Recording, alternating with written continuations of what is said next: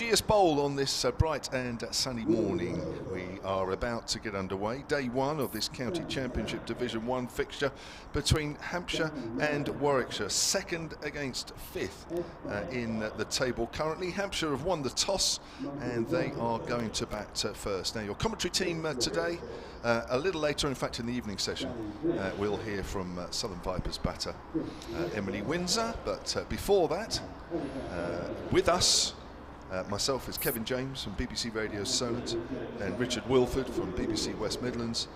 Also is Melissa Story, former Vipers Academy all-rounder, now Gloucestershire County player, TMS commentator. She's here as well. She'll be here in about half an hour's time. But myself and Richard will take you through the first period of play. Richard, a very good morning. Morning to you, Kevin. Good to be here. Yeah, we love having you. Like all the cricket commentators, but maybe you especially. A little bit more than the others. You say that every week, don't you? I say it to everybody that comes. Happy World Password Day to everybody. A celebration of strong passwords, apparently. So if you've got a strong password, you are very much participating in World Password Day. Beelzebub 35 hashtag. Yes. So there we go. So bear that in mind while you're listening and watching the cricket, that it is actually World Password Day. Good. Should we give the two teams, which is equally as important? Yeah, I think fire away. Do you want to go first because you're our guest? OK, fair enough. One change for Warwickshire, and it's a return to Southampton for Danny Briggs, his first championship appearance of the season. Hassan Ali is being rested. The Bears say it's because he's playing in every format this year, so they want to make sure that they don't overwork him. He's made a good impact in the first few games, but of course at the moment they've got Chris Woakes available as well. So Alex Davis and Rob Yates will continue at the top of the innings. Captain Will Rhodes at 3. Sam Hain with 2 championship hundreds this season at 4. Dan Mosley, who's really settling in nicely now in the championship side, and Ed Barnard in the middle order. Michael Burgess, the wicket-keeper, then Chris Woakes, Danny Briggs, Chris Rushworth in his first season with the Bears, and the perennial Ollie Hannon-Dolby. That's for sure. Hampshire are the same side that beat Northamptonshire a couple of weeks ago now. It feels so long ago. They've had a week off. So Hampshire are opening the batting. Felix Organ, Fletcher Middleton. Then comes Nick Gubbins. He's been in good form this season. James Vince. Both those players made hundreds in that game at Northampton. Tom Prest keeps his side, playing his second game, the 20-year-old batter. Then comes Ben Brown, the keeper, Liam Dawson, James Fuller, Ian Holland, the all-rounder, Kyle Abbott, and Division 1's leading wicket-taker, Mohammed Abbas. Yeah, and a day where I think we look at the forecast for this week, Hampshire will be very pleased to win the toss on a fairly central wicket, isn't it? I mean, you know, you're looking at almost bang in line with the main sight screen down below us, and you tell me a wicket that tends to produce results here. It does, yeah. The last game here against Notts, first game of the season, lasted 3 days. That's not untypical. There is some weather around. Today I think we're going to be all right, so it depends on which app you're looking at. Tomorrow doesn't look quite so good. In fact, tomorrow looks a little bit worse than it did a little earlier today. Bit of rain around on Saturday, so I think we could, no matter what, be going into day 4. Yeah, but there may be enough. If we look at the two attacks, the two seam attacks are both very, very strong, even allowing for the absence of Hassan Ali and Keith Barker at the moment. But two batting lineups that I think Warwickshire performed very, very well in the first 2 games. Hampshire found their form in the innings victory last time out. Yeah, they certainly did. Yeah, well, at the end of the day, we both lost to Surrey, which is probably going to, a few counties are going to find that. But in and around that, I think you guys, in your first game, Somerset at Taunton, that was weather affected horribly, wasn't it? So, I mean, it's 2 good sides. These are 2 good sides, no doubt about it. They are good sides. The victory over Kent was achieved in the end at a bit of a stretch. It looked like it might be more comfortable, but Kent really dug in on the final day. It intrigues me a little bit in that I expected the first month we'd see Championship cricket look a little bit different this year, whether it was the Ageas Bowl thing, whether it was the change, an unnecessary change in my view to the point system, incidentally, in terms of the batting points. I think that's 250 to get your first point, I think is a heck of a challenge. It really is. But actually what you're still seeing is quite similar because it's so competitive, and you don't surrender a defeat easily, do you? You don't give up at this level. of cricket. Even when it's only 5 points for a draw this year, you're still seeing teams digging deep to try and survive. That's for sure. Yeah, 250 seems quite a long way away at this stage of the season. It's a long way away at any stage of the season. Paul Bowring has already tweeted at Solent Sport. There are other ways that you can get in touch with us. We'll give that in a moment. But Paul asks, why isn't Barker playing? Well, the reason that Keith Barker isn't playing is because the game against Surrey, he got a lot of short deliveries when he was batting, even though he made a half century. But a few of them made contact with his hands. Now, he did actually show us when we walked out on the pitch, but it was from about 20 yards away. The question was asked, how are your hands? And he sort of lifted them and said, yeah, they're getting better, but from 30 yards away, it's difficult to tell whether they were. But I saw them during that game at Surrey, and one hand, the sort of back of the hand was out like a balloon, the other hand, the knuckle was out like a balloon, both fractures. So he's out for about a month. I think he actually muttered something about maybe hoping to be back for next week, but that might be a week early. Yeah, I mean, he was having a bowl a little bit earlier on. The difficulty is that we're closing in now on the T20 section of the season.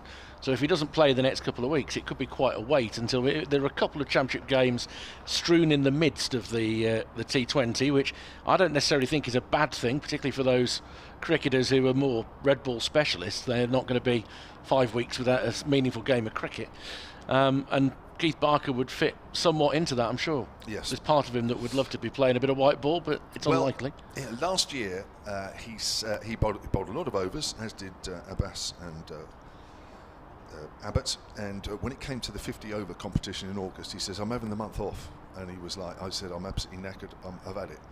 2 games into the 50-over competition, he turned up at the Isle of Wight, and I said, what are you doing? He said, I'm playing. So he's still eager, even at the ripe old age of, 35, I think he is. But if a few weeks off in August keeps him going another couple of seasons, then that's got to be worth it, hasn't it? The quid pro quo is there to be seen. Yeah. 50 wickets last year, Barker. Yeah. How could you let him go? Don't ask the Warwickshire members that. It's a particularly sore point, and I think he didn't want to go, but ultimately, if you're into your 30s and another county gives you a better and most significantly longer offer, then you've got to think long and hard about it. And that was the decision he made. And the way the story was told me, by the time that Warwickshire offered him something a little bit better, he'd already promised to come down. And nothing wrong with being a man of your word, is there? No, that's for sure, and he certainly is. Russell Warren and Alex Wolfe are the 2 umpires as they make their way over the boundary rope and walk towards us. We're at the northern end of the ground, the hotel end, the Hilton end, other hotels, chains available. But that's the end we're at. The far end is the pavilion end. Behind that is Telegraph Wood. To our right is the Shane Warne stand on the west side of the ground. To the left is the Colin Ingleby Mackenzie stand. That's on the east side of the ground. There are 2 big scoreboards on either side, so we should have no trouble worrying about the scores. We shouldn't get those wrong at all. So I think I've basically described the whole ground there in about 20 seconds there, Richard. It's a tremendous job. Just looking at the position of the boundary rope away to our left in front of the groundsman's area, there's probably about a 20-yard run off there between the fence and the rope. And on the other side, 10 yards, it is, of course, a lovely wide oval here at the Ageas Bowl. So plenty of room to bring the rope in and still have quite long boundaries. And Warwickshire are going to have to make the most, you'd think, of the first 15 overs with this new ball, because otherwise it looks the sort of day that you'd fancy having a bat. Well, you'd hope so. From a Hampshire point of view, James Vince winning the toss and deciding to have first go on this pitch, not him personally, but the 2 openers, Felix Organ and Fletcher Middleton. Some interesting stats going around about the Hampshire opening partnerships. I'm sure Melissa will have more on that when she comes on at 11:30. But they were good at the start of last season and fell away horribly towards, as the season wore on, really.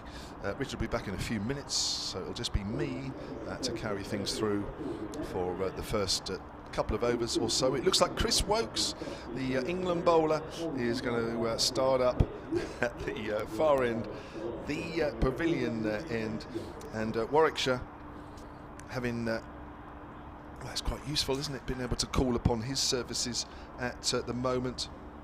45 test matches, 112 one-day internationals, 29 T20 internationals. The last time he played against Hampshire was back in 2016 in a championship game here. So after a 6-year break, he's back against Hampshire, and the first delivery is going to be to Felix Organ, who I think it's fair to say is looking for some runs here.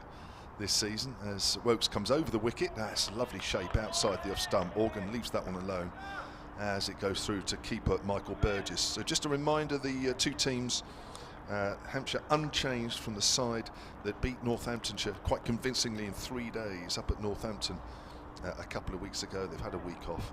Warwickshire making just the one change. Danny Briggs, the former Hampshire and Sussex spinner, coming into the side after having knee surgery in the winter. And Hassan Ali is having a rest. Here's Wokes, runs towards us and bowls. That's full. Organ pushing forward, and there is no run. I mentioned that Felix Organ needs some runs.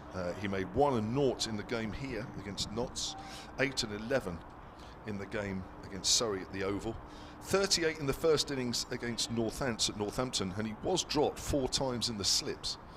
So you could say that he was fairly lucky to make 38, but it happens as a batter. He'll be looking to make good in this game as Wokes bowls about middle and leg there as Organ well forward, pushes that up to mid-on, fielded by Hannon Dolby. And we've had 3 balls of this game. Hampshire starting the day in second. They did go top after that win against Northants, but Surrey last week beating Warwickshire went back to the top. They have 52 points. Hampshire have 45, as do Middlesex. They played 1 game more at 4. Then come Essex with 40, and Warwickshire in 5th on 38. Here's Wokes. Organ again gets a straight delivery, which he pushes up towards mid-on, and there's no run. There is a slightly dark green sort of mower width strip. It's almost as if the pitch has been cut, and then this one little mower width strip, which is about just outside leg stump to Felix Organ as we look. It's almost as if it's been forgotten. It's quite a noticeable, from here anyway, quite noticeable. Just having a quick look on the live picture feed, probably not quite as noticeable, but if you look just to over the umpire's right shoulder, if you're watching the picture feed, and along the line to the batter, that's where it is. That's down the leg side, taken by Burgess, just past the thigh pad of Organ as it rattles into the keeper's gloves. But yeah, it's quite a noticeable strip, which for the right-hander at the pavilion end will be just outside their off stump. So it'll be interesting to see if that does a little bit more than maybe the rest of the pitch. Maybe not. As the sun shines a little stronger as Wokes comes in. Organ pushes forward strongly up to mid-on. The first over completed here at the Ageas Bowl. Hampshire having won the toss and elected to bat first. That was a maiden bowled there by Chris Wokes. Well, you have to go back to 2010 to find the last time that Warwickshire won here. They won by 10 wickets. Quite a convincing victory, that one. July last year here, Hampshire won by 8 wickets. 2019 was a draw. 2017, Hampshire won that one by an innings. 2016 was a draw. That was the last time I mentioned earlier that Chris Wokes played. 2015, Hampshire won that one by 216. 2011 was a draw. 2010, as I say, was the last time Warwickshire won here. So 12 years ago. And opening the bowling here at the northern end will be the former Durham seamer Chris Rushworth. And it is still quite curious, Kevin, isn't it, to see Chris Rushworth playing for somebody other than Durham. It certainly is. It should be Martin Emerson standing next to you right now. But Rushworth will scuttle in from about 15 yards and bowls to Fletcher Middleton, who looks to force it off the back foot. Fielded in front of square, diving to his right there by, is it Danny Briggs who's in that area? I'm trying to check the number on the back of the shirt. But no run. Sort of position he's often in. Whoever it is, they're wringing their hands out. Actually looks like it might be Barnard who's there. Yeah, Danny Briggs, I think, has fielded in that position. Oh, he's at mid-wicket, isn't he? Looks like he might be. Yeah. I think it was number 30 that we see at the end. Chris Wokes is at mid-on. Mid-off is rather short to Alex Davis, and coming in as Rushworth bowls once more and goes past the outside edge of Middleton. That's the Rushworth line that he's been producing for the last dozen years or so. I mean, a good addition for you guys. I mean, prolific wicket taker, isn't he? Over 600 wickets at 22 apiece, moving in the winter from Durham to Warwickshire. I suppose it's pretty good going. The suggestion would be that if he had a little bit more pace about him, he might have been an international bowler. Yeah, definitely. With that record, over that period of time, definitely. It's in once more to bowl to Middleton, who leaves that one alone. Slightly extravagant waft of the bat across the front pad from Middleton, who's been given the chance to stake his claim at the start of this season. I will let Melissa fill in the details, because she talks with some passion about the trials and tribulations of the Hampshire openers. They're not alone as a county, to be fair, and I think in recent years it's become an increasingly ropey occupation opening the batting in the championship. Rushworth once more outside off stump and comfortably left outside there by Middleton. Yeah, well, listen, it's a difficult job anywhere, but when you look at when you just look at the situations in the game, and if you're batting 4 or 5 and you're coming, well, these days they're coming in quite early, but really if you're coming in from the 20th over onwards, it's got to be a fraction easier, isn't it, as the ball's getting a little softer. I think it's probably more pronounced now than ever that the new ball does so much more. Rushworth once more, and that one has offered to cut back. I think it may have gone through the gate there. Wow. Taken by Burgess, but again, that's that length that Rushworth bowls. If he gets any nip, it's very, very hard to adjust. That's a serious delivery. I mean, he shaped the ball away in the 4 previous deliveries, and that's nipped back quickly and bounced. That's a serious delivery. Wow. So early rhythm for Rushworth. I don't want to see too much of that from a Hampshire point of view. It's been a testing first over from the Hilton Hotel end, and this last ball he steers it towards the point fielder, who gathers, and there's no run, so nothing on the board in the first 2 overs. There are various matches today that draw a little bit of extra attention. Obviously we've got Chris Wokes playing here, Jimmy Anderson playing against Stuart Broad, but Johnny Bairstow making his Yorkshire comeback against Glamorgan. 4 balls in, he's taken a catch, because of course he's asked to keep wicket, hasn't he, in this Yorkshire side. So it took him 4 balls to get a catch to remove David Lloyd, the Glamorgan captain, for naught. In the game straight away. I think he played in the second team last week, didn't he, Bairstow? Yeah, I think he made a quick 80 or 90 in that game. Yeah, he did. Chris Wokes then to bowl the 3rd over of the morning from the pavilion end. He's bowling to Felix Organ, and Organ leaves that alone. Again, there's good shape away from the right-hander. And this is going to be a test. We knew it was going to be a test. The talk before the game was about how much it was going to be a test. 2 good seam bowling attacks here, and the batters are really not only going to be tested, but they're also going to need a little bit of luck as well. That's how it should be, isn't it? First Division cricket, opening morning. Well, I mean, First Division bowling attacks are, these days, very, very good. Here's Wokes, that's pushed up to mid-on by your Organ. In fact, it's almost noticeable now when you play against a side who perhaps aren't quite up to it.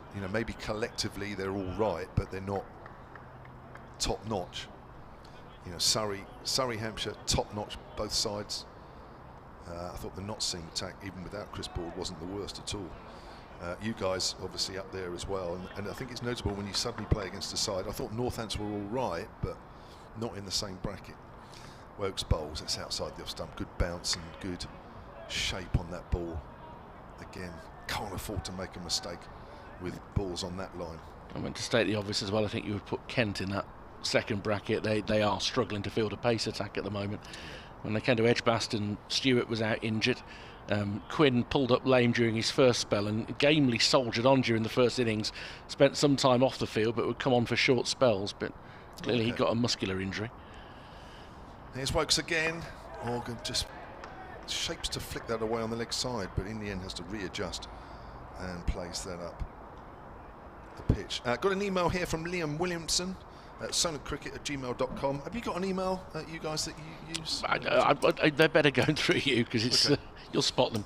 Right, so all day and for every day, silentcricket@gmail.com is the email to use for both myself, Richard, and Melissa, and later on Emily for today. Here's Wokes again. That's pushed away to mid-wicket, but straight to Danny Briggs. Liam Williamson writes, for the first time since Somerset at the start of last year, that was the first game last year, I will be unable to attend this match in person, but thanks for your usual excellent commentary. I'll be keeping up with the match over the weekend and hoping that we can repeat our recent successes against Warwickshire come Sunday. Obviously not the most recent success, because that was the last game of last season in which Warwickshire won. But here, as I mentioned earlier, Warwickshire have not won since 2010. Play more games here then. Here's Wokes. Oh, that's close to the off stump. That's a good lead from Morgan. Fortunately for him, it's not nipped back off the seam. And we have had another maiden over. So we've had 4 overs today. 3 overs. Three. Yeah. Of course it was. I'm getting ahead of myself. And not a run on the board. Yeah, the last time I came down for a 4-day game here was the one where the Bears really dug deep on the final day to get an unlikely draw. Jeetan Patel made, I think, what was his final half century for the county. Henry Brooks did well. Ben Mike was on loan with the Bears at the time and got a half century on the final day. It was a really tense finish. So Henry Brooks making his Derbyshire debut today on loan. Hasn't got the new ball, but I'm sure it'll be first change. And it's Rushworth to continue, bowling to Middleton, and again outside off stump on a good length and left alone. Middleton wanted to show the discipline not to play anything he doesn't have to, but just with that reminder of that one delivery in the first over that cut back. It's a wicked one, wasn't it? And he's got that little slightly darker green strip to work with, Chris Rushworth. That's on the line that he's bowling, isn't it? Yeah. It's probably a stump or a stump and a half outside off stump. As he comes in now and bowls, and he's driven through his legs, and that will be quite the chase down towards the boundary. That will test the outfield, and the outfield is just about firm enough and quick enough for Chris Wokes to have to go all the way and not quite be able to cut it off. And that's a nice way for Fletcher Middleton to get off the mark. 4 without loss. Lovely straight back, wasn't it? Straight back past the bowler, through his legs. And that's a beautiful shot. Just got to make the most, haven't you? You've got to pick the right ball. I wouldn't say it was an out-and-out half volley, but it was pretty close. Just got to make sure you pick the right balls to hit. No shout of Megs as it went through the legs of Chris Rushworth. He wants more slightly back of a length, and that does offer to seam back towards off stump, but from a very wide position. And it's taken quite low down around the ankles by Michael Burgess. Rushworth, of course, hasn't got huge pace. What he has got is a very repeatable action. 36 years of age, that's exactly what you need. Yeah. Very easy, isn't it? Very easy. Well, you took a lot of wickets in your 30s, didn't you? Because once you get that blend of experience and, get your rhythm. This is too far outside off stump the next delivery. Takes a step across Middleton, but watches it go by. 3-year contract for Rushworth as well, so they're confident, and he's confident in his fitness levels, and he's got 3 more seasons in him. I think he got injured towards the end of last season, though, didn't he, for Durham? I think, well, that was the official line anyway. I think quite surprisingly, he played a bit of 50-over cricket as well. Oh, did he? But I don't think he was officially, according to them, injured until such a point that they knew they couldn't get promoted. I think that might have been... Okay. The timing may be a little bit like that, I think. It was known he was going to be moving on as he bowls again just outside off stump, but resolutely in behind that is Fletcher Middleton, whose feet seem to be going quite nicely early on. 4 slips in the cordon. There's a point, short mid-off, more orthodox mid-on. Mid-wicket not too deep, Danny Briggs, and then there is a long leg who, by process of elimination, will be Ollie Hannon-Dolby. He's not accustomed to not getting the new ball. But with Wokes and Rushworth leading the attack, what you probably will see, Will Rhodes will make a fairly early change to rotate this group. As Rushworth draws an outside edge, and that's going to bounce in front of third slip. It's snared on the bounce, but that's the danger of Rushworth. Not a huge amount of carry there on a full ball, but a little warning shot for Fletcher Middleton. End of the over, 4 gone, Hampshire 4 without loss. Yeah, didn't push at it too hard. Now, he did that against Northamptonshire last week, the week before, when he was out for not very many at all. Actually, maybe has learnt his lesson since then. I've just been quickly looking up, actually, Chris Rushworth. He played all, if not most, of the 50-over competition last season, on top of his considerable duties in the Championship. It's quite unexpected. There is another England bowler performing in the Championship this week, I note, Ollie Robinson, who has got the early wicket of Ed Pollock at New Road, Worcestershire 14 for 1. So They're all out. They're all out there, the England bowlers this week. Isn't Steve Smith out there as well as Wokes bowls, and that's flicked away by Felix Organ, so he's off the mark now, but only a single. Applause from the crowd here for Felix Organ, getting off the mark with his 13th ball faced, 5 without loss. Steve Smith in the... He is. He's listed to come in at 5 for Sussex. I mean, that's quite extravagant, isn't it? Clark or Alsop and Pujara will come in before him. Protecting him. Yeah, well, Pujara's protecting Steve Smith, isn't he? 5 without loss here. 5th over being bowled by Chris Wokes, who's just conceded his first run. As Middleton placed that late into the ground, fielded it backward a point. Yeah, there's a lot of interest. There was a lot of interest actually in our newsroom at Radio Solent about Steve Smith. People that would never talk to me about cricket said, "Can you get some tickets for Hove?" Really? Yeah, that's what they said to me. People that haven't talked to me for 10 years in the newsroom came up to me and said, "Hi Kev, how are you? Nice to see you again. Can you get me some tickets to Hove?" When Steve Smith's playing. So you find out who Did you say, sadly, I haven't got any contacts there? The exact words.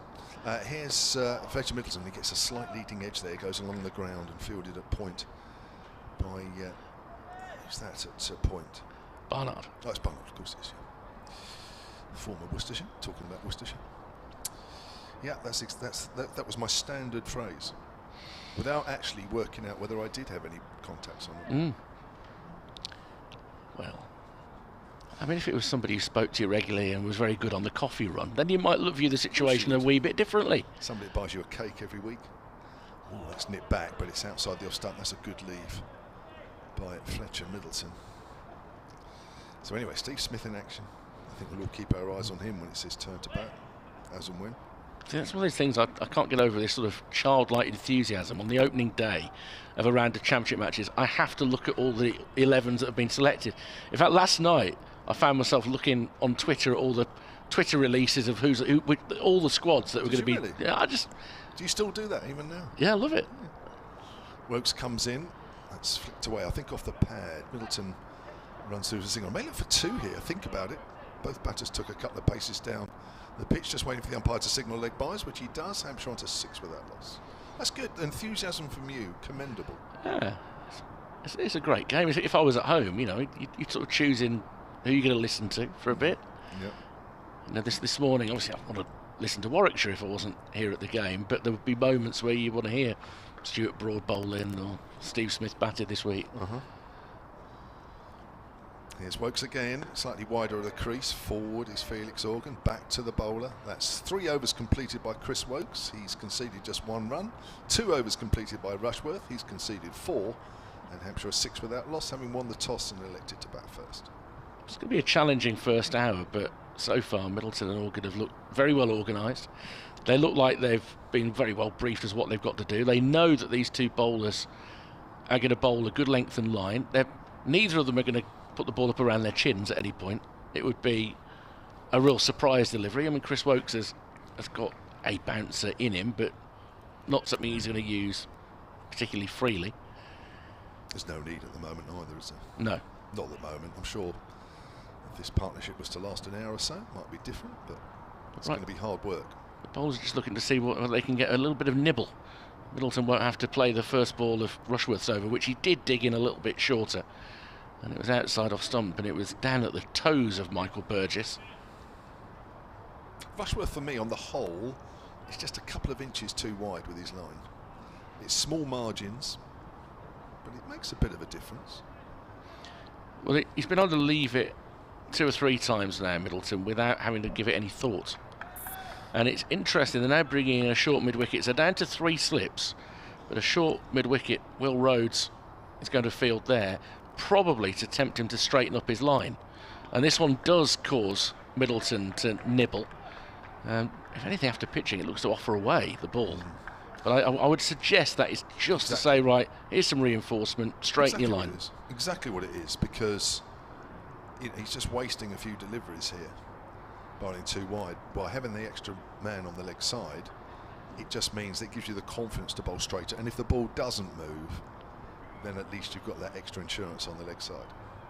So Rhodes is a short mid-wicket, and Briggs is sort of a a square mid-wicket, if you like, in a more orthodox distance, and this wraps the pads of Middleton. They'll come through for a couple of leg byes as Burgess gives chase, and he'll be first to the ball, 5 or 10 yards in from the boundary, in front of the pavilion, and 2 more onto the board, which takes it up to 8 without loss. And there he's overcompensated Rushworth, because that one was being pushed down leg side. Yeah, and it actually was the ball angled even more in the last couple of yards. That's quite interesting, isn't it, really? If I was a batter there, I'd just get the feeling at the moment that Rushworth hasn't quite dropped into the groove yet. This is 3rd over. And he hasn't yet had a look at Organ. He's bowling again to Middleton, who comes at good stride forward. Covers up the ball as he blocks it out to that short mid-off. Alex Davis. Davis, the scorer of one of 400s that the Bears managed in the first 2 games, which answered a few questions, didn't make the runs he would have liked to have done last year at the top of the order in his first season at Edgbaston. Made a good 100 in the opening week. So he's not keeping. So did he come from Lancashire to keep wicket? No, he didn't. Just no. I'll answer that at greater length at the moment as Rushworth bowls. That one straightens up and is turned neatly round the corner by Middleton. Hannon Dolby has to make 10 yards to his right, gathers, and they come through for a single.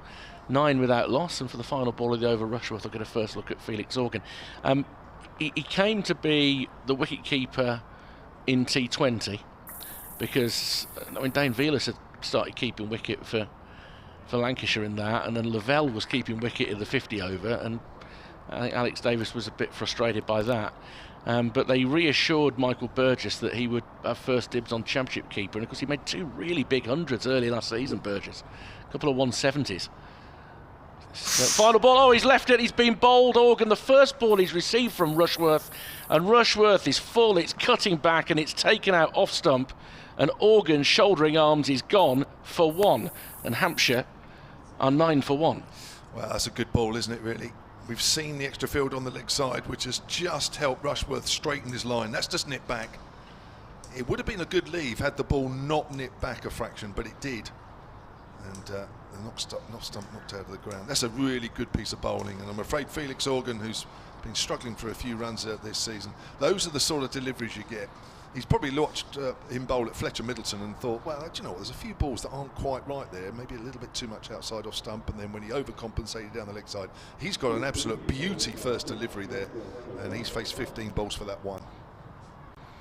Little nip backer from Rushworth, and I made the point that it was the first chance he'd had to bowl at Organ this morning, and often that's one of the challenges. If you don't rotate the strike and get both batsmen getting a look at the opening bowlers, that can make life quite difficult. He's waited 22 minutes to face Chris Rushworth, and with his experience he's produced a Jaffa first up. Certainly was, wasn't it? Getting the ball just to shape away and nip back. We saw one big nip backer to Fletcher Middleton earlier on this morning. So there is plenty out there for the bowlers and plenty for the batters to think about as Nick Gubbins walks to the crease. Now he's been in good form this year. Nick Gubbins, 275 runs at 68 for him so far. Puts him 8th on the list. I know Sam Haines above that, but Gubbins has made a good start to the season, but it's going to be Fletcher Middleton to face the next ball, because that was the end of Rushworth's over. 3 overs, 1 maiden, 1 for 5. It's Chris Wokes to bowl the next over. Middleton gets a length ball, pushes that into the covers, and there is no run. Middleton is 5 off 22 now, working hard for those 5. We knew that would happen with these bowlers. Still got Hannon Dolby to come on as well. He's up there as well on the wicket takers. We mentioned earlier Mo Abbas with 21 top. Hannon Dolby 7th in the list so far with 14. So plenty of good bowlers on show in this game. Here's Wokes bowls and forward, thick inside edge there from Middleton as he goes out square on the leg side. Good piece of fielding. They really shared the wickets out the first 3 games, the Bears attack, because this is the 3rd game in a row that Wokes has played, which is a rare luxury. I mean, that's probably as many championship games as he's played in a season since 2016, 2017, I would think. But with Rushworth, Hassan Ali not playing today, but he's been in the attack. Ed Barnard's been the 5th seamer, he'll be the 4th in this one. But perfectly capable of taking wickets. Now wide outside the off stump. Good take by Burgess diving in front of almost second slip. Couple of emails to read out here. This one from Neil, who's the managing director of Explorer Coffees Limited, other coffee companies available. Morning to all the commentary team, says Neil. Hope all is well over at the Ageas Bowl. Sadly, I can't get over today or tomorrow as I have to work, but hoping it gets to day 4 so I can pop down. Doubt I'll get a pass for Saturday. That's obviously the coronation. That's a straight ball worked up to mid-on. Glad to see the camera position is level, unlike the Vipers' coverage at the Getty ground. Oh gosh, dear, don't talk about that. I swear I was getting seasick watching that. Plus it was wonky the opposite way when they bowled from the other end. Hope you all have a good day, and I'll be watching whilst packing and dispatching. Yes, the Vipers against the Central Sparks on Monday at Wormsley was technically challenging. Let's put it at that. 9 for 1 here, as Wokes comes in and bowls to Middleton once more. Middleton pushes forward and that goes out to mid-off. I think that's Alex Davis. Is it Alex Davis there? Yeah, it is, yeah. To be fair, you see, to the people who put the cameras in, they've shown a good deal of consideration for the watching public, because if you've got to lean watching the screen one way for the over from one end, but lean the other way from the other end, then it's just evening out. You won't get a sore neck. That's very true. So have a workout while you're watching. Yeah. Yeah. There you go. You know, spend too long in an armchair or in front of your computer screen. So there's probably a bit of thought behind that, actually. As Wokes bowls, Middleton punches forward out to Alex Davis once more at mid-off. End of the over, 9 for 1. Another email here from Kelsar, silentcricket@gmail.com. Says, been watching James Vince over the years. I think his best scores have come from when he really digs in and has to work for his runs. Nice to see Prest get another chance today. Thought he was great last season in the shorter form of the game. Very excited for this season. This Hampshire side looked very good at this campaign. Thank you, Kelsar. Let's hope they prove that today. Well, it wouldn't achieve a lot to just give him the one game, would it? No. You know. No. Well, he's in really for Barker. So when Barker's fit, that'll be interesting. But yeah, he's got 2 or 3 games to prove himself. Other things may happen in that time. You just never know, do you? That's the beauty of the game. But it puts a lot of pressure on a young player if they've just got one game, and sometimes almost regardless of what they do. I suppose it would put pressure on other batsmen if he made 100, and if the top 2 aren't scoring. Rushworth will come round the wicket for the left-handed Gubbins as he begins his 4th over, and Gubbins is forward and steers it between 4th slip and point. Real sprint after that from Barnard. They come back for 2 and they had to be sharp about it, but they get home comfortably enough, so Gubbins off the mark to his first delivery, and Hampshire 11 for 1. Another email here. Lawrence Afford, silentcricket@gmail.com, says, apologies if you covered this already, but where is King Keith today? I assume he's not fit. But why was he named in the squad? Well, I've no idea, because I don't pick the squads, obviously. But he was never going to be fit for this. He has a couple of fractures on each hand, and he's hoping to be back, I think, in a couple of weeks. So I think we have covered that a couple of times. Rushworth once more to Gubbins, forward, defends out to point. Barnard does the fielding, and no run. I put this to you, having seen Keith Barker having a little bowl out there this morning. Had Kyle Abbott or Mohammed Abbas fallen ill overnight, maybe they have him as a bowler and then maybe bat him at 11 because he's got damage to his fingers. Maybe that's why he was named in the squad. Yeah. In the That's fair enough. Who else do they turn to otherwise? That's fair enough. Well, yeah, unfortunately Brad Wheel's injured as well, so I think that's a fairly long-term injury, from what I understand. Rushworth round the wicket to Gubbins. That's a good leave. Ball angled in slightly, but full of length. He was able to judge that through. Of course, Brad Wheel, who played a championship game for the Bears last season at Surrey. Oh, we did?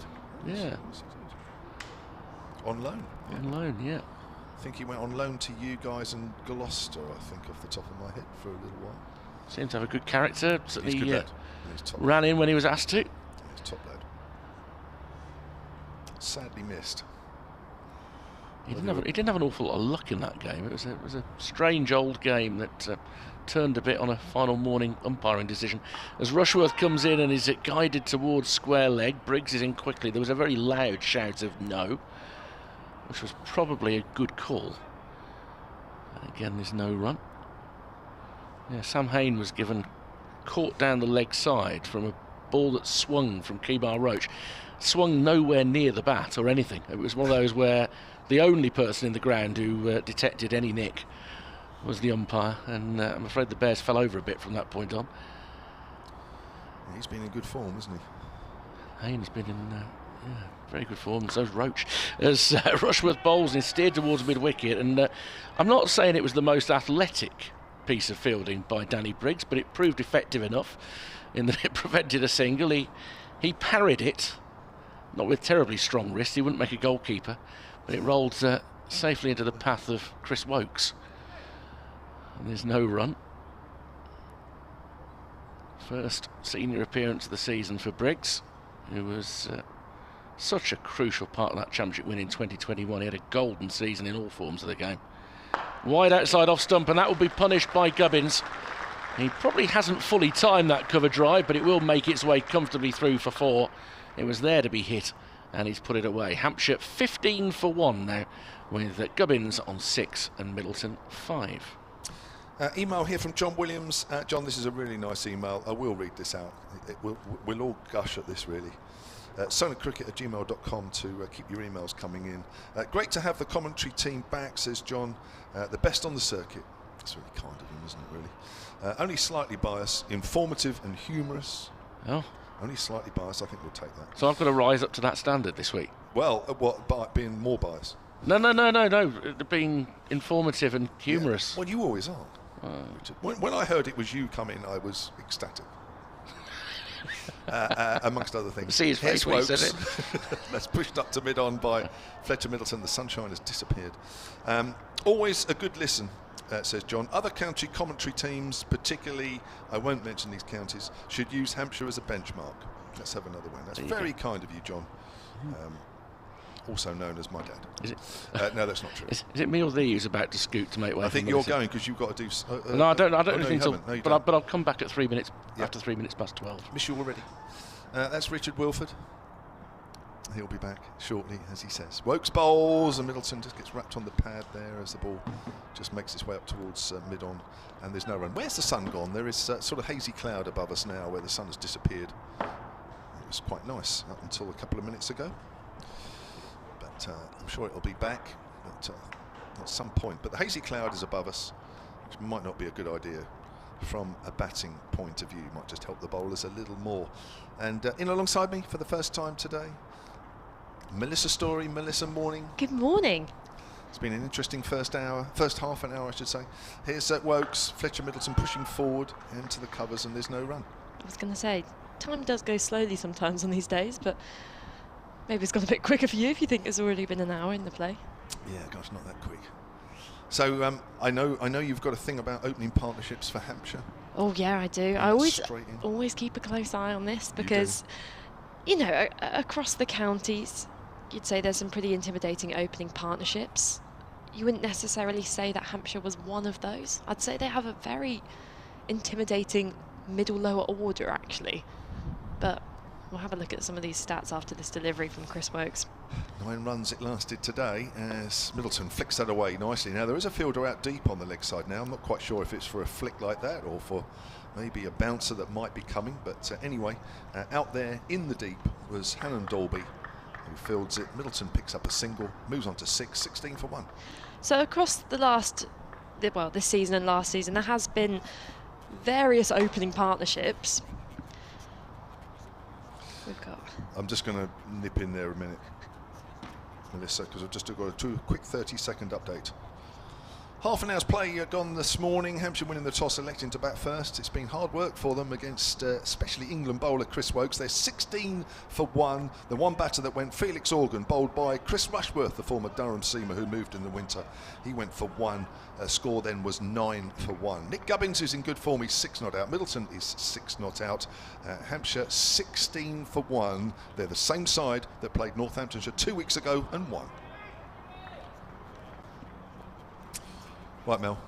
So we've had different combinations. Felix Organ, Ian Holland, who of course is in the team, but is playing a slightly different role lower down the order so far this year. Joe Weatherly, and then Fletcher Middleton, who has since come in this season. So they've never been able to quite find their right combination. Now, I had a look into this a couple of weeks ago in the Northants game, and worked out that in the last 30 opening partnerships, Works round the wicket, outside the off stump, Gubbins leaves alone. There had been 17 opening partnerships less than 10 runs. which is now 18, because of course when that wicket fell of Felix Organ, the score was at 9.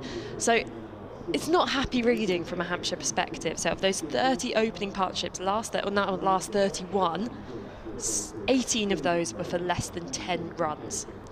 And you know, it's a thing which is spoken about across the domestic game and the international game of, you know, you see those teams with fantastic opening partnerships, and they don't have to be superstars. But, you know, you've got superstars at Surrey at the moment who are doing fantastically with Sibley and Burns. But then you just look to a team like Kent when they've had Ben Compton, who's just a consistent performer. He's not necessarily anything who brings a bit of fireworks to the crease, as Rushworth continues. Good delivery outside the off stump, push back past the bowler. But, you know, you almost want those openers to instill fear in the opposition. And I guess the one thing in Hampshire's favour here is that the likes of Organ, Weatherly, Middleton, they're all relatively young options. And, you know, you get more and more confident, particularly as a batter. You know, it almost feels like you come into yourself as you develop as a cricketer more. So, you know, to have these options is a luxury, and once they work out that opening combination, then you feel Hampshire have a good squad here, pushed this time into the covers. Rushworth just continuing to push on that line, which, well, he's renowned for across the county game, of just being an awkward bowler early on.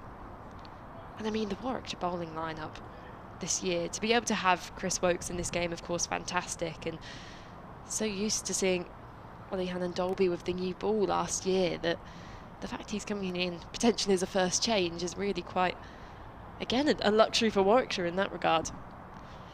Rushworth over the wicket. Just a bit of slight inwards movement there, but defended back by Middleton for no run. Yeah, just going back to the opening partnerships, it's quite interesting, isn't it? You mentioned Joe Weatherly there, and actually Hampshire's highest partnerships last year were early on, weren't they, when Weatherly was actually playing? Yeah, there was that 180-run partnership between Ian Holland and Joe Weatherly against Somerset, which was a pretty comprehensive win for Hampshire, if I remember correctly, in that game. But when is it not against Somerset? Hoping they won't be listening.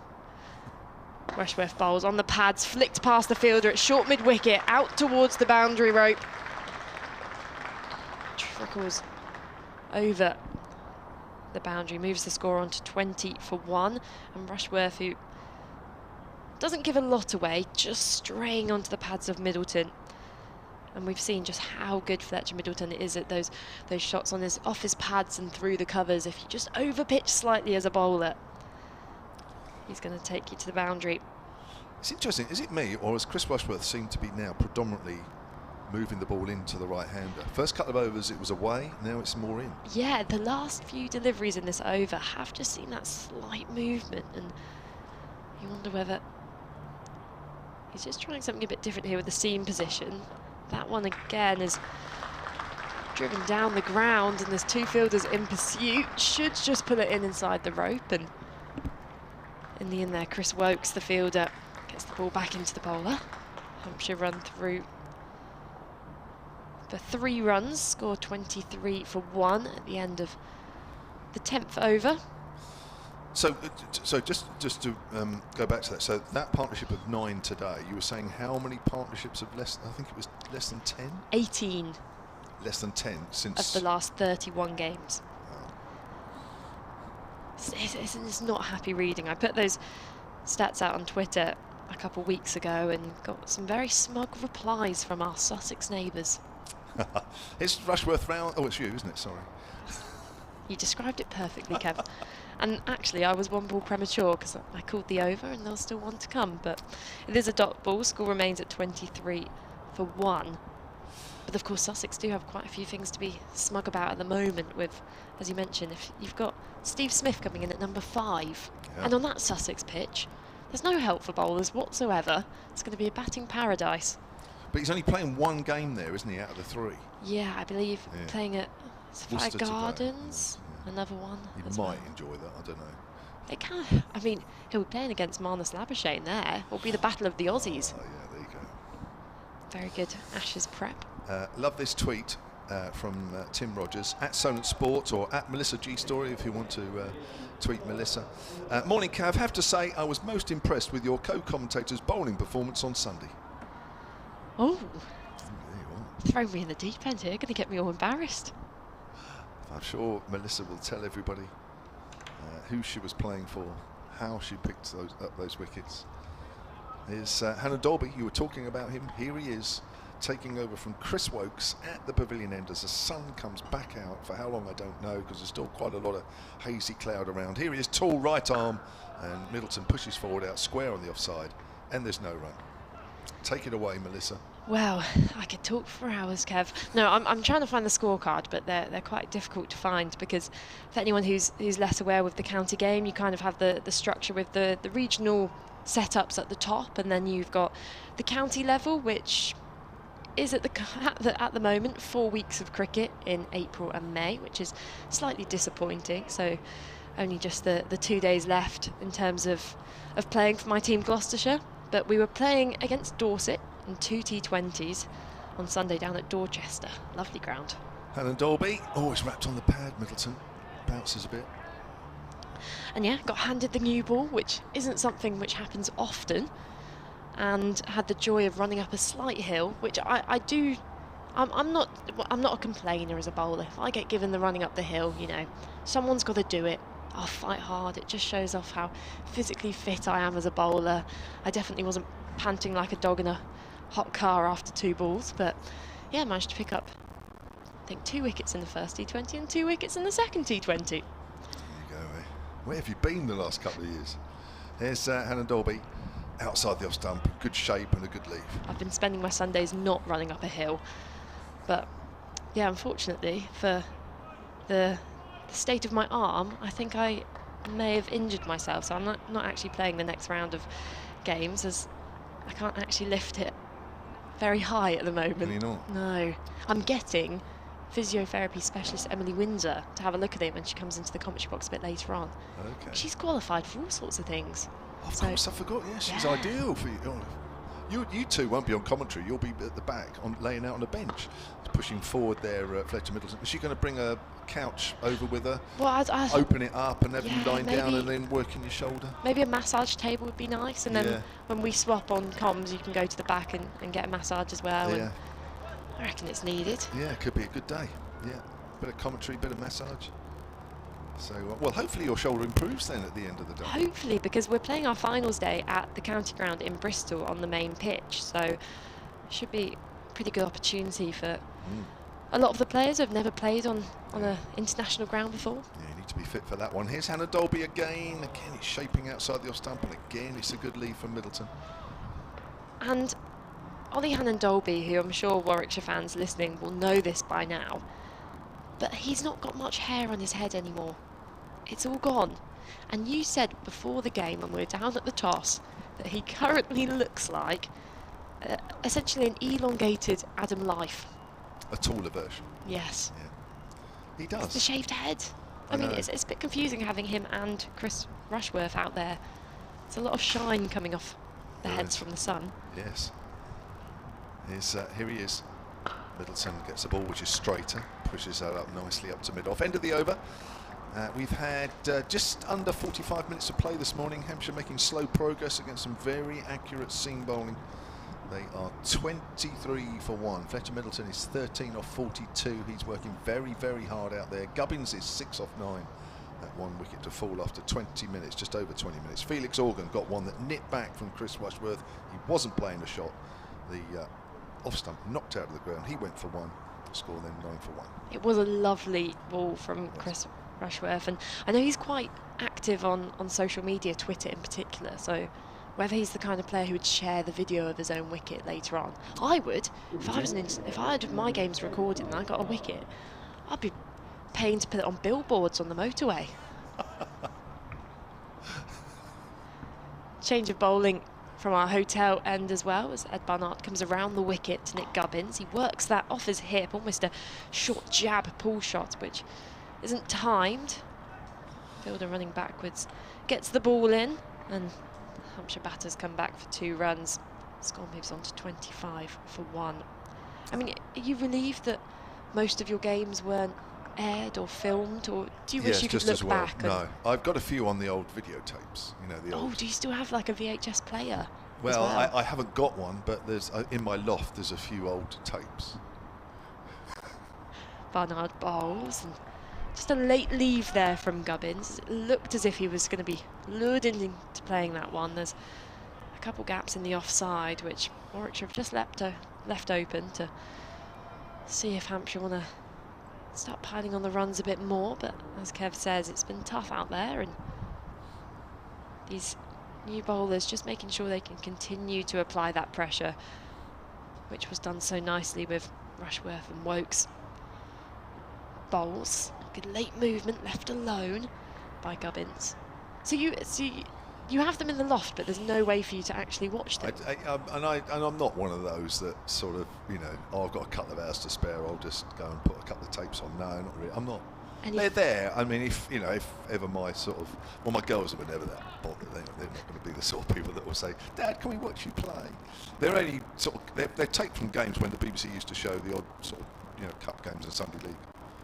Defending this time, Gubbins back past Barnard, another dot ball. I mean, any footage of the 4-in-4?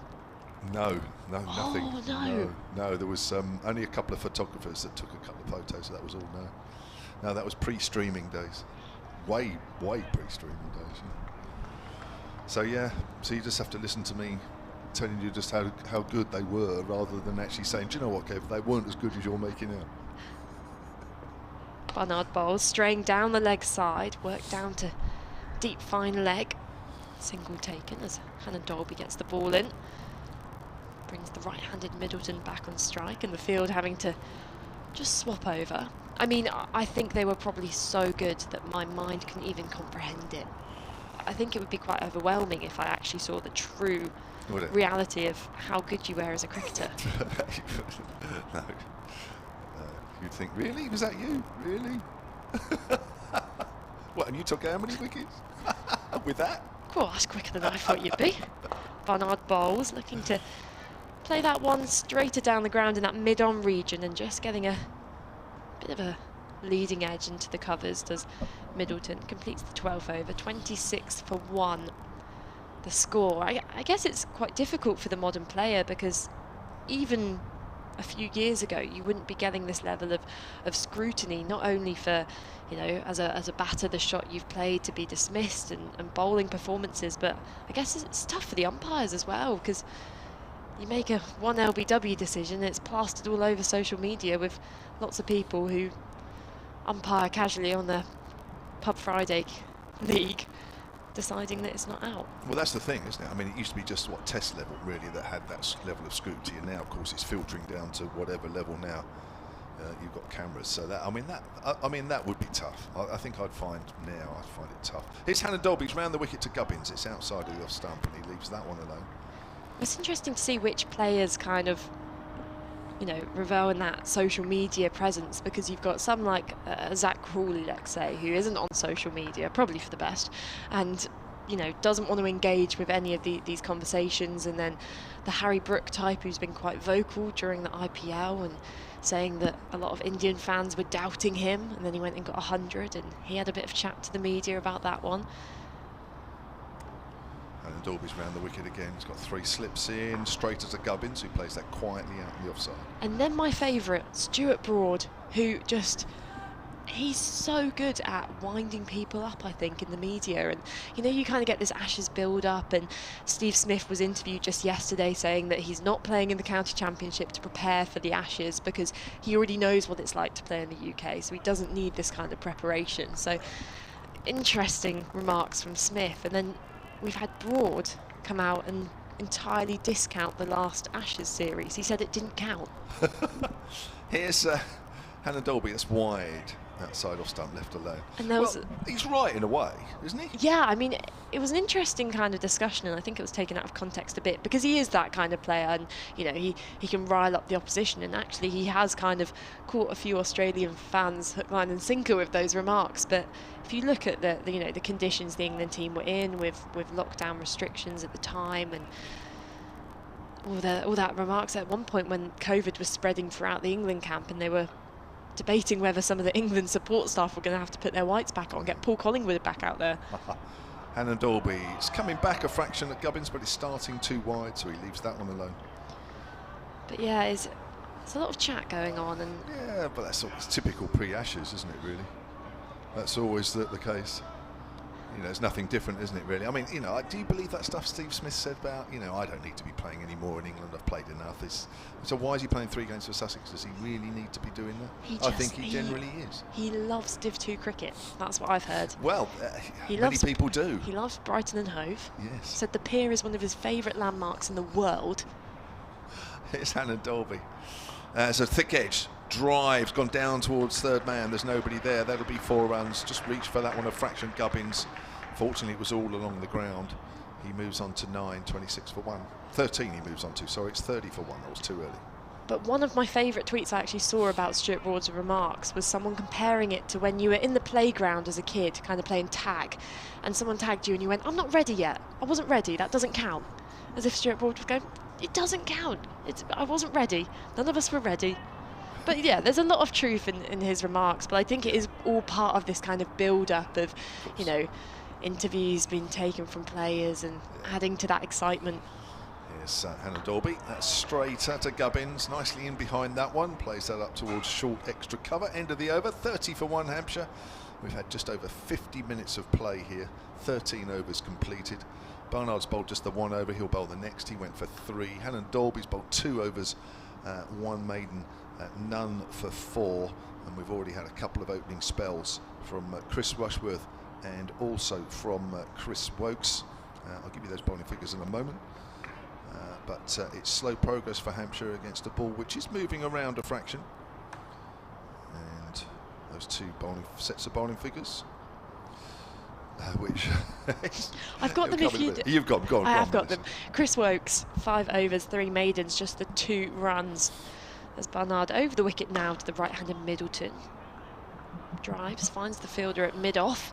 Can't quite pierce that gap at extra cover. And then Chris Rushworth, 5 overs, 1 maiden, 18 runs and 1 wicket. So a bit more expensive, but bowled that beauty of a delivery to dismiss Felix Organ.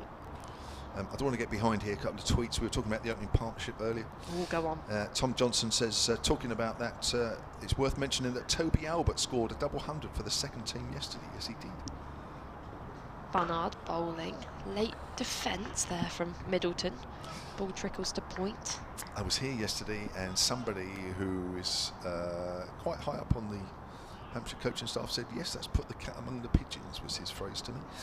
Nick Jenkins says, morning everyone, tough run for Felix at the moment, so once Barker is fit, I think we're looking at Holland moving up to opening again. Well, that's one option. I think there are other options as well on the table, but I think we'll wait and see on that one. Barnard, 30 on his back, runs away from us. Bowls and uncomfortably defending is Middleton.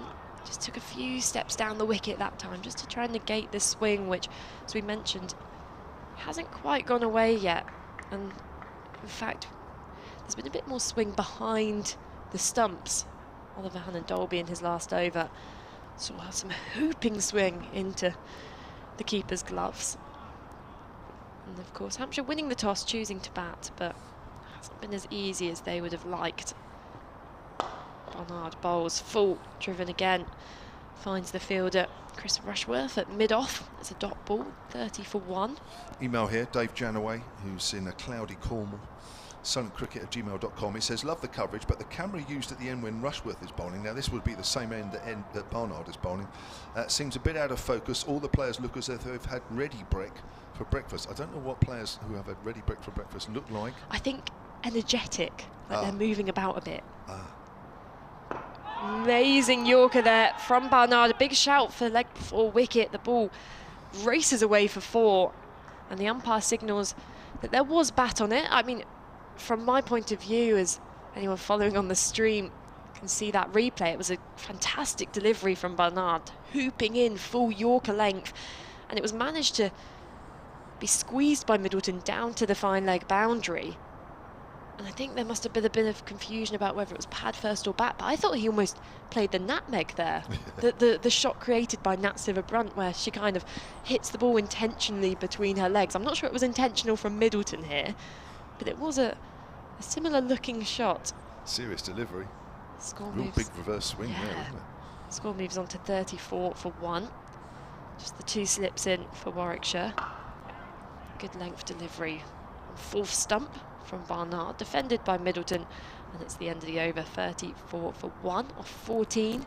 Interesting that Warwickshire have just opted for the 2 slips here now. We've already started pretty positively. I think there was 4 in at the beginning when Chris Wokes had the new ball, and we are seeing some movement, but the dismissals we often see at the Ageas Bowl here don't tend to be caught behind as much. There is a lot of bowled and leg before wicket. There's a lot of balls that fall short of the slip fielders, isn't there, really? And we've already seen one of those this morning. Ian East has tweeted at Sonnet Sport, I'd really like to see Albert get a go. I thought he looked really good in the One Day Cup last year. He had a good season. Gubbins is practically opening anyway, so just move him up one. Well, that is one option as well. As Hannon Dolby comes in, that's driven past a diving extra cover by Gubbins. He picks up 1. Looks surprised that he was able to do so. Moves on to 14, 35.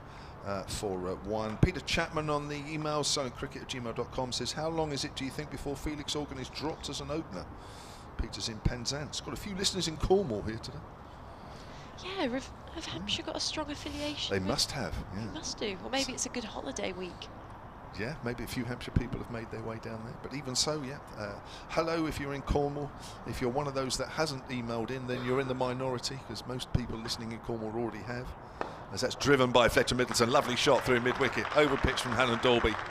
And Middleton's already played a couple of beautiful shots through that area already this morning. And he moves on to 21. And the Hampshire total to 39 for 1. Coming up to an hour's worth of play this morning. And I think Mel Hampshire will be happy. They've only lost the 1 wicket. Yeah, with this lineup from Warwickshire, you know, we've so often seen Hampshire slumped to around a 30 for 3 kind of score. And to get through this tricky period with just the 1 wicket fallen, I'd say they would be happy. And the form which Nick Gubbins is in as well. Fletcher Middleton got runs early on in the season. If these two can go on to just build this partnership and provide Warwickshire with a few questions. That's played out on the offside by Middleton. I was just looking to my left here because there's some work going on to our side here in the camera gantry, and because it's such an echoey area, the ladders that are going up feel like they're demolishing the camera gantry as we speak. As long as you reckon you've got a tight, you know, we see in movies, in superhero movies particularly, when someone gets knocked off the side of a building or they're swinging from a helicopter, and it's this person with no, you know, usually it's an ordinary person off the street, and yet they're able to hang on to the side of the building for like 3 minutes. I would be gone in 5 seconds. I've got no finger strength. Hannah Dolby, Middleton pushes forward, thick outside edge along the ground through the vacant gully area, and that's racing down to the 3rd man boundary. 4 more to Fletcher Middleton, takes him on to 25, and the Hampshire total on to 43 for 1. Controlled just stroke there from Middleton, gets on top of the bounce, angles his bat open. It's always risky when you've got a few more in the slip cordon, but as we mentioned, Warwickshire just the 2 in at the moment, so he was able to pierce that wider gap. But yeah, I mean, unless we're seeing the creation, finally, of the zip wire connecting our commentary box to the other side of the ground by the pavilion where we get our food. Now, well, that's what I would like to see. Because it's a bit of a trek, isn't it, in the 40 minutes? It is, and obviously our job is so hard being sat down all day, but it would be a lot easier if we could just jump on a zip wire and... Yeah, all the food just come over in a bag. That is true, we could reverse zip wire the food over to us. Middleton works that through mid-wicket, that's half stopped, otherwise that was going to be 4 more. Middleton will keep the strike, I think, no it's not, there's 1 more ball left of this over, but Middleton particularly strong through that area, good diving stop in that area. Middleton moves on to 26.44 for 1. There's a little cubby hole in the wall behind us which one work person has disappeared into. Oh, it's quite a small cubby hole. Yeah, he's in there, I don't know what is behind that. He's above some stairs that come up to this camera gantry. There's been a creepy little door behind us this whole time. Yeah. There could have been all sorts hiding in that. Yeah. I thought they were trying to pick out a pigeon or something at one stage. Outside the off stump, Gubbins leaves that alone. End of the over, 44 for 1. Hannon Dolby has bowled 3 overs now, none for 14. Richard Wilford will be back in a moment. Got an email here from Glenn Hughes, silentcricket@gmail.com. He says, as a Hampshire fan from afar, born and bred in Shrewsbury, hello to everybody in Shrewsbury and in Shropshire. I must mention Shropshire as well. The streams and comms are a brilliant way to support the team. Do try and get away to games, he says, Lancashire, Worcester, Warwickshire example, if work and kids allow. Keep up the great work, says Glenn in Shrewsbury. Thank you very much. Played my first county game of the season for Gloucestershire was in Shropshire. Was it? Yeah, I can't remember where it was, but for anyone who may be listening who knows the Shropshire area, it had 3 trees within the boundary. That narrows it down. It does quite significantly. Oh, 3 trees within the boundary. Within. And it was next to a cow farm, so of course the sights were lovely, but the smells less so. Right. Barnard to Middleton. Bowls, leading edge to point, and a good bit of work. There can't be too many grounds in Shropshire with 3 trees inside the ground. This is what I'm thinking, and one was directly behind the bowler's arm, so they actually had to attach sight screen around the trees. And in our competition we play with a white ball, so it was a tree kind of wrapped in black, and then the other 2 were at about a deep 3rd position. So the whole game we were trying to almost target the ball to get through the trees like a goal. Barnard back of a length, pushed off the back foot to short mid-wicket. No run, 44 for 1 the score. Right, so at Melissa G Story. Yes, let me know. I mean, I could just go look through my emails, but this is more fun, isn't it? Yeah, it is. We want to know how many people really are listening in Shropshire, apart from Glenn. Glenn might know the ground. He might, so yes. Get him to... It might be his club. It was a lovely club, to be honest. I mean, despite the trees in the boundary, it was a good pitch, lovely clubhouse. On the hips this time, worked out to deep square by Middleton. Pick up just a single. They run the first one hard, but strong throw in the deep. Score moves on to 45 for 1. The little door has been closed, which is a relief, because one of my favourite films is Coraline. I'm not sure, have you ever seen it? No. It's a Tim Burton film, so obviously a bit weird, a bit creepy. And essentially, there's a little door in this girl's house which leads to another dimension where she's got another family, but they're like an evil version. Oh, okay. And she has to kind of get out. As Barnard around the wicket bowls a wide delivery, a lot of good bounce from the surface there as keeper takes it high up around his head. It's a dot ball. And yeah, essentially then she has to escape back to the real world, but it created an entire generation of people my age who are terrified of little cubby holes and doors, right, because there might be an evil version of your family on the other side. Yeah. Yeah. Right. It's a great film, I would recommend it. Don't watch it in 3D though. Barnard, back of a length, pushed off the back foot, almost on 1 foot there from Gubbins. He rehearses the shot he wanted to play, wanted to target that gap at cover. The 3D version meaning that obviously to make it even more scary. Well, one of the evil bits of the other mother, they call her, is that she sews buttons into... She wants to replace the little girl's eyes with buttons. And that's the only difference between the 2 families in terms of looks, is button eyes. So in 3D, as Barnard bowls, full and gets past the extra cover fielder, but it's not timed.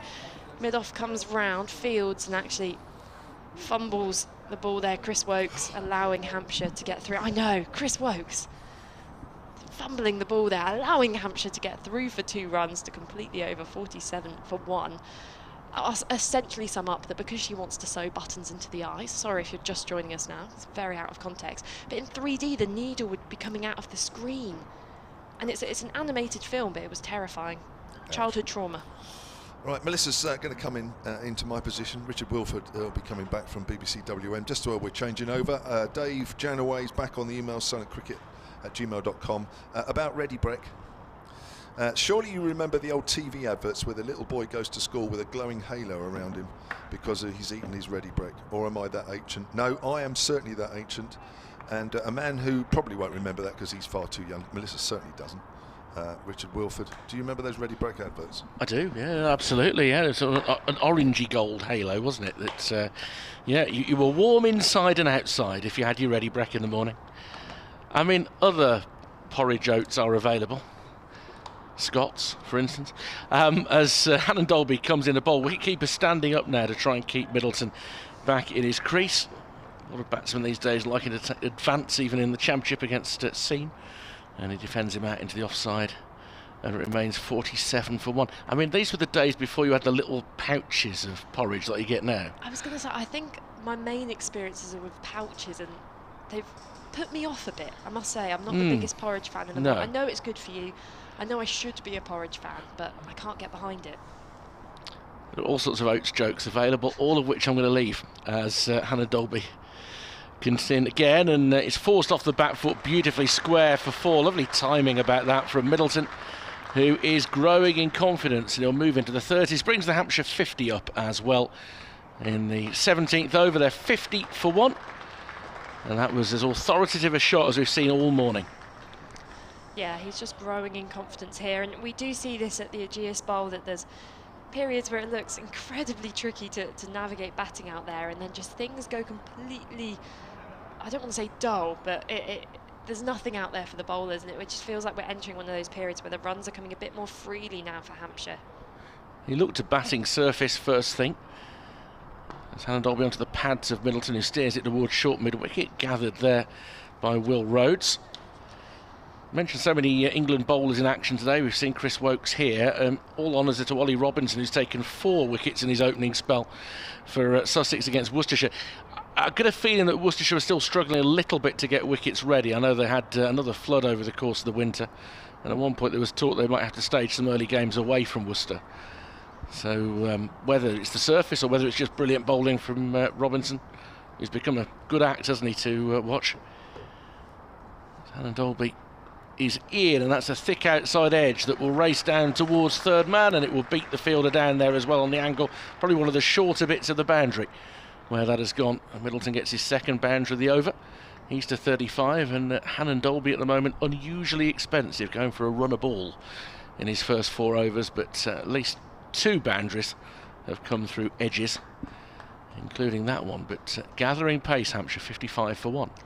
Just looked at the 4 Ollie Robinson wickets taken against Worcestershire, and the first one maybe a bit lucky, a wide ball which was edged into the slips, but after that the 3 deliveries are absolute pearls. Yeah, It's a bit similar to that Chris Rushworth one of them takes the top of off stump, lovely, and certainly a lot of options for England going into this Ashes summer.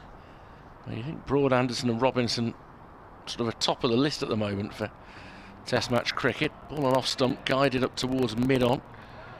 Rushworth picks up, and there's no run. Got the wild card of Jofra Archer, although if he doesn't play any championship cricket, it's quite hard to judge the form he's in. Yeah, and there was reports of a minor injury again coming from the IPL, and you think if England want that kind of quick in the team, it would be Mark Wood and Ollie Stone potentially with a chance of being named in that squad, depending on early season performances. I mean, I was going to ask you about Chris Woakes, really, as I'll pose it to you after this delivery. Yeah, final ball of the over, actually, this for Hannon Dolby. Into Middleton, who tries to whip him through mid-wicket, maybe gets a toe end on that, and it rolls back into Hannon Dolby's follow-through. No run, end of the over, Hampshire 55 for 1. Obviously, Chris Woakes, massive part of England's white ball setup, and he's been involved in the Test team previously. Perhaps less success overseas, which I think is where some of the criticism has come more recently, but his record in England is incredible. He said that, you know, he wants to get into this England setup for this summer and be one of their bowling options, but with the likes of, you know, Matty Potts around as well, Sakib Mahmood is fit again. What do you reckon his chances would be? I think he needs to be taking volume of wickets, doesn't he? And they're not necessarily coming just yet. He seems to be bowling with plenty of rhythm. But we saw today very tidy, but didn't threaten too much, did he? Barnard around the wicket, left alone by Gubbins. Again, just some late movement to the left of the keeper.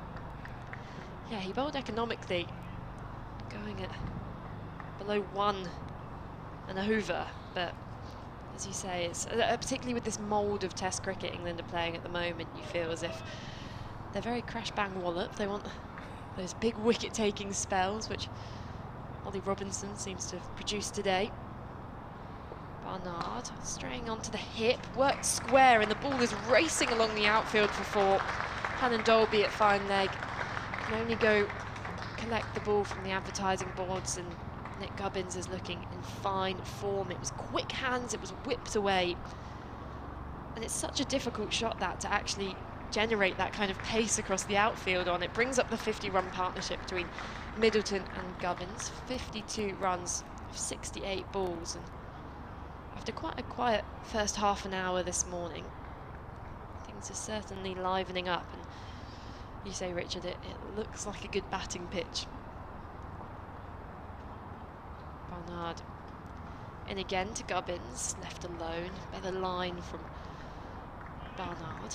With the England attack as well, there's an element of who's out, who do you replace? So if Jimmy Anderson needs a game off, then Chris Wokes maybe is the natural replacement for him.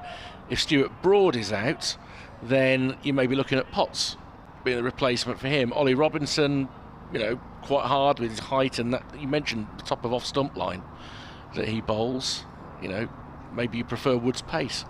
Barnard in, pushed off the back foot by Gubbins, not timed, and Barnard collects before making his way back to the top of his mark. Yeah, it's an interesting one because we've seen particularly Stuart Broad rotated quite a bit before as well, and I think the suggestion of Potts there is a really good one because they're similar kind of bowlers, and but there was some amazing stuff done on the release point of Ollie Robinson and how that makes him such a threatening bowler.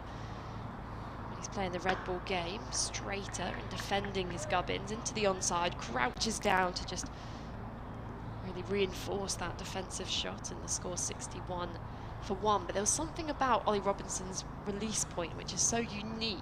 Yeah. It's why so many players end up playing forward to him and getting trapped in front, and I'll have to find it, do a quick and scan. part of it's down to his height as well. He is delivering from a higher position than probably any of those other England bowlers. I know Stuart Broad's a tall lad, but Robinson is you know, bringing it down from high. Left alone by Gubbins again.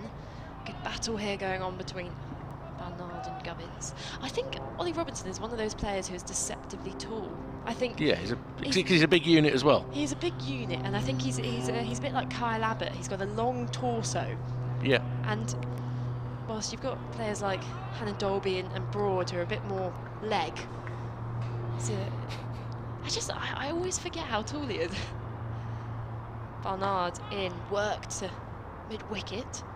Can't beat all roads there. And it's a dot ball to finish the over. 61 for 1. Middleton on 35 off 62. And Nick Gubbins 20 off 32. Conversation between Will Rhodes and Danny Briggs, which suggests that we might see Briggs in this session.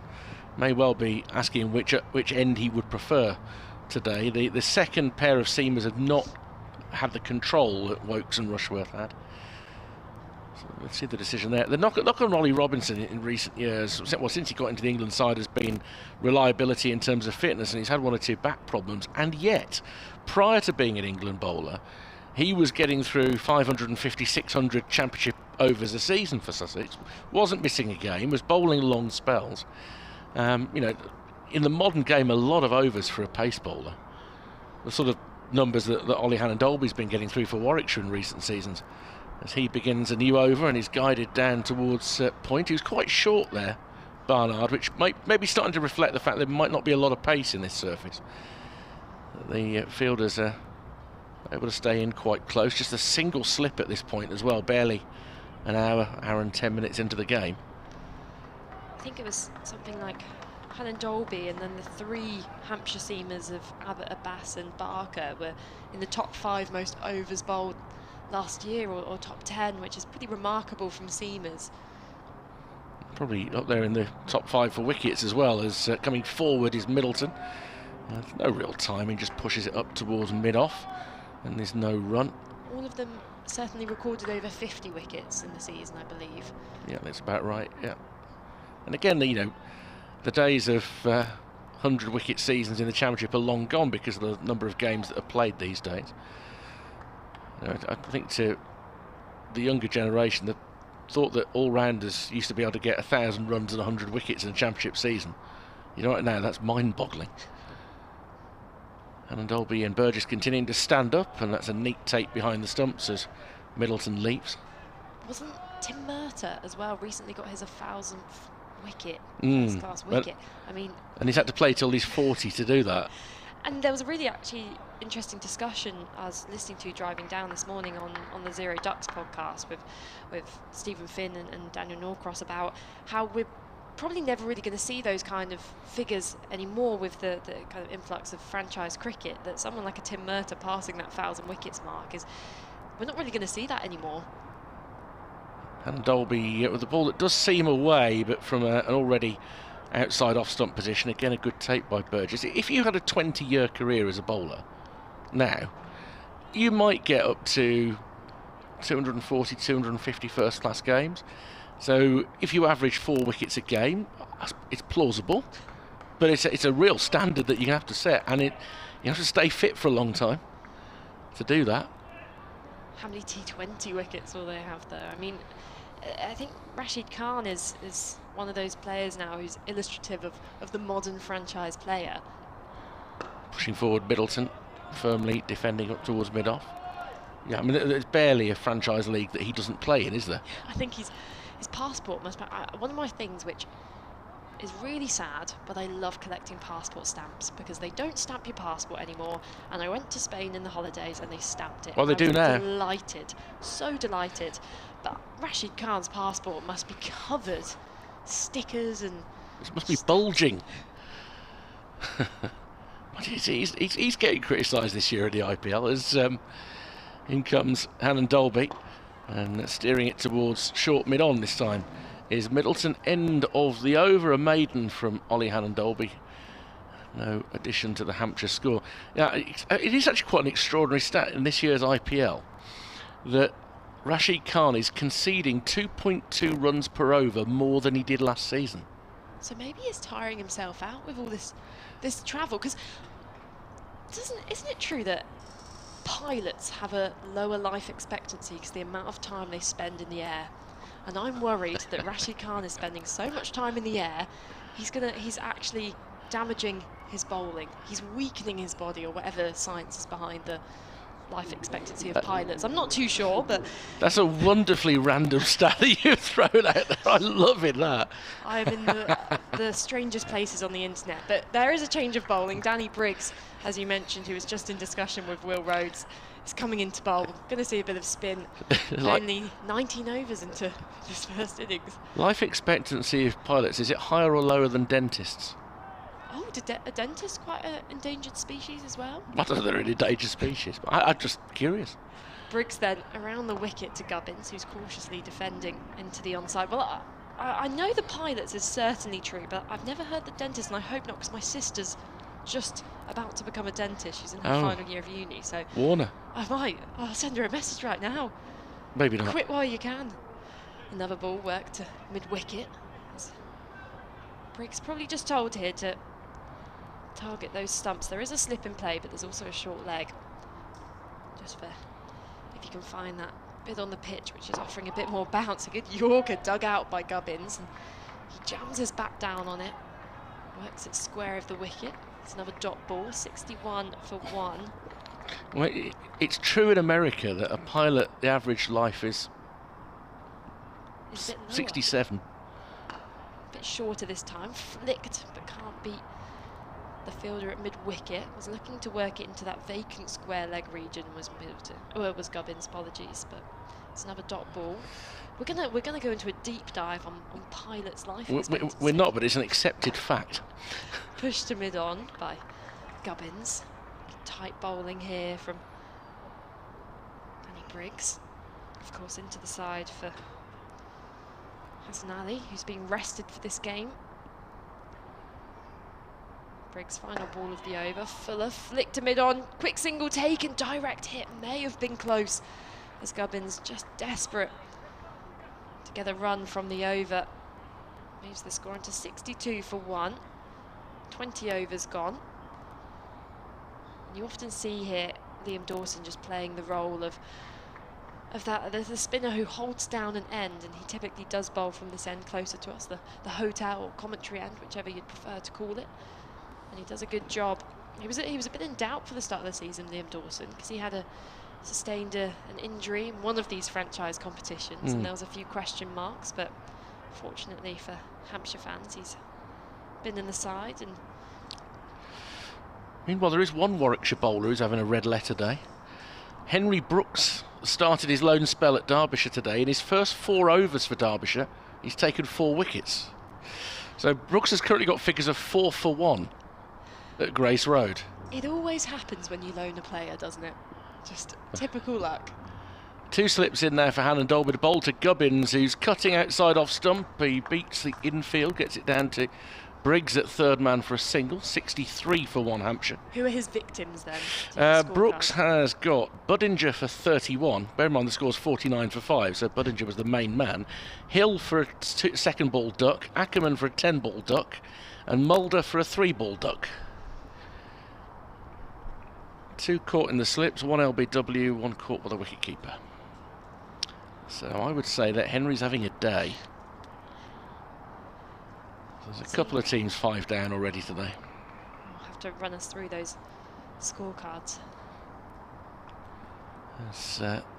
Helen Dolby is in with just a single slip for the right-hander Middleton. That's a good leave outside off stump. Well, in brief, Essex 70 for 1 against Surrey at Chelmsford, going pretty well there. Cook 33 not out. Atkinson with the only wicket to fall. Lancashire 92 for 2 against Nottinghamshire. Bohannon is 48 not out off 46 balls. Balderson out for 24. Broad 4 overs for 20 in his first spell. So that was a quiet one for him.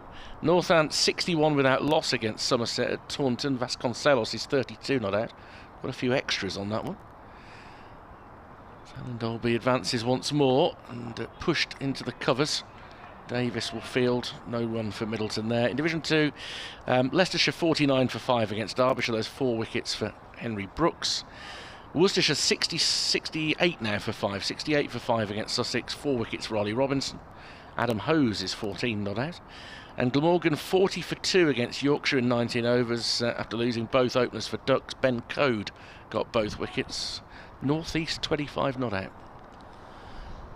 That was quick, wasn't it? That was quick, that was. Impressive. And Dolby in. And bowls to Middleton. It's one of those lovely little sweeping leaves that he does where he tucks the bat away and then whips it across his body. Well, you know what it reminds me of, which is poignant today? It's like a lightsaber movement. And of course it is May the 4th be with you. I'd let you do that. I'd let you do that. Yep. That's all you'll get from me, I promise. Oh. It's better than National Password Day, which Kevin James brought up earlier. Yeah, it's not exciting, was it? That wasn't exciting. It's the sort of thing that troubles him. It's what preys on his mind during the day. There's a ball back of a length from Hannon Dolby, whipped towards mid-wicket. That's a good diving stop to prevent any single. So Briggs, who managed to fall on that. And it's 63 for 1. He'll have woken up this morning knowing it was National Password Day, and he'll have strengthened all of his. He'll have put an extra punctuation mark on every single password he's got. Of course, you can email in solentcricket@gmail.com if you'd like to guess Kevin James's password. And Dolby bowls back of a length. Burgess, standing up to the stumps, was leaning backwards because he worried that might get past the top edge of the bat, but it was nicely played, nicely defended out into the offside. Middleton, who was growing confidence nicely as this morning has progressed, looking very bright. He's on 35. Gubbins with him on 22. Middleton's really had the lion's share of the strike, and the score 63 for 1 Hampshire.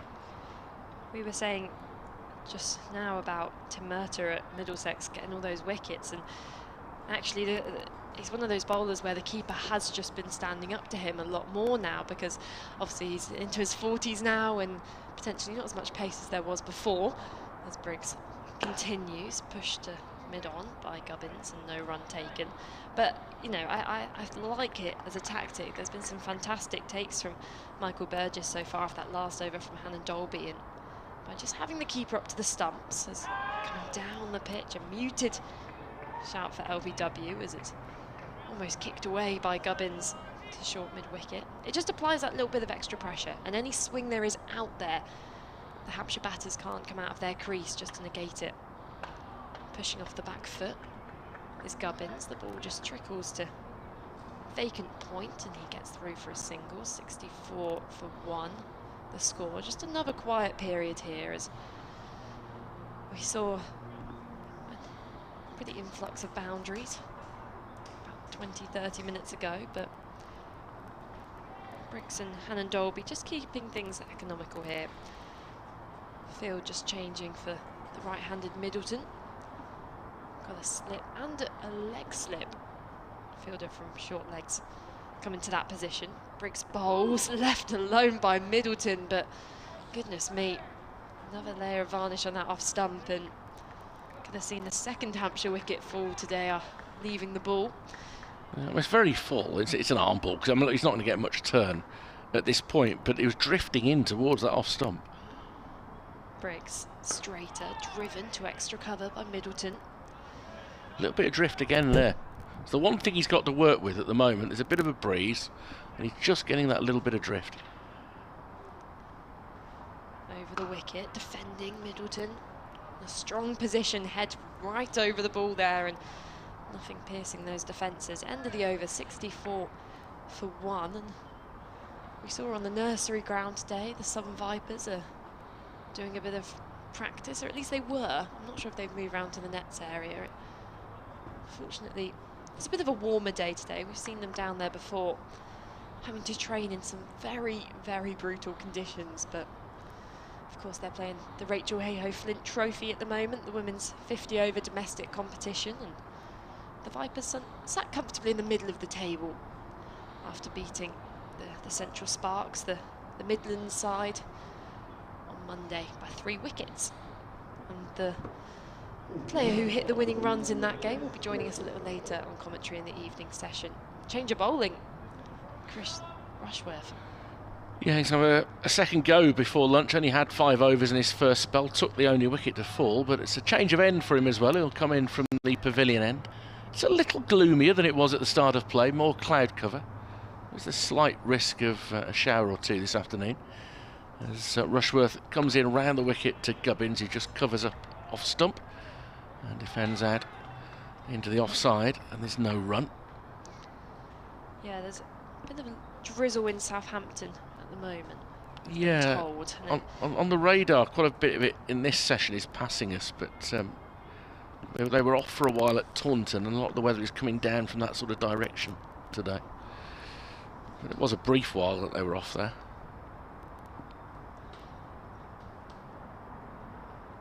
As Rushworth scuttles in once more past Alex Wharf onto the pads of Gubbins, who just flicks it nonchalantly up towards mid-on. And there's no run. Chris Wokes does the fielding. Pleasant enough first day crowd in for this time of year on what isn't a terribly warm day. And I've actually spotted 3 gentlemen who I met just at the start of this game who are doing something quite wonderful today during this cricket. Oh, tease, the mind boggles. Rushworth in, short of a length there. It offers to seam away a little bit, but it was at a length that Gubbins didn't have to show interest in. Go on. Just to our right now, we can see 3 gentlemen, 2 of them wearing white shirts. They are Nick, Scott and Tom, and they are walking 100 miles in May for the Wessex Cancer Trust. And I spoke to Nick before the game, whose dad and grandma unfortunately have stage 4 cancer, and so he's doing the 100 miles in May, including doing laps of the Ageas Bowl non-stop today for the Wessex Cancer Trust. Again, short of a length, and it swings after it goes past the stumps, but Gubbins has no interest in that.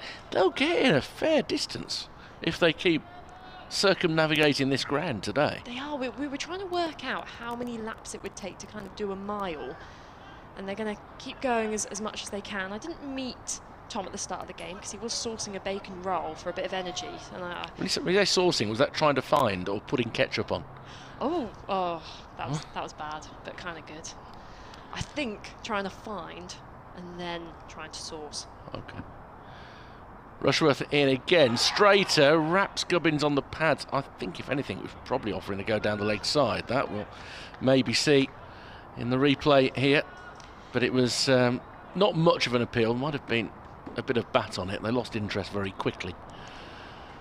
And I'll just add, just to that appeal they're doing, I've got the link to their Just Giving page for the Wessex Cancer Trust, which I'll put out on Twitter. So if you're here at the ground today listening and you see Nick and Scott and Tom walking round, say a little hello. Rushworth in again, pushing forward in defence is Gubbins out to the offside, and there's no run. Oh yeah, we're Twitter pals now, aren't we, as of today? Oh, that's nice. The start of a beautiful friendship. Oh. I'll be leaving now, and Kevin James will be coming back in. And Melissa will be back with us, of course, throughout the afternoon session. I think she's managed not to talk too much about her recent cricketing exploits, so that's still to come. So Kevin will be coming into place because it's not too long before BBC Solent will be taking an update. BBC Radio WM and BBC CWR in Coventry will get theirs at the top of the hour. I'm Richard Wilford, and Kevin is back in position. It's been a solid performance from Hampshire with the bat this morning. Hour and a half, losing 1 wicket. It's a great effort off the back foot there. Cracking it through extra cover is Fletcher Middleton. Slightly short there from Danny Briggs. There'll be 2 more runs to Middleton. Takes him on to 37. And the Hampshire total onto 66 for 1.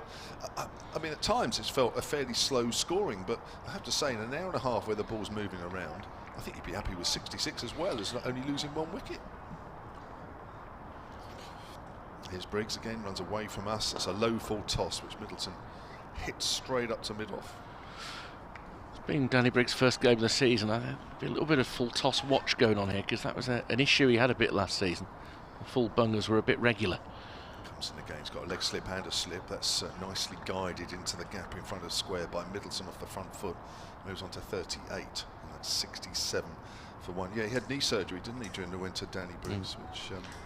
that slowed his start this year. Yeah. And so Jacob Bethel played the first game as a spinner, but then he got injured.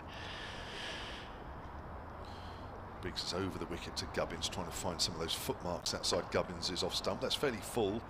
Gubbins works that back to the bowler. He got through a few overs in the 2 second-team games he's played, so he's obviously proved his fitness, yeah. Danny Briggs, isn't he? And I've actually been impressed by what he's done on the opening morning here, actually. He's asked some questions already. Well forward is Gubbins there. Pushes that out to the colours. 59 in the second-team game against Surrey, where he also picked up a fifer, and 35 overs in the game against Somerset. So he's got through a few as Gubbins drives through extra cover, runs here, that could go all the way. Slightly over pitch there from Danny Briggs. As Richard Wilford says, slightly inclined to over pitch it at times, but it's going to take him a little while to get things back into the groove. 71 for 1 Hampshire. We've had just over an hour and a half. I mean, for one reason or another, the groove was elusive for him last summer at all. 2021, his maiden season with Warwickshire, could not have gone better. An essential part of the championship winning team, not just with his bowling, containment when needed. On a day 4 wicket when there was a bit of turn, he bowled teams out, but he made some hugely impressive runs, particularly in the final game of that season. Was outstanding in the T20 in 2021. And last summer it was just a little bit awry, and you can never necessarily put your finger on it. You have good years, you have bad years during the course of a career. It may be that the knee was a problem last year that needed addressing, and they waited beyond the end of the season to do it. But either way, a fully functioning Danny Briggs would be a great thing for Warwickshire. As Rushworth continues back over the wicket for the right-hander, forced off the back foot by Middleton and fielded at point. Point and cover are really close in on the offside. Burgess again is standing up to keep Middleton in his crease, and there are 2 slips in place now. Yates, who's already been prolific in the first 3 games of the season, and alongside him Sam Hain. 71 for 1. So they've gone along at probably just shy of 3 and over now, but that's not bad on the first day, having chosen to bat. And now Rushworth can be forced through the covers for 4. That's a lovely back foot drive from Middleton, who has now played 2 or 3 really elegant strokes on his way to 42 out of the Hampshire score of 75 for 1. Quick 30-second update is coming up. Well, an hour and a half gone this morning. Hampshire winning the toss, electing to bat first, are 75 for 1. So it's been a good hour and a half or so against a very, very good Warwickshire seam bowling attack. We're watching Chris Rushworth bowling at the moment, the former Durham seamer, who's picked up over 600 career wickets. England bowler Chris Wokes has had a go out there as well. But Fletcher Middleton, the young 21-year-old, is 42 not out, having started at 11 o'clock this morning. Nick Gubbins joining him on 27. The one wicket that has fallen was that of Felix Organ, bowled by Rushworth for 1, not playing a shot. Hampshire then 75 for 1. And they're adding a couple more with the ball guided down wide of the slips, down towards third man. Bit of a chase on there for Hayne. Yates was trying to race him, but 44 now to Middleton, and 77 for 1. On Twitter, where I'm at Wilford WM, thank you very much to David Carroll, who was making sure that I had indeed spotted what Henry Brooks is up to for Derbyshire against Leicestershire. His figures have been spoilt now. He's 4 for 6. After you've been 4 for 1, 4 for 6 must feel like a real setback. But, true. You know, it's not a bad first spell on loan. He'll do that. He's a good bowler, isn't he? He's not. He's sharp. Yeah. Benefit with him, that's for sure. And Warwickshire will benefit from him getting cricket. There's a third man in place now as Rushworth comes in once more to Middleton, and that one was angled into him a little bit, hurried him slightly, but he's able to guide it to short mid-wicket. Will Rhodes, the Bears skipper, picks up. That's good. How long is he there for? It's a short-term loan. I don't know how long that lasts. Whether it's only a game or two. I mean, I have some scepticism about some of the short-term loans that are done these days, but if it helps everybody, I think it's not so bad when it's between divisions. Yeah, that's fine. But I think the Brad Wheel one-game loan was a bit curious last year for Warwickshire. So Rushworth draws Middleton forward and he pushes the ball up towards mid-off. There's no addition to the score. That was a really weird one. We're going back a decade now. But towards the end of James Treadwell's career, there was a season where he was loaned to Sussex for championship games, but he was still playing for Kent in the T20. Even when those games fell in the same week. Yeah. And that it was a championship loan only. Doesn't make a lot of sense to me. Rushworth once more, and hurried a tad there actually, again, twice in the over. Just a feeling that Middleton was having to just adjust himself. But again, he's been sharp so far this morning. He's on 44. He took his time in the first half an hour and has just worked his way into it, which, when you're looking at Hampshire having concern about the solidity of opening partnerships, okay, the partnership didn't work out today, but Middleton is showing all the right sort of signs here of being an opening batsman. Yes, put into that role for the start of this year with Ian Holland moving down the order. He started off well, 59 and 65 here against Notts at the Ageas, and straight away people were talking, saying, have we at last found a permanent opener, somebody that's going to take us through the next decade? Here's Danny Briggs over the wicket, low full toss. There's that low full toss again, Richard, that you've seen many times from Danny Briggs recently. Dispatched to the boundary. You can hear the crowd there. You knew exactly what had happened. 32 and 15 in the game against Surrey at the Oval, and didn't get any runs at all in the game against Northants in the one innings that Hampshire had. But here he is. That 44 is worth an awful lot more with the way that Warwickshire have used the conditions this morning. It's been difficult for the batters, but they have played particularly well. But you do feel that wickets 2 or 3 are not far away, but so far Hampshire have batted particularly well. And Gubbins there drives into extra cover. It's only half fielded by Rob Yates, and they'll pick up a single. Gubbins moves on to 32.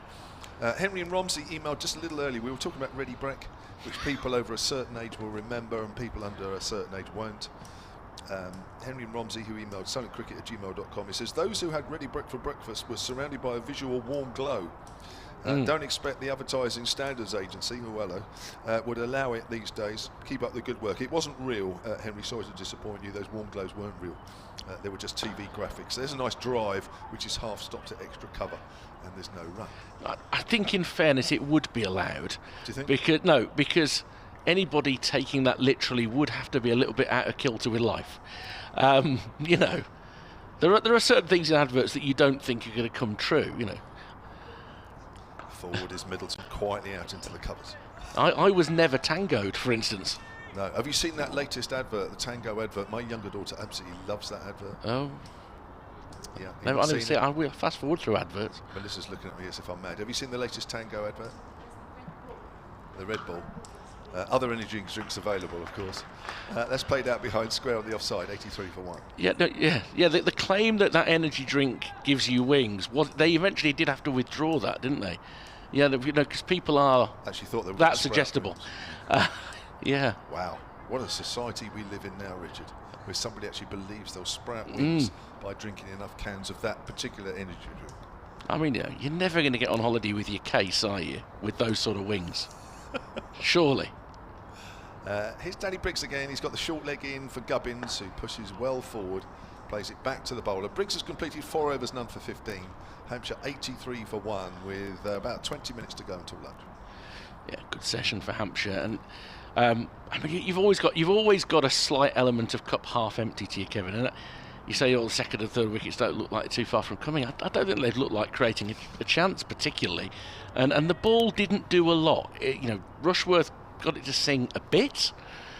Chris Wokes bowled a very tidy line, beat the outside edge once, maybe. I don't think there's been a lot of encouragement for the Bears' attack so far today. But also I think Hampshire have batted well. They have. This pair in particular. And they've picked on the bad ball. And so Rushworth bowls, and there's a rap on the pads, no appeal from Rushworth, so whether that got a little nick on its way through, he certainly had no interest in it whatsoever.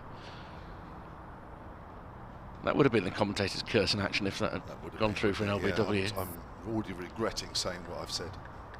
You'd have given me a Chinese burn if that had... Chinese burn? Do people still do that? That's a throwback. Do they? They still do that? Even youngsters? Oh, Mel does it all the time, apparently. You don't want to have a hairy arm and somebody do that to you. Rushworth once more. Middleton forcing shot off the back foot up towards Hannon Dolby at mid-on and no run. I haven't heard anybody use that phrase for a long, long time. Well, we're probably not supposed to now. I don't know the heritage of the phrase, and it would probably come down to some sort of cultural misappropriation now, wouldn't it? South Asian burn. Yeah. Well, we have to be careful about when somebody accidentally cuts it between the bat and the pads these days as well, don't we? But oh yes, could happen. Oh, it comes from martial arts apparently. See, Melissa's very quick at these things. Rushworth it again, left alone outside off stump. It's a type of throwdown in martial arts. What is that? Yeah. That's a painful one, I should imagine. It probably is, isn't it? Probably is. My mum was very good at it. If she really wanted to tell you off or punish you, she used to get a vice-like grip on your little finger. And that wasn't pleasant. And just sort of gradually turn it. There's never going to be any lasting damage. It was just a sort of a refresher that you need to behave yourself a little bit better. Rushworth to Middleton, stabs at that, doesn't make any proper contact, just knocks it down into the ground, and fielder comes round from slip. Sam Hain, who's got got very large pads underneath his trousers there.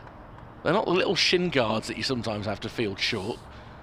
There's a substantial amount of paddage there. Amy Jones has less paddage than that when she's keeping wicket for England. Made of stern stuff. Yeah.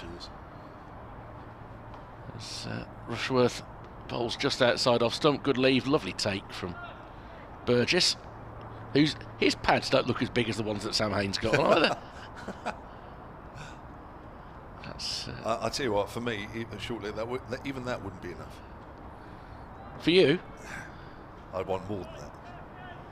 I want to be behind a concrete wall. I think of you a bit as a boundary rider from the days I saw you play. Well, I was 99% of the time. Yeah. Fortunately. So Rushworth approaches once more and is driven up towards mid-off. There will be no run. End of the over. Hampshire 83 for 1. It just then meant that we had even more of a view of your strange multi-dexterity. The whole left-arm bowler, right-arm thrower business. I remember fielding in front of the Holly stand for a semi-final once and got so much stick, it was scary. Oh. It really did. In fact, I was almost pleading with the captain to say, can you move me to the other side? It was good fun at times. A triumph for the Hollies, is that what you're saying? Well, the Hollies wins. Did they beat me? Well, I suppose they did in a way, but it was funny for a while. From the they kept calling me Shirley. Shirley? Yeah, they called me Shirley all the time. Oh, well fielded, Shirley. Well done, Shirley. What was your hair length at the time? Well, it wasn't that much long. Well, it was a bit longer, not much, but it was a bit blonder because of the sun bleached. But they kept calling me Shirley because the sun had bleached it. The sun had bleached it. That is your story. No, it is. No, seriously, I never. Oh, did okay. That. No, I'm not like that. But no, it had. So somebody sort of said, "Oh, he's like Shirley or something." And they said, "Oh yeah, Shirley." Late 80s, were you sort of 3/4 of the way to a mullet? I don't know. No, I was never. No, never that far. Long hair. No. So. Oh, we got a bit of Chris Wokes back. I think we have switching ends. You're just keen to change the subject, then, weren't you? Yes, I am. So here we are with Chris Wokes having bowled 5 overs at the pavilion end. Or what have you seen? That is some hairdo the Melissa has found of yours. There's a lot of hair there. I've just had mine cut actually, there to thin it out. Outside the off stump, left alone. Anyway, moving on. Robbie Sterling has emailed sunandcricket@gmail.com. He says it might be the coronation this weekend, but Hampshire's one true king is Sir Nick Gubbins at the moment. I just love watching him bat, although it would be nice if he wasn't always in before 11:30. I do think Fletcher has huge potential. Love the fact that he refuses to give his wicket away without a fight. Loving the comms, everyone, listening at work, and it's so good I can enjoy it whether or not my boss lets me watch the video or not. Thank you, Robbie. Here we go, I've changed the subject nicely. 83 for 1 here. Here's Wokes, runs away from us and bowls. Gubbins edges and it's caught. First slip in the end. Bounced off second slip's chest. It lopped up nicely to first slip and Gubbins goes with one that bounces outside the off stump. He goes for 32, 83 for 2. Yeah, and that's a little bit of fortune in the end because the ball has hit Sam Hain and gone up in the air, and Rob Yates has been very mindful to get into a position, but it's a lovely ball from Chris Wokes. Change of ends for him and just getting a little nibble off the outside edge, and the wicket that Warwickshire really needed before lunch here. A second one down gives them a chance to try and squeeze another one out, and if they get to 3 before lunch they'd be thrilled. But it's a good delivery, and Gubbins there demonstrated it's not just the commentator's curse. In that case it was the email contributor's curse for Nick Gubbins. We can blame somebody else for a change. Yeah. Partnership of 74 there ended between Gubbins and Middleton, and I do think that on these occasions that both those wickets the bowlers actually got the batter out. I mean, as you say, that was a beauty of a delivery, wasn't it? Angled across Gubbins, he had to play it, it bounced on him. Difficult to keep those down and get in behind and play that into the ground. Good catch in the end because it really ballooned at Sam Hain initially. But I think both those wickets are actually genuine wickets where the bowler has got the batter. Yeah, I think they've done very well there. Wokes coming in after Briggs couldn't quite produce the control they needed, and he was probably buying them a bit of time to get Wokes back for a second spell, in that Wokes' bowling will be managed to some extent. He just tended to bowl a 5 over spell first up, and he comes back for a second look before lunch and does exactly what you want your international bowler to do. Well, I'm hoping that he's not allowed to bowl too many overs, because I don't want to see too many more balls like that from a Hampshire point of view. Very, very difficult indeed. Now, of course, if he gets the ball to bounce on and around off stump to James Vince, that could be an interesting contest. Judging by movement of crowd and ground staff, are we getting a bit of drizzle here? I know they've covered the ground next door. I put covers on there in the last half hour. I think you're right. But it may well be, and the umpires are coming to have a chat, and it looks like we're coming off.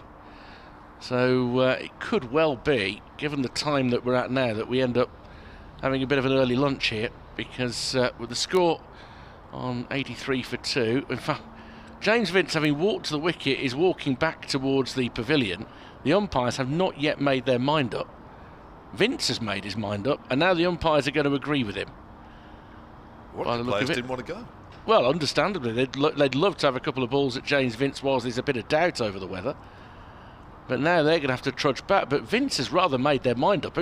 He's already gone back over the boundary rope.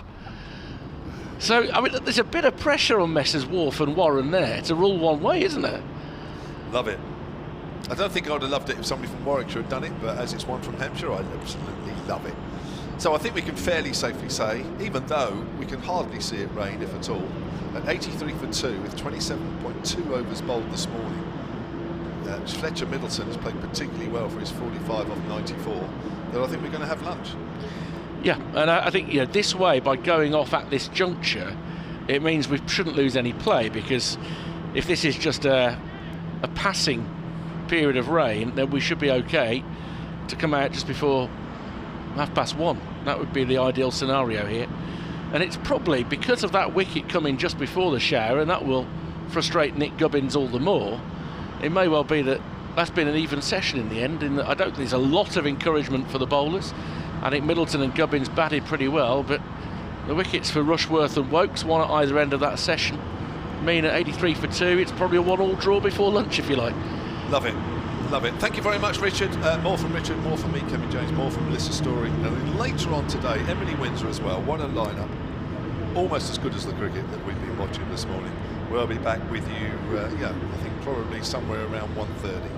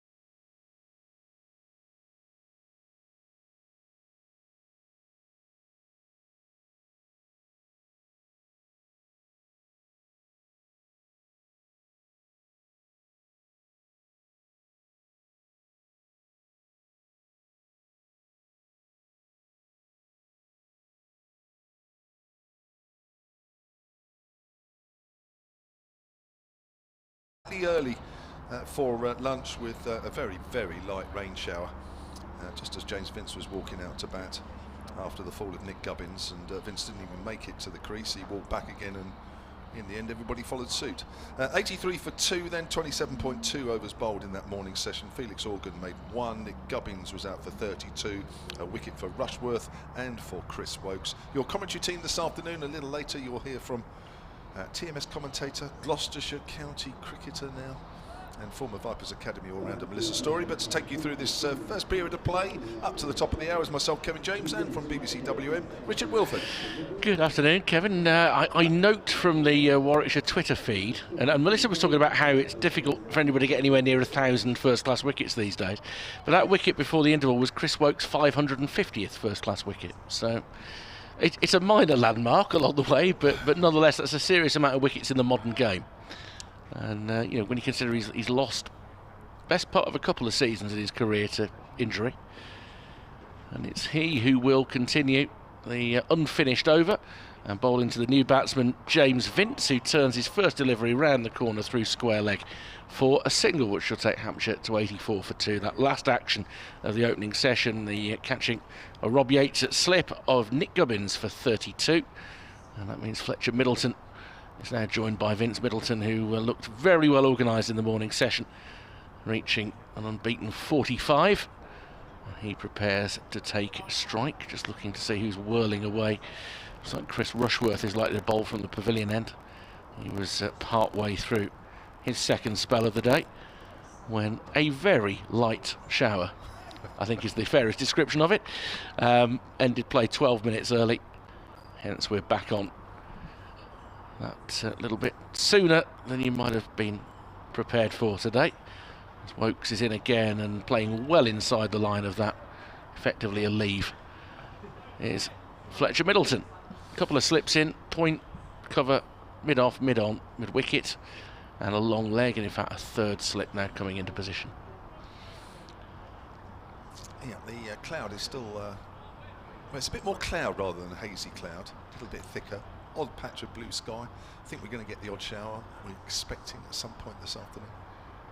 Wokes approaches once more, very straight ball, and it is punished because it was straight and full, and Middleton whips it through mid-wicket, and he's one away from a half century now. He goes to 49 and Hampshire to 88 for 2, and after that little 40-minute intermission, that's a lovely way to get going again.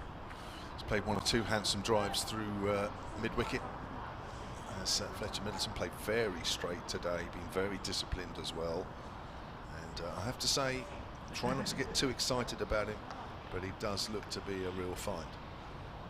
First boundary that Wokes has conceded in the day, and he's only conceded 7 runs. He's got 1 ball left in his 6th over. And he's returned the wicket of Gubbins. Now he comes into bowl to Middleton, who guides this down in front of point. Round comes Ed Barnard, and there's no run. Hampshire 88 for 2 at the end of the first over of the afternoon, or indeed the completed over that we were 2 balls into at the break.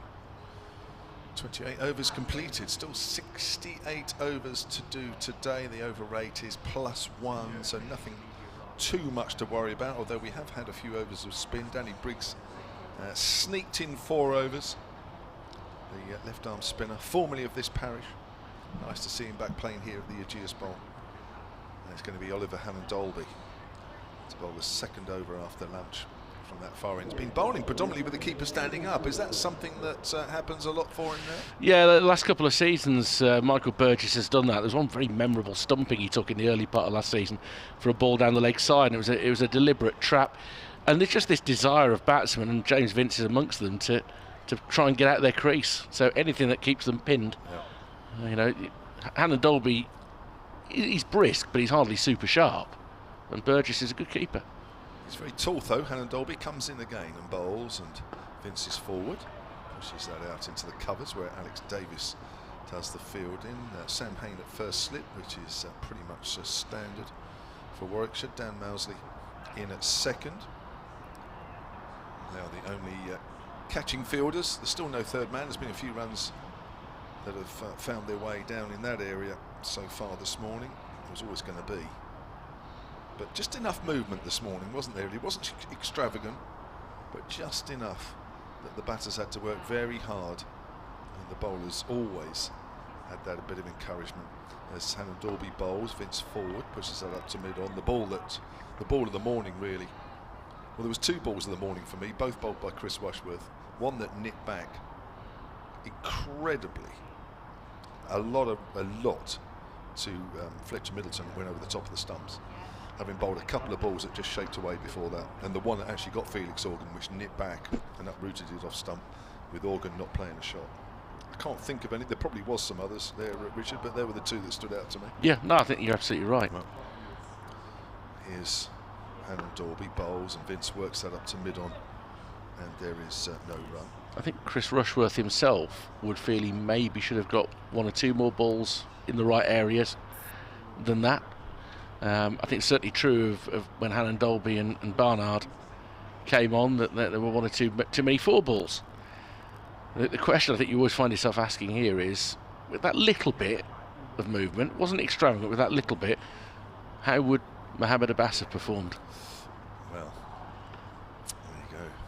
Two good bowling attacks in this game as Hannah Dorby bowls. Vince again gets a good length ball, which he quietly plays up to mid-on. And there is no run. Well, I think both these attacks will... Well, I mean, Warwickshire day one probably should get a little bit more.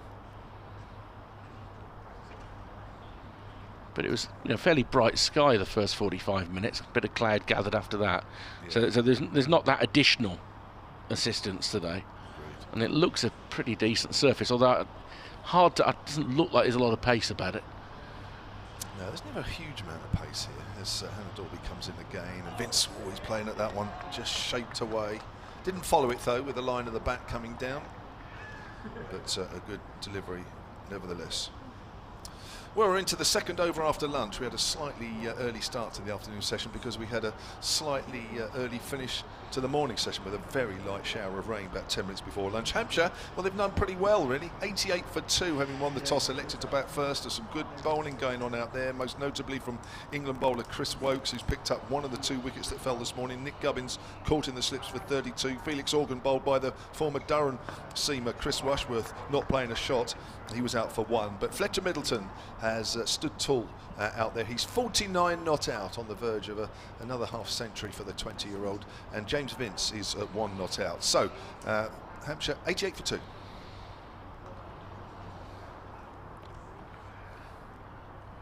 Very neatly done. Slightly over time. Were you? Yeah. What you meant to do, a strict 30? Yeah. Oh dear. Will you get your wrist slapped? Yeah, I will. Yeah, they say that I have to be 30 seconds. Okay, they're hot on that. Yeah, that'll be a black mark against me. Unbelievable. That'll be mentioned at my next round of pay negotiations. There'll be a black mark against me. Look, if it all goes to a tribunal, I'll stand up for you. Well, when I usually ask for my 10%, that will immediately be cut in half. They don't pay you extra for those 3 seconds, Chris Wokes to continue, 2 slips in place. And he comes into bowl to Middleton. One away from what would be a well-deserved half-century, and that goes past the outside edge. He's played inside the line, but he's done so tentatively. And that hasn't been that sort of innings. That's a rare one. He comes down to do some gardening. James Vince responds by doing some gardening from his end as well. Vince with his shirt hanging out. Middleton with his tucked in. Vince's somehow seemed whiter, almost whiter than white, his outfit today. Short-sleeved Wokes in. That's a beautiful line. Has it taken the edge? And it has. And Middleton goes 1 short of his half-century. Beautiful shape about that delivery from Chris Wokes. It sort of started at middle and off, probably would have missed off, but it takes the outside edge. Well taken in front of first slip by Michael Burgess.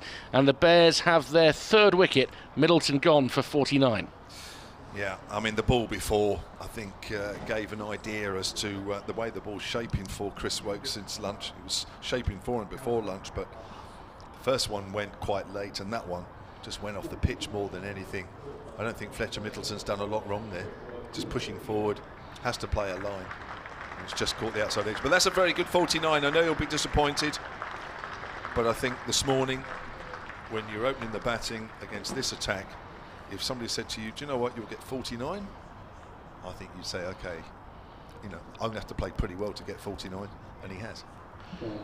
That's a peach from Chris Woakes, though. Didn't look particularly like he was going to take a wicket in his first spell, but he was very, very tight. He gave almost nothing away. But just either side of the interval, two very fine deliveries to dispatch. First Gubbins and then Middleton. And again, that's what you want to see from your England bowler when he plays for you. The ability to get out batsmen who look relatively set, to produce that extra bit of quality, to find a bit of nip that's there. And that's what could make this an interesting game, even if the forecast suggests that the weather might take some time out of this match. It's moving on quite quickly, really. 88 for 3 Hampshire, and 2 new batsmen at the crease. Vince, who has a single against his name, and now Tom Prest, starting his second successive fixture. Talented young player, he's already made a name for himself in the white ball game, of course. Now trying to follow up in the red ball game, but this will be a test for him up against Chris Woakes. 3 slips now in place, and that one's nipped back a bit, and he's judged it just about right. Taken at hip height by Burgess. Woakes from this end is getting more carry than Chris Rushworth was earlier. That was a tidy delivery to receive first up. That was, wasn't it? Now, there's 2 balls that have moved away, and that one that's seen back. This is a testing time for young Tom Prest. Very testing indeed. There's a little extra bit of threat that they didn't pose as much as they would have liked to in the opening session. Fuller delivery, and he's able to jab down on it and force it just inside the point fielder, and gets off the mark with a single. 89 for 3. And he's like, over to you, skipper. You deal with what remains of this over. Well, that's sometimes the case when you're out there, isn't it? With the ball seaming around, nipping around, swinging around a little bit. But actually, you're better off playing it from the non-striker's end. So get your singles where you can. Get off the mark, run quickly. And try and play as much from the non-striker's end as possible. Woakes approaches to Vince this time, very straight onto his pads, and a lovely flick through square leg, beautifully timed as well by Vince, and he gets his first boundary. 93 for 3, just relieves a bit of the pressure Warwickshire trying to put onto him. 2 straight, that one from Chris Woakes, and James Vince is very comfortable there. It's not been his best ball of the morning, that. 2 straight, 2 full. James Vince isn't going to miss out on that. Both deliveries he sent to Vince have been like that, because he got off the mark first ball with a single through square leg, and just wonder whether he's trying to bowl one that's going to hit middle and off. Maybe he feels that Vince is prone to an LBW early on, and he's just got a little bit too far down. He's going outside off stump this time, moves away after it passes the stumps.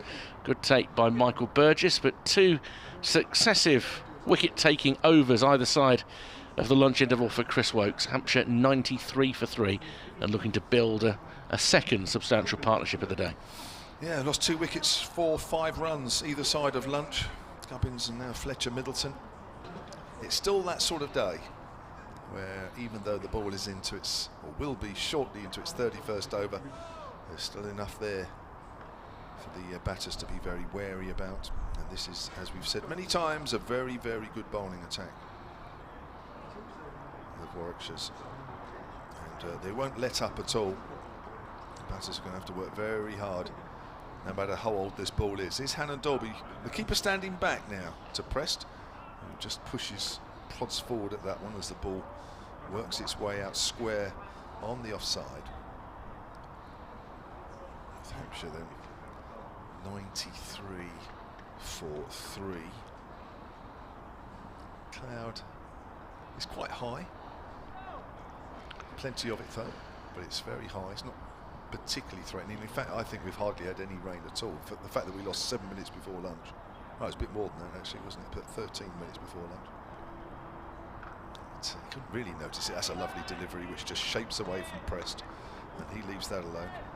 There is a bit of a threat of weather to come, in that the wind direction has changed slightly. Just looking at the radar, because you get paranoid in cricket grounds, you find yourself looking at radars, which you'd never do in normal life, would you? But weather's coming up from the Channel Islands at the moment in this direction, Yep. the direction of the wind. And it would suggest there may be a patch of rain coming in about 45 minutes to an hour. Okay, keep an eye on that as Hannon Dolby comes in again, and Prest gets wrapped on the top of the pad there, and they're appealing either for an LBW. I don't think it actually carried through to Burgess, but that looked a decent delivery. If you're watching on the live picture feed, have another look at this.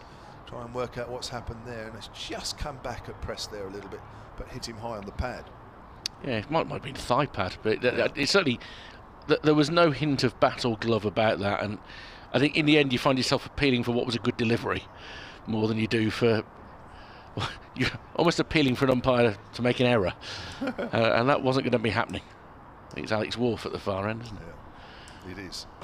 Russell Warren at this northern end as Prest gets wrapped on the pad. That looks close, and he's gone. That's a very, very straight delivery there from Hannon Dolby, and the minute it struck Prest on the pad, you just thought the worst. And so it is, and that's hit him fairly adjacent, not very far forward. Just come across that one slightly as well. Prest goes for one, LBW to Hannon Dolby, and Hampshire now have lost 3 wickets for 10 runs.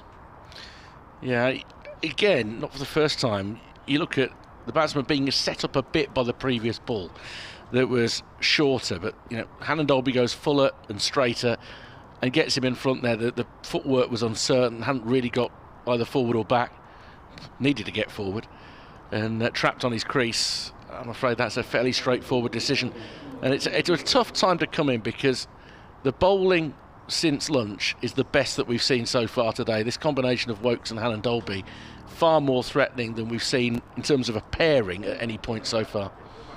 Yeah, agreed. This is a tough period to be a new batter, and Ben Brown. Who's Tom Brown? I remember his school days. Yes, there you go. Again, you have to be of a certain age to remember that as well. Well, I mean, the book still exists. You can read old books. Yeah, Tom Brown. I mean, you could... Yeah, but I'm thinking of the series that was done by Michael Palin. Oh, gosh, yeah. Tom Brown School Days. Yeah. That's what I was thinking. Again, as I say, you need to be of a certain age.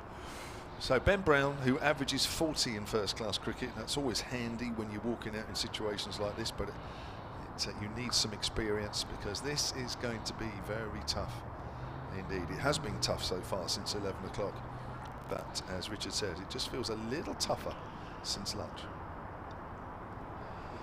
So Ben Brown has 3 slips and out of Hannon Dolby. He's picked up his first wicket. He has 1 for 23, 2 balls left of his 8th. Effectively 10 for 3 in the last 21 balls. Yeah. Hampshire. Yeah, I just always thought. I don't know. I just thought that always had the capacity to lose a few wickets quickly. As it's happening at the moment. Here's Hannon Dolby, bowls to Ben Brown. He's gone for the Yorker. Brown works that away, square on the leg side. Wants a single, sent back by Vince. Probably a wise call from the captain. As that was a bit of a misfield at square leg, but not enough. No, is it Will Rhodes who's fielding there? Slightly odd position for the skipper, but maybe he wants to talk to the umpire. But it was one of those misfields that if you run on it, you're going to be in trouble pretty quickly. Yeah. Ben Brown obviously keen to get off the mark, a little too eager. That's Hannon Dolby. Runs in again once more. Bowls. Brown's forward. It's another very straight delivery, which Brown can only work up to wideish mid-on, and that's the end of the over. 93 for 4, Hampshire, having been at lunch, 83 for 2. A good effort from Woakes and Hannon Dolby. Of course, they've got Rushworth and Barnard up their sleeve to come on in maybe 20 minutes, half an hour. But this feels like a really crucial section of the game here, and particularly with Vince yet hit his stride. We've seen one very fluent clip through square leg, but it was served up on a plate for him. Chris Woakes was annoyed with himself. That's been the only proper loose ball since the slightly early lunch interval. So the sun comes out, and it's full from Woakes, the first ball of a new over. Vince driving, doesn't time it, picks out Briggs at the cover position. And no run, so 3 slips, the point fielder, extra cover, mid-off, mid-on, mid-wicket, and long leg. It's the brightest it's been since about 11:30 right now. My app says that it's not going to rain, it's just going to be cloudy, so I think it might be a mixture of yours and mine. Okay. Just short of a length this time from Wokes. He's bent his back a bit more. Defended off the back foot again to Danny Briggs, who does a bit of shining and then passes it on to the official ball shiner supremo, Alex Davis. It's a fine art. Who you used to lob the ball to when you were playing to get a bit of shine on it? Me. Oh, were you the official shiner? Not official, no, but okay. I made sure that I did it loads. Full and wide and driven square for 4 by Vince. He's not going to miss out on those. He goes to 9, Hampshire 97 for 4. We probably did have an official one, but I always thought, especially when you're bowling, you want to make the most of the ball in your hand, so I always made sure that I did an awful lot of polishing, whether somebody else had done it beforehand or not. It's important. It's bread and butter, getting the ball to swing. Absolutely it is, yeah. There was no, there's no hope that it would swing. You tried to give yourself every sort of chance. Even the express pace of Malcolm Marshall was all the more dangerous if the ball was right. God, he could swing it as well at high speed. This is full from Wokes. Tries to York Vince, who just about holds his balance and squeezes down on the ball. Briggs comes into to field. Nice little battle going on between these two now. There is, isn't it? Quality cricketers out there. Great figures, Wokes. 2 for 16 in his 8th. Wow. Yeah. Great figures. I think those 2 balls that have been punished by Vince, if it wasn't for that, and he'd be looking at something even better. Probably got another couple of overs in this spell after that. It tends to be 5-over spells for Chris Wokes, although when the spell includes wickets, the mind will want to carry on. There's going to be more runs here, probably 4 of them down towards 3rd in front of the pavilion. It's a thick outside edge, but played with soft hands, it was always going to go along the deck, and Vince gets another boundary. He's quickly along to 13, and that will be the Hampshire 100, I think, is it? They 101 they are indeed for 4. And the second boundary of the over, the 32nd over, 101 on the board, but at slightly greater cost than Hampshire were hoping for. Yeah, and that run rate was slightly under 3s, even though they've lost 3 wickets quickly. It's actually gone into over 3 and over, so probably will stay like that while Vince is at the crease. He does tend to play under the banner of plays his natural game. So Wokes full, just outside off stump, inside half of the bat, guides it towards mid-wicket, and there's no run. I thought his second innings in the match at Edgbaston in September was skittish, given the circumstances of the game, but it served Warwickshire's purposes well. He holed out in the deep, didn't he? Your memory's better than mine. Yeah. I think, he did. He was batting at the far end. Yeah. Hoiked one down to fine leg at the far end. Yes, I do remember. It was an odd choice to make at that point. Yeah. And it was one of the factors that got Warwickshire back into a game that was won for them by the lion-hearted performance of Liam Norwell. I wish him well on his recovery from a back injury at the moment. Sun's out again once more as Hannon Dolby comes in and bowls. Brown leaves that alone outside of the off stump. Yeah, Liam Norwell's back doing what I guess most of us imagine Liam Norwell does, isn't he? I mean, I know he's a mighty fine bowler, but I'm afraid his career has been blighted.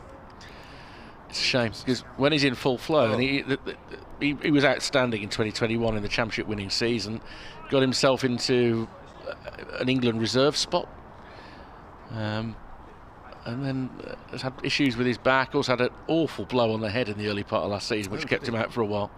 And then Dolby to Brown, that's close to off stump, but it's a good leave.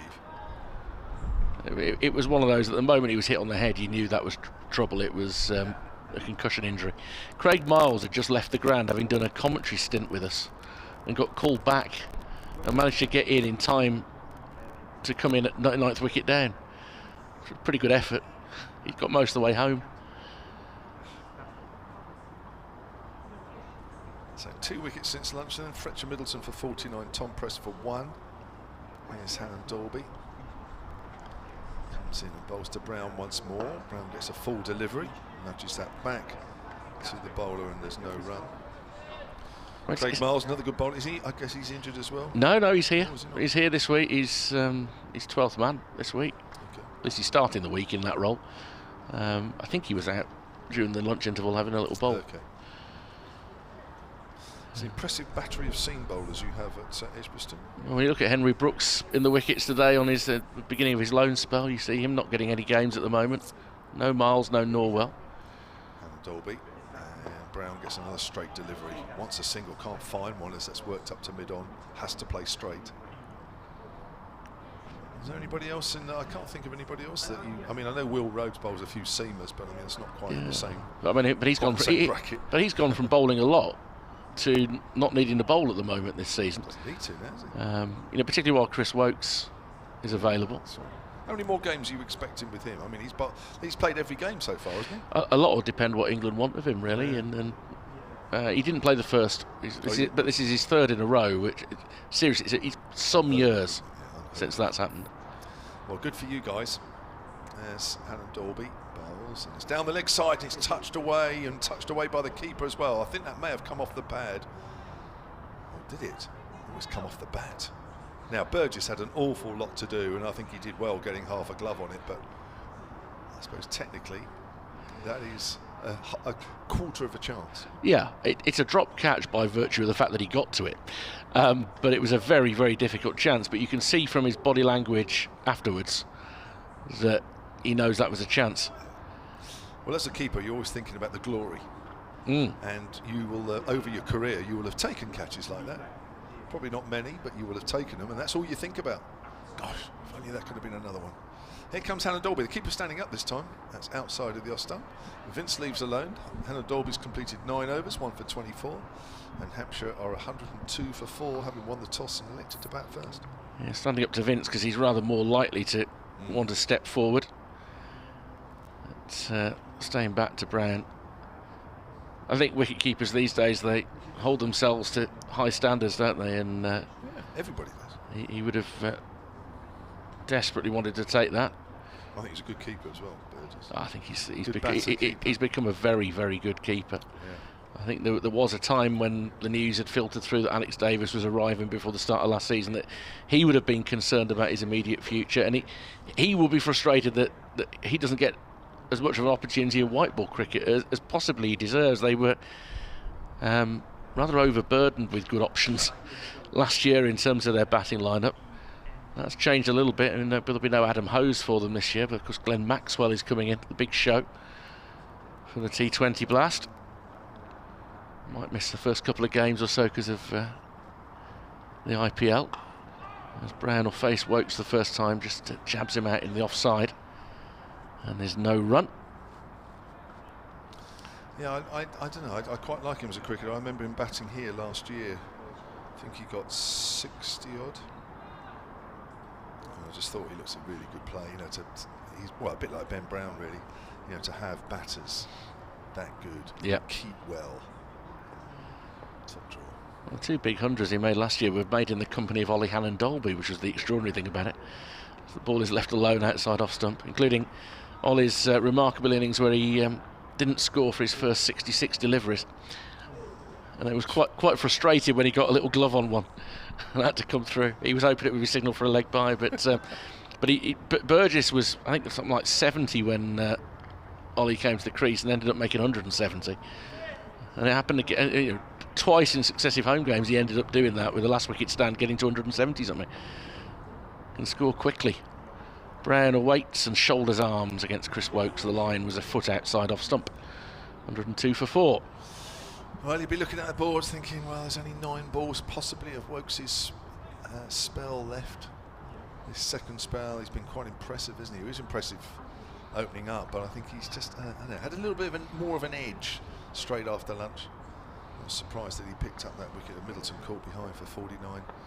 Probably a little unlucky not to have picked up another one along the way. We'll have a look at Brown here, and that one's off the inside half of the bat, and it'll roll up towards mid-on. And it's Rushworth who's no longer got the floppy hat on. He's got a cap, although he's waving up at the balcony now. He might decide I think he wants the wide-brimmed hat back on because the sun's coming out. Not for long. You've got to admire those who still want a white floppy. Love it. So Wokes approaches Brown once more. Off stump line, but he's in behind that much better. Guides it up to Rushworth once more. I shall disappear after this ball and make way for Melissa in a moment. Go and do my report. I think I've slightly delayed lunch to look forward to. I've now got a ploughman's to look forward to during this next half hour. So. That egg looks terrific. Yeah, a bit of piccalilli on it. Oh. I'm never sure of a piccalilli. Wokes to Brown. Oh, there's a good shape on that, but it maybe just starts too wide, and as a result, Brown can withdraw his bat inside the line of that. The end of another over from Chris Wokes. He's 2 for 20 from his 9 overs, and Hampshire remain 102 for 4. It's 1 for 18. This spell this afternoon. The sunshine sort of comes out for a few minutes and then it sort of disappears behind the hazy cloud. It's teasing us a little bit, the sunshine, but it's not cold, which is the big thing. As Hannon Dolby will continue with his spell at the far end. This will be his 5th over. I just imagine we'll see Chris Rushworth again soon. But keeper Michael Burge is standing up. There's Hannon Dolby, tall, right arm, comes in again and bowls. Vince works that straight delivery, square on the leg side, runs the first one quickly. May look for 2 here. 2 they have. And Vince moves on to 15, 104 for 2. Welcome back, Melissa Story. Thank you. Fresh from our lunch over in the Colin Yes. Ingleby Mackenzie stand. Very fresh. Yeah, a bit cold. Were you cold over there, were you? Oh, no, I was the talking about low- the food. Yeah, well, yes. Well, I have made a representation on our behalf to get a hot plate sent over there, which is there sometimes, It is. and at other times it's not. I must say, I wouldn't advise cold chips. Were yours completely cold? Yeah. It was like 3 AM in the morning cold. It's Hannon Dolby. Vince is forward, back up to the bowl, and there's no run. Well, I mean, I know a lot of people around the ground, both in the employ of the Ageas Bowl and otherwise, will take note of those comments. Thank you. And there may even be 2 hot trays there tomorrow. Oh, don't get me excited. Can't wait for my warm chips tomorrow. Turned up to the full. In fact, they might be overdone tomorrow. I would like that. I like a crunchy crib. Crunchy crib? Who? Oh no, I'm not even going to try and say that right because I'll say something inappropriate. Hannon Dolby in again to Vince. Off the back foot, tries to find the gap, hits it to Alex Davies in the covers. So yeah, so if anything, you'd like a hot plate and you'd like it turned up full. So if anything, the chips are overdone rather than today being freezing. Yes, Okay. that is exactly. Thank you for listening and being our almost ringleader, part of the Spokesperson. spokesperson. That's Yeah, the one. but I'm not sure that anybody will take any notice of me. That's my only worry. I just imagine it's me saying things and there we go, not that Kevin James spilling, spouting off again, that's the word. See, now I was catching. Here comes Hannon Dolby, and it's a length ball to James Vince. It's pushed quietly out into the covers. Me and Alex next to us have been having a bit of a giggle watching Ollie Hannon Dolby and the hand he holds the ball in, which when he's running in, he's got a really long run up. He kind of pushes it out to the side as if he's swatting a fly. And we were saying, whether it's to build up a bit of momentum that he gets, obviously his arms pumping, it just happens that he doesn't have much control in that arm and where it's flailing to. But it really resembles a thing which you see in cartoons. Ooh, here he comes. There's Vince. Short ball with the keeper standing up. That's interesting. Vince thought about bowling it, didn't. Burgess didn't take it cleanly. But you don't often see bouncers with the keeper standing up. No, it was good work from Burgess just to get a little bit of glove on it and stop it sailing over his head. So, Tom and Jerry, Yes, great cartoon. the best. Roadrunner, similar kind of things, any kind of Looney Tunes. When they start running on the spot and their legs start spiralling into this kind of thing to build up some momentum and then they go pew off Yes. into the distance, it looks a bit like Hannon Dolby is just winding his arm up on the spot, running in, accelerating, then we're about to go pew. Here he comes in again. I'm watching intently as that's pushed up to mid-off. Good length ball. End of the over, 104 for 4. I just think it's where he generates good pace from for that last bounce. He was just winding it up, building all up that momentum. But Yeah, I Funny like old it. action. Yeah, I like it. I'm aware I've made many references to cartoons this morning as well. And I'm showing my age a bit. Well, Tom and Jerry, they're still shown now. Yeah, I mean, it's one of the best cartoons made. It is. I only found out the other day that apparently Tom and Jerry aren't actually enemies, they're friends. And that's the reason, the whole reason they pretend to chase and fight each other all day is that they don't get a new cat who will actually come in and catch Jerry. Right. So they have to pretend to have all these little fights. I know, it's a good theory. Chris Wokes, shorter ball, which is tucked off the hip, down to fine leg by Brown.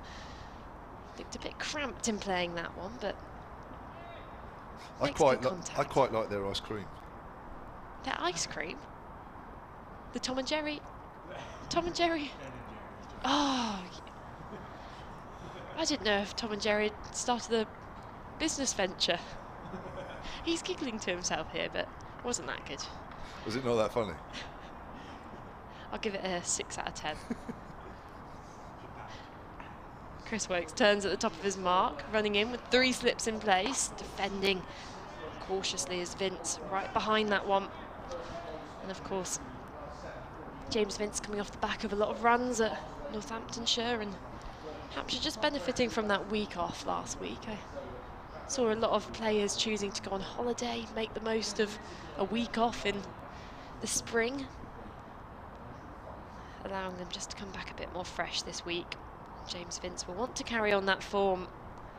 It's a good batting pitch at Northamptonshire. It looks a little bit harder out here. As Wokes bowls, push back past him to mid-on. Another dot ball, 105 for 4. The score.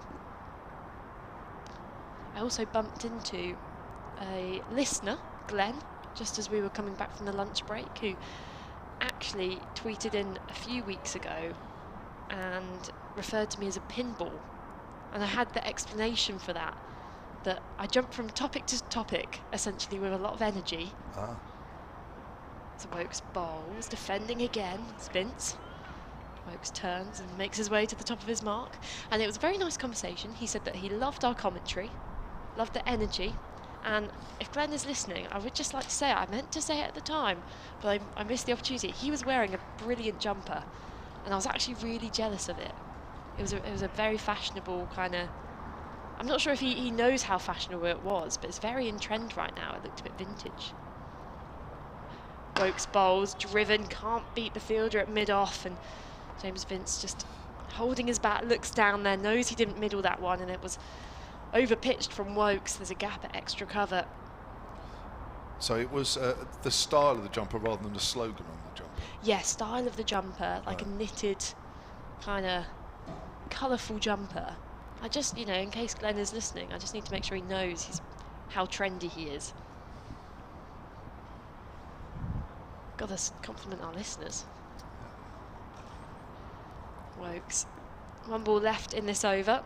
Figures of 2 for 21 so far. Bowls to Vince, who flicks it off the pads. Fielder at square leg has a lot of work to do, running round to his left.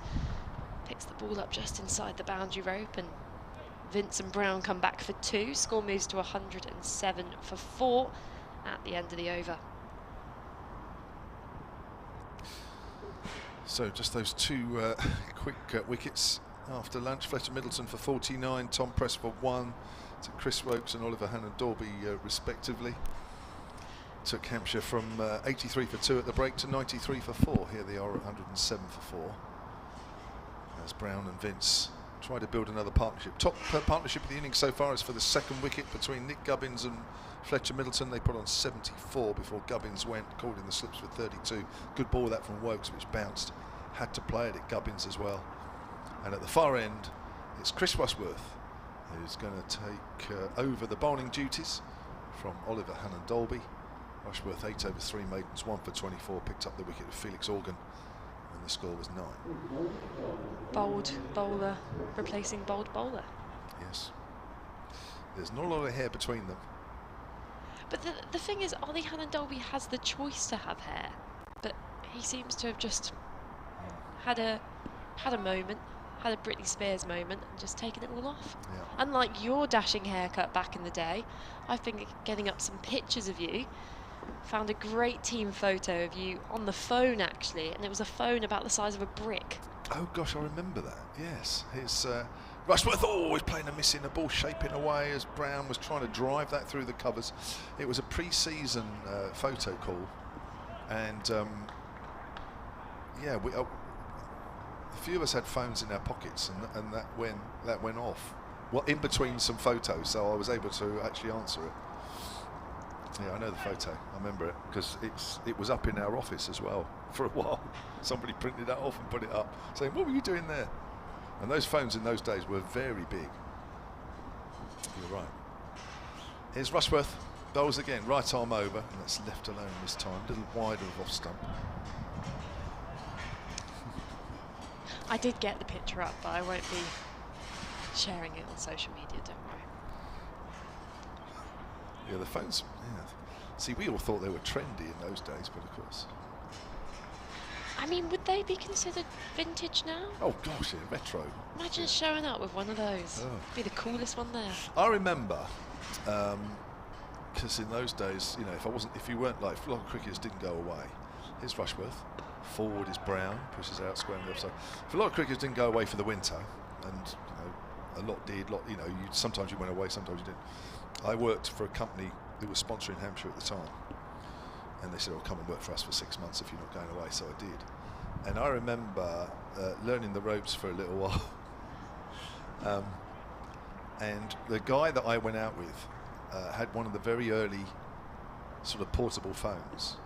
And if you can, sort of, you know what a petrol can looks like, is metal petrol cans. That was like the battery with the phone stuck on top. Outside the off stump, Brown leaves that one alone, and that was portable. Well, it's like seeing videos and pictures of people carrying around the big speakers on their shoulders in the street, which 90s? Is that 80s, 90s? Yeah, sort of, yeah, early 90s, late, no, actually more 80s probably, I think. Might have gone into the 90s just about. What they call ghetto blasters and what, you're talking about that? Yeah, I think so. Yeah. I remember having one of those on a plane once when I went to New Zealand for 6 months, and I thought, I'll take mine, and I had his hand luggage. Here goes Rushworth. That's left alone outside the off stump. So I had this big thing down by the end of my seat, and it was huge. And it was allowed on the plane as hand luggage. I was going to say, most airlines nowadays would be charging you an extra £50 for that to bring it on. Yeah. So, yeah. And then I remember, another thing I travelled with, while I was going down this route, another thing I travelled with once when I went, oh no, I didn't, my missus did, because there was one time I was out somewhere in the Southern Hemisphere, and she came out for about a month to see me. It's outside the off stump left, and I bought this massive cuddly elephant, and I mean it was huge, right? And she had to take that back as hand luggage. And I'm not joking, you couldn't even get your hand round it, you know, to sort of wipe the way round. It was that big. And she had to bring that back on a plane. And I remember thinking, why on earth have I bought that? Because she's got to take that back. Here's a lovely romantic gesture. A big elephant, which you have to book a seat on the plane for. I know. Why would you buy something like that and have to take it home as hand luggage? I mean, how stupid is that from me? I know one of my friends went to a kind of fair and won a massive octopus, which is probably the same height as me, with all the 8 tentacles going everywhere. And yeah, that's going to be an interesting one where they move house at the end of the student year. Ed Barnard coming into the attack, bowling from the same end he appeared at just earlier today. Good spell, wicketless. 4 overs, 16 runs. He'll be bowling to James Vince, straying onto the pads, and Vincent comfortably plays that into the onside. No run. What's your biggest cuddly toy you've had in your years? Oh, That's a question, isn't it? What a question that is. Hey, you only hear this on cricket commentary. I've got a big red hippopotamus, which is the length of a doorway. Because I used to use it to block out the light under my door when I was a kid. Right. So that's probably the biggest cuddly toy I've got. Barnard bowling. Vince just losing his balance a bit. Again, he tries to work it into the onside. Hippos are actually one of my favourite animals as well. So are they? It's much treasured cuddly toy. Okay. I'm sure it's probably collecting dust under my bed at home, but it'll be there somewhere. What about you, Kev? My favourite cuddly toy? Your favourite or your biggest one? Did I ever have Is it the elephant still? Is it?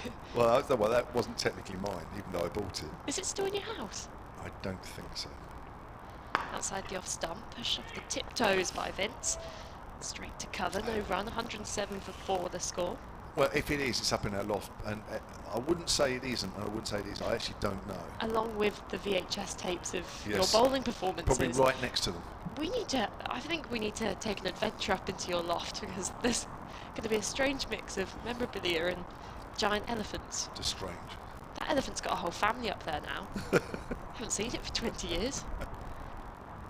Barnard bowling outside the off stump, cut away to backward point, uncomfortable bounce there for the fielder, but just a much quicker delivery there from Barnard. That looked like the effort ball, it just whipped through. And Vince, who's on 17, Ben Brown on 2. He's still getting the ball to shape in, isn't he, to the right-hander, Ed Barnard? We saw that early movement in quite early in the game as well. I think even Chris Rushworth in his early spell, the first 10 overs of the game, pushed to mid-off. That's the ball, and it's another dot ball. Yeah, Rushworth started just moving them away, had no success in terms of wickets, started just swinging it in a bit, and a few of the other Warwickshire bowlers doing so as well. They have probably one of the most impressive attacks in the country, particularly if you consider Hassan Ali is not actually in the side today. They've got plenty of options, plenty of variations. Barnard in over the wicket, guided to the left of backward point, looking to pierce the gap between the slips and the fielder square of the wicket. Doesn't quite manage to. It's a maiden over from Barnard, 107 for 4 the score. And of course, with Chris Rushworth bowling at the other end, I was just having a look into his career stats, and his most dismissed players. Sat at number 3 is Ben Brown. Chris Rushworth has got Ben Brown out 8 times in 17 innings. It's an average of 13 against Ben Brown. There's a match-up here. We've got a match-up. There is, isn't there? Yeah.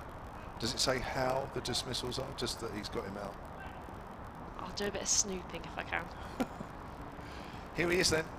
The said bowler coming in, right arm over and bowls to Brown. It just comes back at him a fraction, but he manages to work that through mid-wicket. Oliver Hannon-Dolby's after it. They'll pick up a comfortable 2. In fact, they run the second one quickly and thinking about a 3. It's not there. And Brown moves on to 4. And it's 109 for 4. The scoreboard hasn't changed, so it's not Ben Brown's first scoring shot, surely. Anyway, 2 it is. So that is. Oh, it is. Oh, it's finally changed. It's finally changed. The scoreboard operator has just woken up. Obviously had a big lunch with a couple of pints. Here comes Rushworth again. Oh, he's wrapped on the pad. Could that be again? And he's got him again. Ben Brown goes LBW to a ball that straightens on him. And that is a very good dismissal. And Melissa Story, her stats are come true again. Wow, Chris Rushworth has now dismissed Ben Brown. Was it 8 times now? 9 times in 18 innings. I think he actually has just gone to his second most dismissed player. We've seen stats move in front of our very eyes. And that will be a bit of a blow for Hampshire. Ben Brown, since joining the club, has been such a consistent performer in the middle order.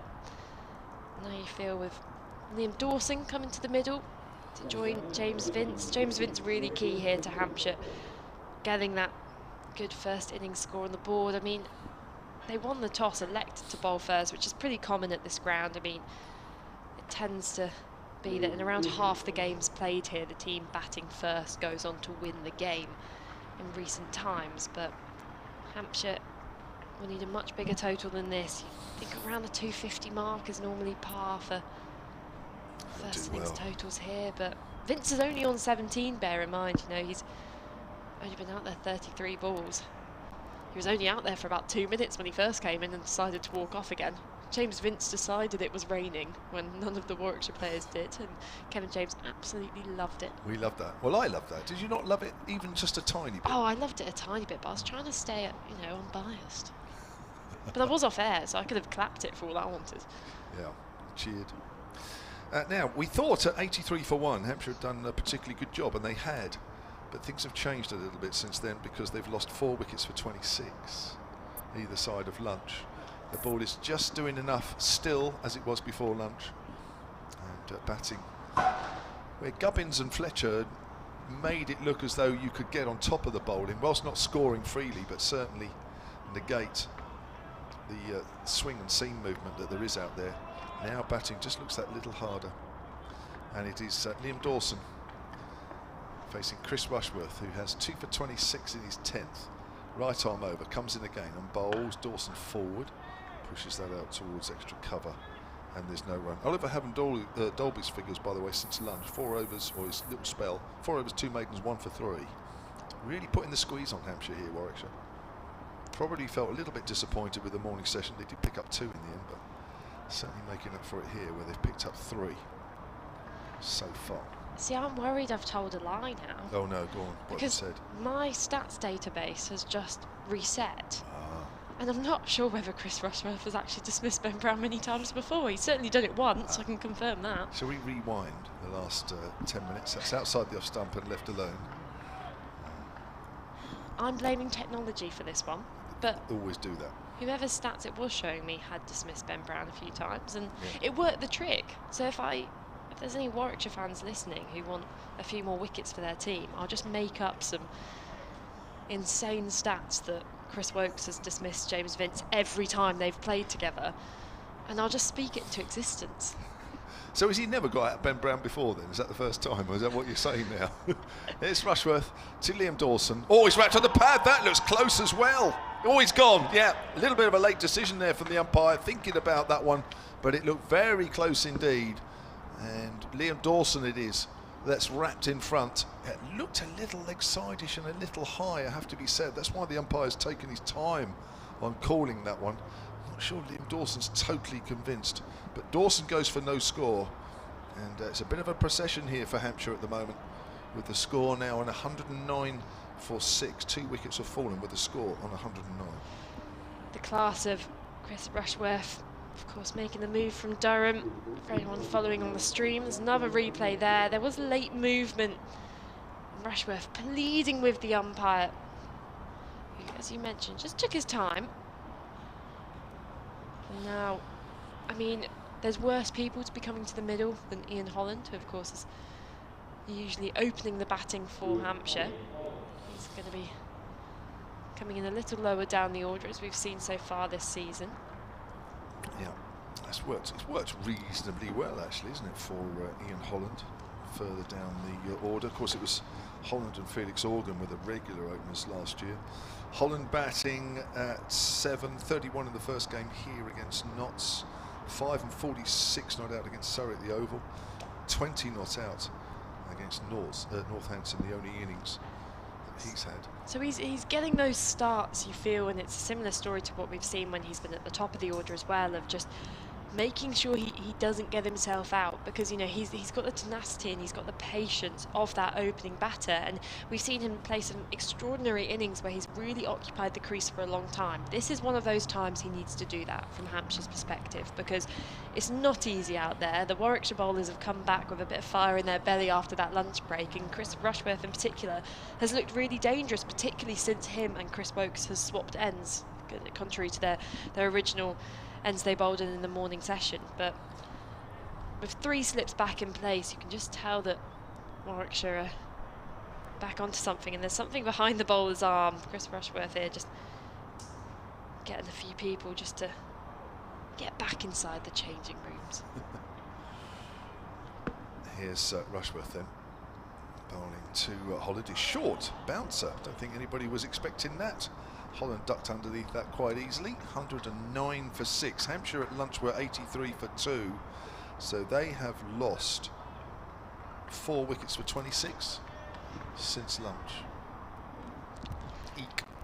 I mean, at the start of the season, you know, most Hampshire fans would be aware that the strongest suit of the team is their bowling. You know, you look at last season with the likes of Barker, Abbas and Abbott, both getting over 50 wickets each. You know, they have this remarkable way of taking it in turns to just do something fantastic, and one will pick up a fifer and the other will assume the role of just holding down one end. And, you know, Hampshire are also blessed with fantastic all-rounders, as Barnard bowls and falls just short of second slip, as riding the bounce on that one was Vince. He seemed to be in control of the shot, that's why it's just fallen short of the fielder, although I wonder now whether there was just a chance of getting his fingertips underneath it. Sam Hain, he's getting a few cuddles from his fellow teammates in the slips, who I think recognised that regardless saved a boundary. Barnard in again over the wicket, hooping in swing, just played well by Vince, and it's late, quick swing here from Barnard. But yeah, people knew, you know, that the batting was the weak point. They've got the bowlers, they have the all-round options with Barker and Fuller, Ian Holland, but there is a weakness at the top of the order. And as we've mentioned earlier today, there is young players, they are promising for Hampshire, but there's never really been that consistency. And they're showing it again today with a slight collapse in the middle order, left alone by Vince. Through to Burgess behind the stumps. 109 for 6. Yeah, it's mind you that even now with the ball nearly into his 40th over, it's still moving around almost as much as it did as in over number 1. Thank you to Mike Martin at Sun Sport. Afternoon to you, Mike. Liam Dawson has 57 runs this season at an average of under 10.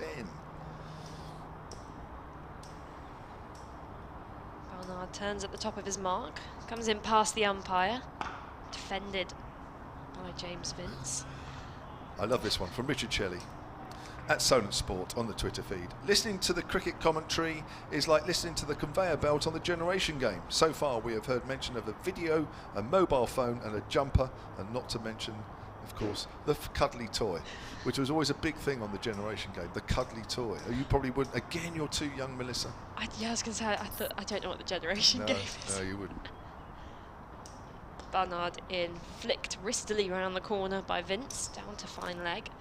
Picks up a single and score moves on to 110 for 6. Go on, what was the Generation Game then? Well, it was a sort of a game show played between couples. It could be brother, sister, husband, wife, friend, whatever. Pairs, not couples then, if it's brothers and sisters. Thank you. Yeah, sorry. Ooh, getting into dangerous territory there. Yeah, thank you for that. And you just play a series of stupid games and sort of go through to a final. And the one person left standing sat in front of a conveyor belt with all these things going across, and the cuddly toy was always got the biggest shout. Oh.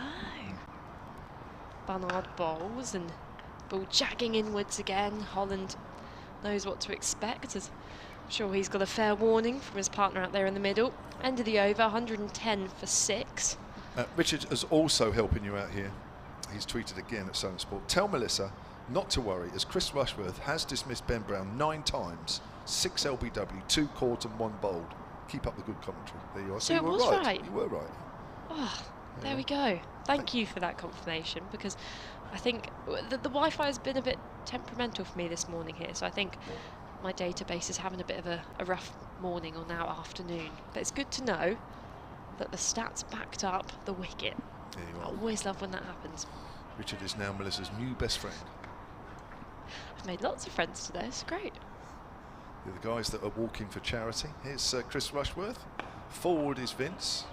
Plays that quietly out into the covers. Yep, and if anyone here at the ground who may have spotted Nick, Scott and Tom, they're probably, how many laps had they done at the lunch break? Went down and said hello, was it 10? 10 at the moment, yeah. And they worked out that 2 laps is a mile, I believe. So, of course, they're trying to walk 100 miles in May for the Wessex Cancer Trust for Nick's dad and his nan, who both unfortunately have stage 4 cancer.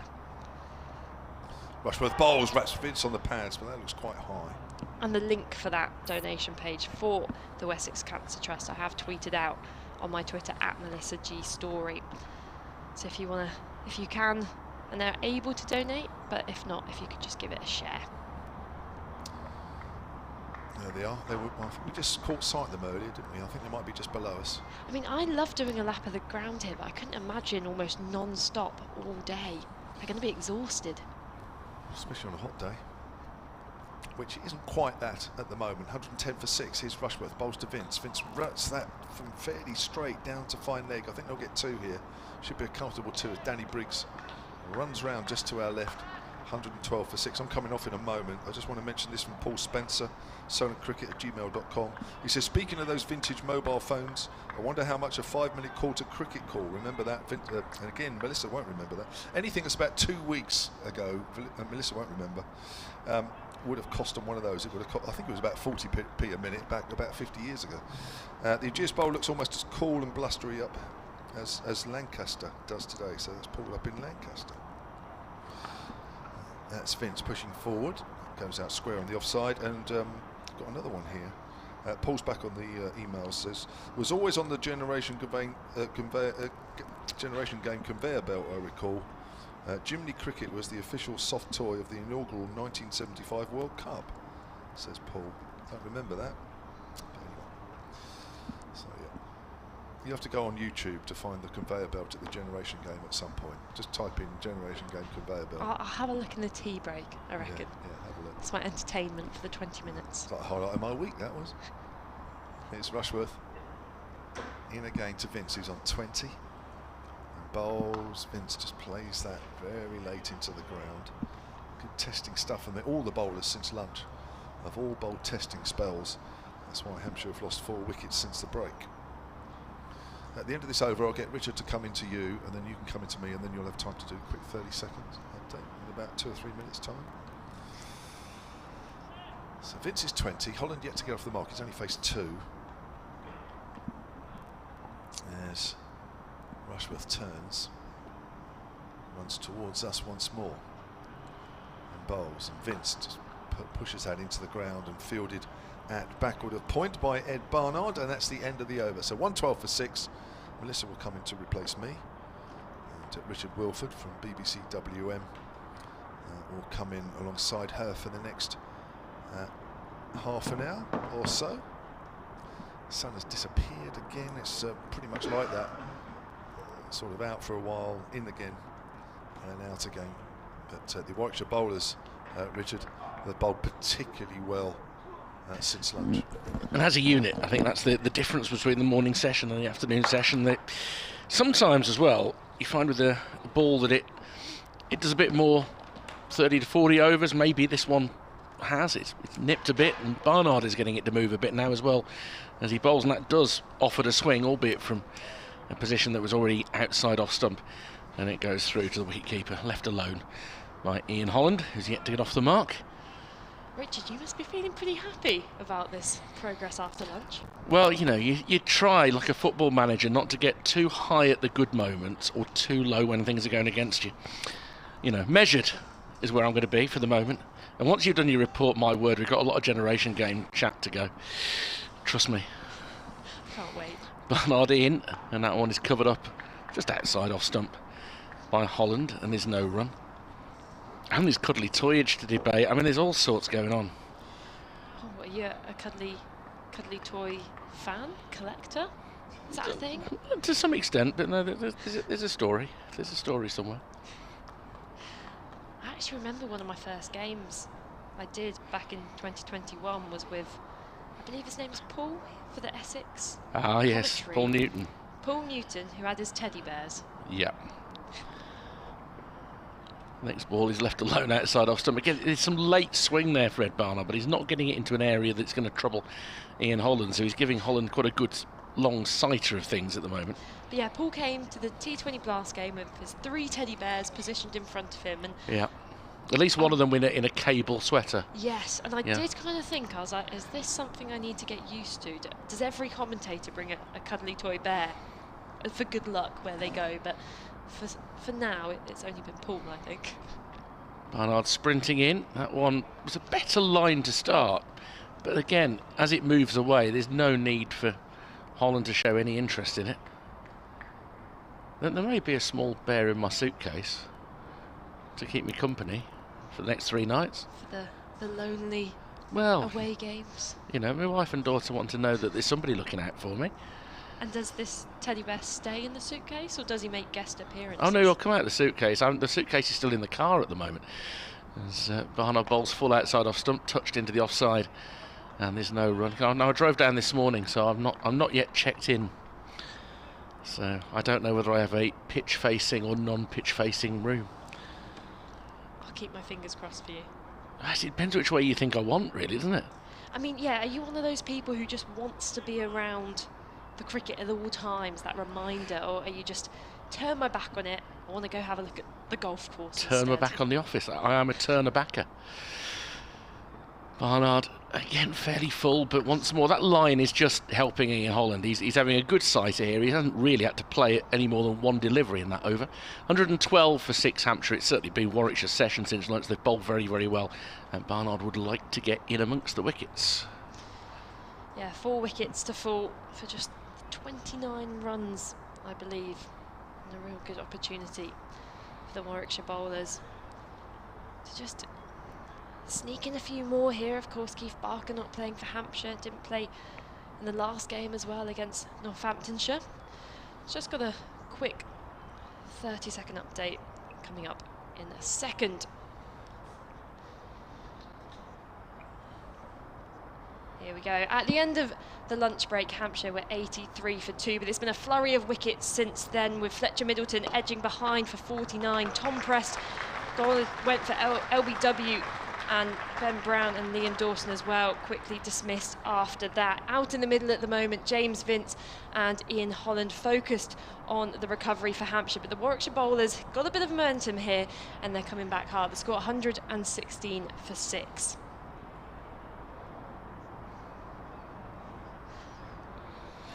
Still getting used to those. Yeah. You fumble your words, and I think the 30-second timer puts you on the spot. It does, but it's like cricket. It's like if you've done a misfield, you just crack on, forget about it. It's gone. You can carry on with the report. It's fine. Rushworth in, driving another boundary is James Vince. First ball of the over went away for 4, and now consecutive. I missed that first fall because I was looking down. Yeah, beautiful square drive for the first, and then a straighter drive for the second. Both of them, the classic elegance, the effortlessness of James Vince. Wow, it's a good chance for James Vince here just to apply a bit of pressure on Rushworth, because a few boundaries can sometimes just force that bowling change. Although saying that, Rushworth with the wickets of Brown and Dawson is rolling with a bit of steam on here as that's worked into the onside, out to deep mid wicket, a single taken. Yeah, 121 for 6 Hampshire. I mean, for Vince, it's about a rebuild here, because you get yourself into a position where you're 6 down, you've got to hold your nerve. The batting conditions, the ball has nibbled a bit more, I think, this afternoon than it did this morning, but it looks a good surface. And the sun just trying to push through the clouds at the moment. But it's certainly one of those days where it's hard to tell what a good score is today. Yeah, I think anything over that 200 as Rushworth bowls and hits Holland in the pad, maybe a bit of bat involved. Whole body was lurched backwards there as there was the groans from the slip cord. And yeah, I think 200, 215 maybe from the position Hampshire in. I mean, it's a big ask to put on another 100 runs here, and largely resting on these two in the middle. Ian Holland yet to get off the mark. He's faced 9 balls. But 2 fully fledged top order batsmen, Yes. to be fair. Of course, then they've got the likes of James Fuller to come in next.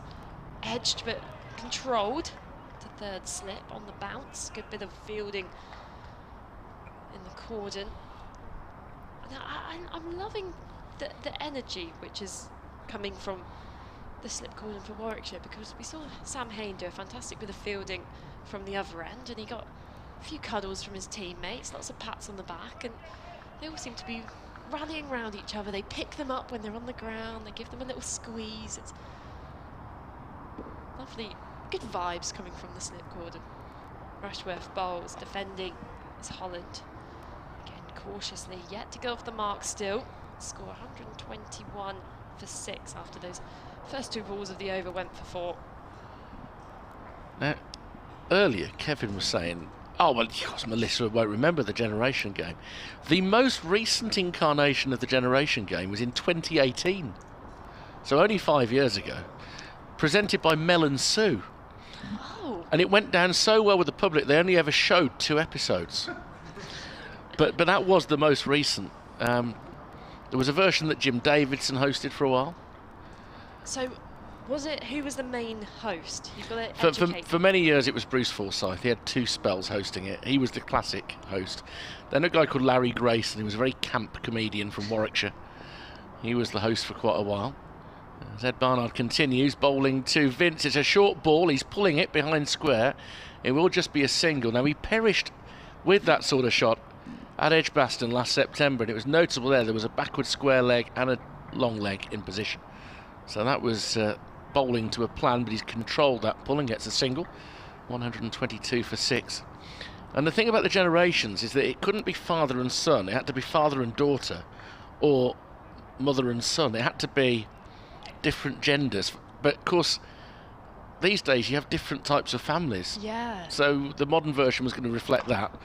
As that's a lovely push off the back foot there for at least 1, I think about 2. Early call coming in, and they will get through because the throw falling backwards lacked sufficient velocity. It was Davis who tried to get it airborne quickly. So Holland off the mark. Is he with 2, or was that his first scoring shot? Yeah, 124 for 6. So yeah, I mean the modern version was going to reflect blended families and same gender families. This is Graham Norton hosted it for a brief stint in 2005. No, that wasn't a proper one, I think you'll find. As ball just back of a length through Barnard is left alone outside off stump. Yeah, I mean, look, you're search engineing it now. I'm intrigued. I feel like I'm going to go back to my room tonight and have a look on some YouTube. No, I wouldn't. I don't think I would if I were you. No. No. It was very much of its age, of its era. It was particularly in the 70s and 80s. It looks like it was of the 70s and 80s when you see it. So, this is full and really does swing that delivery from Barnard, but it's swung into the pads of Holland, who neatly turns it round the corner for another single. Rushworth does the fielding, 125 for 6, but that was quite extravagant swing from Barnard. I'm finding it quite extraordinary that he hasn't picked up a wicket yet, because, you know, this late swing is coming out at a good pace, and the fact that both Prest, Brown, or all 3 of Prest, Brown and Dawson have all been dismissed at LBW, you know, it's clearly a dismissal which is working in this game, and yeah, I mean that just snuck through the gap yet. Yeah, he hasn't quite got the line right. He doesn't here either. That's going to be going down the leg side. I don't know whether it touched anything, but it'll go for 4 in front of the pavilion. Was it leg buys? Indeed it was. Umpire Warren signals. 129 for 6. Just hasn't quite got his line right.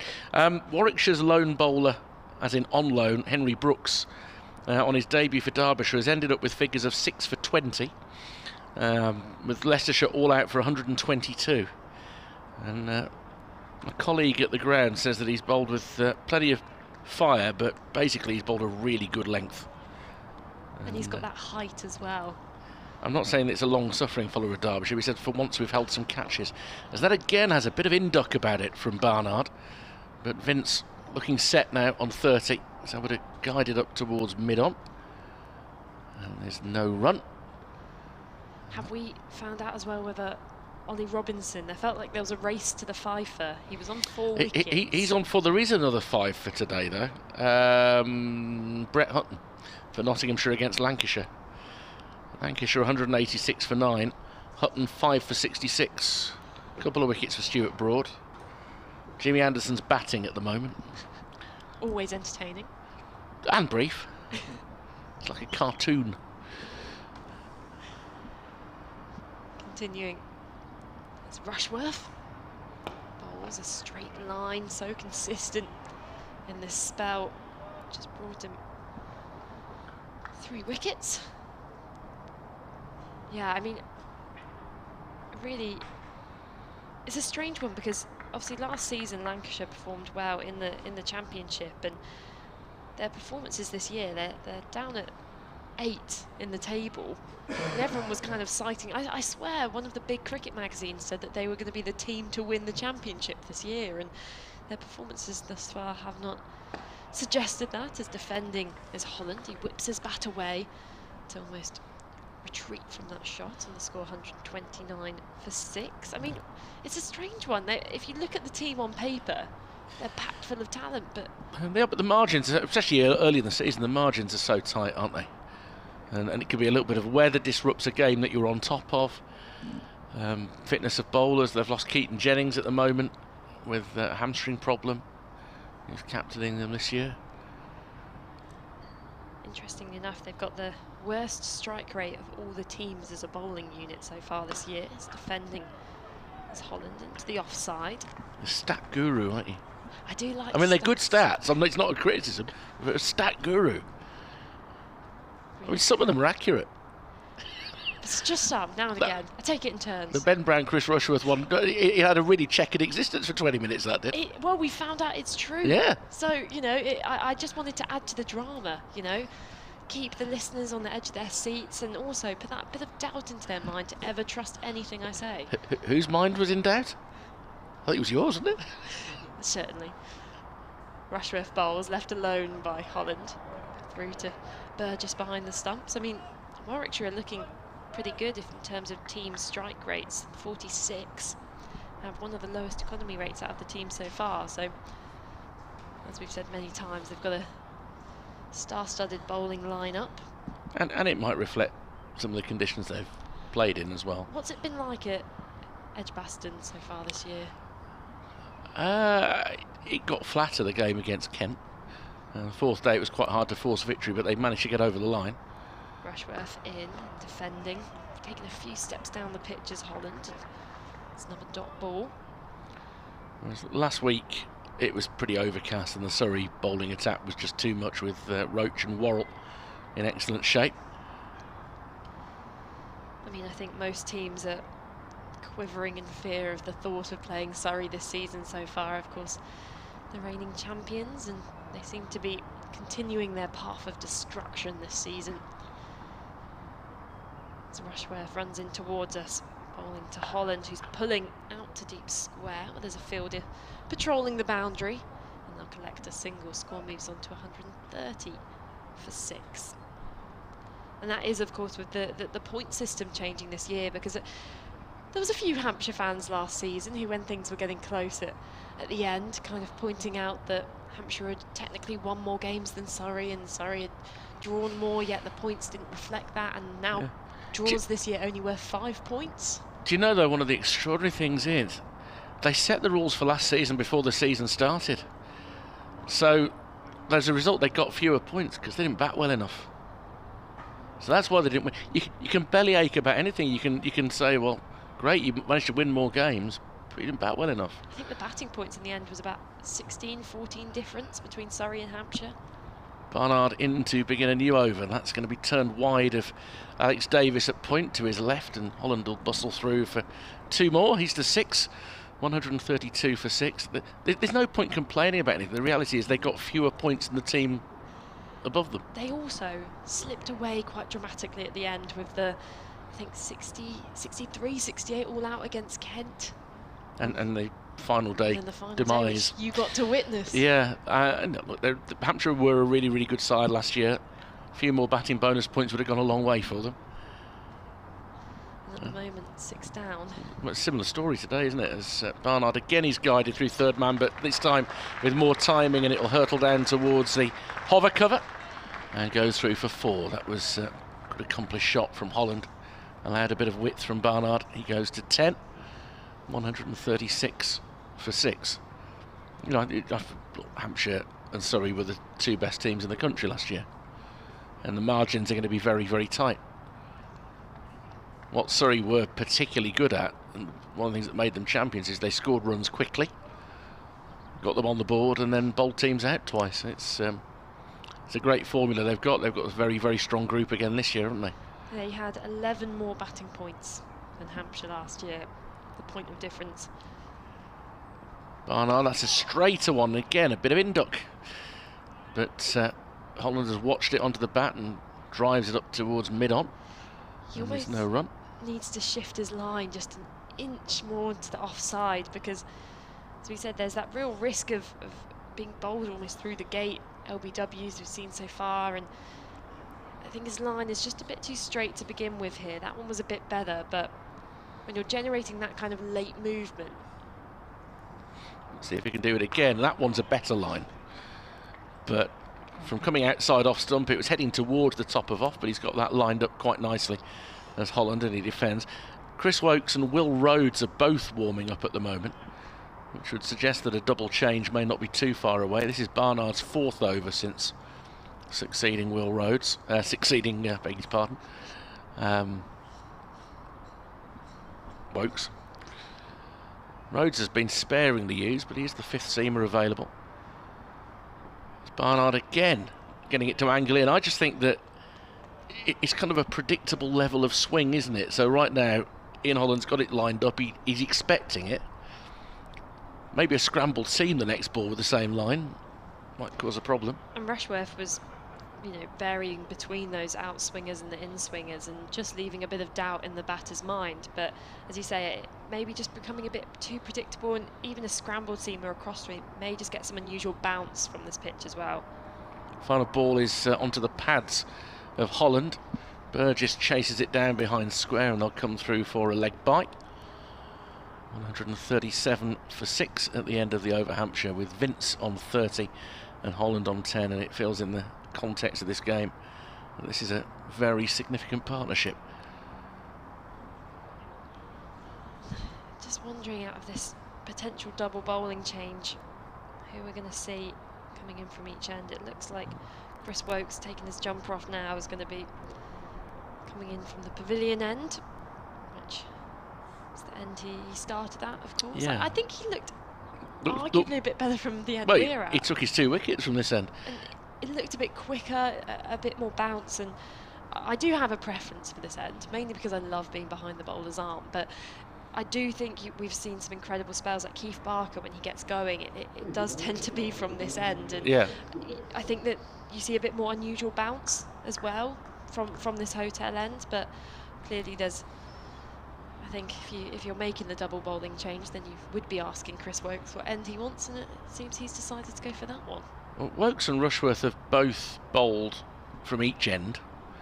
Hannon Dolby has been exclusively pavilion end. Barnard has been exclusively hotel end. Will Rhodes looks like he's going to come on at the hotel end next. Chris Woakes bowling to Holland, and it's been skied in the air, down to fine leg, simple catch. Ian Holland, hand on his head, and Chris Woakes picks up his 3rd wicket. The first ball, this 3rd spell. It's a short ball, well-directed bouncer. Ian Holland ducked underneath it just to get a bit more, almost on top of the bounce, and he ends up just giving a bit of catching practice to the fielder at fine leg. He goes for 10, bowled by Chris Woakes, caught by Danny Briggs down on the boundary, and the score 137 for 7 now. That 200 mark we said would be about par for Hampshire, winning the toss, electing to bat first. It's going to look increasingly harder to get there. James Vince has hardly had any of the strike. He's only faced 50 deliveries, and on 30, no one's stayed out there long enough to support their captain. As drinks are run onto the pitch for the Warwickshire players and the umpires. The body language says it all from Ian Holland, because as he saw Danny Briggs steady himself, and Briggs had it, perfectly judged all the way through, and he just puts his hand on top of his helmet as if to say, how on earth have I mugged myself off like that? It's such a strange thing that in this sport you see that on so many occasions, that it's such a vast outfield, and yet all those kind of factors which come into play, yet the batter finds the way to hit it directly down their throat. And Danny Briggs did not have to move an inch, he just settled himself underneath it, calmly took the catch. And James Fuller, the new batter coming into the middle now, is an exciting player to watch. He can certainly, get down and dig in, but he also won't hesitate if there's a bit of width just to throw his hands through it. And I do tend to get quite excited when James Fuller comes to the middle, but he usually does come in with a bit more of a foundation. At this stage, maybe he'd be coming in typically around the 180, 200 stage, and it gives him that freedom to play his shots. It'll be interesting to see how he plays now, and the words James Vince will be telling him, particularly with Chris Woakes on a roll, with Chris Rushworth on a roll, and really the Warwickshire bowlers not giving them away anything at all. What is James Vince going to be saying to him? Just stick with me, please. Yeah, somebody needs to. That's for sure. There's not a lot after him. Wokes then to Fuller, who pushes to mid-off. And it's a dot ball. I mean, you debate whether Wokes has deliberately gone short with that first ball of his spell or whether it's just a loosener. But it had enough on it to entice the miscue. And I suppose if Holland instinctively sees that ball, he thinks, right, get after this now, get after this. Well, he's got a reputation for being the nicest man in cricket, Chris Wokes, and we were having a little running gag on the side when I was off air as he comes into bowl. Beats the outside edge of Fuller's bat. Lovely late swing away, and Burgess, he could dive to his right to take that one. We were saying how when Chris Wokes bowls a good ball, he probably apologises to the batter. So I'm really, I'm not sure he does. It just slipped out. I'm so sorry. I mean, it's such a shame you hit it straight down the throat of fine leg. You know, better luck next time, mate. You know. Yeah, I think the 552 first-class wickets on. I don't think he's apologised for too many of them. Quite funny if he did. Wokes in again and slapped away by Fuller past the diving point. Not timed 100%, and it's enough to get the boundary away for 4. And this is the kind of thing we've seen to expect from Fuller. I don't think he's happy with his bat, actually. I mentioned it, he didn't hit it 100%, and it looks like he wants to get the bat changed almost straight away. Bit of a drag down that from Chris Wokes, but I think he's felt that go through his hands, and he's looking at the timber a little bit quizzically, and here comes a replacement. Oh, one shot and it's gone. Oh dear, that was his favourite as well. Fetch me the next. That'd be his favourite. I mean, it's not that far back in history of first-class cricket. At this point, he'd be begging somebody else to lend him a bat. I've got quite the reputation for breaking bats. I've broken 10 bats in the last 3 years. Mainly because I think I hit it so hard that they just physically can't withstand my strength. But it is bad because I now always have to speak to people and be like, if I break this one, can I use your one? Because I mean, I took one out my kit bag the other day and it came out and it was broken. Just a big crack down the back. I don't know what's happening now. There's a curse. As Wokes into Fuller and his tiptoes defending this into the offside. Do you have a reputation for being careless with kit?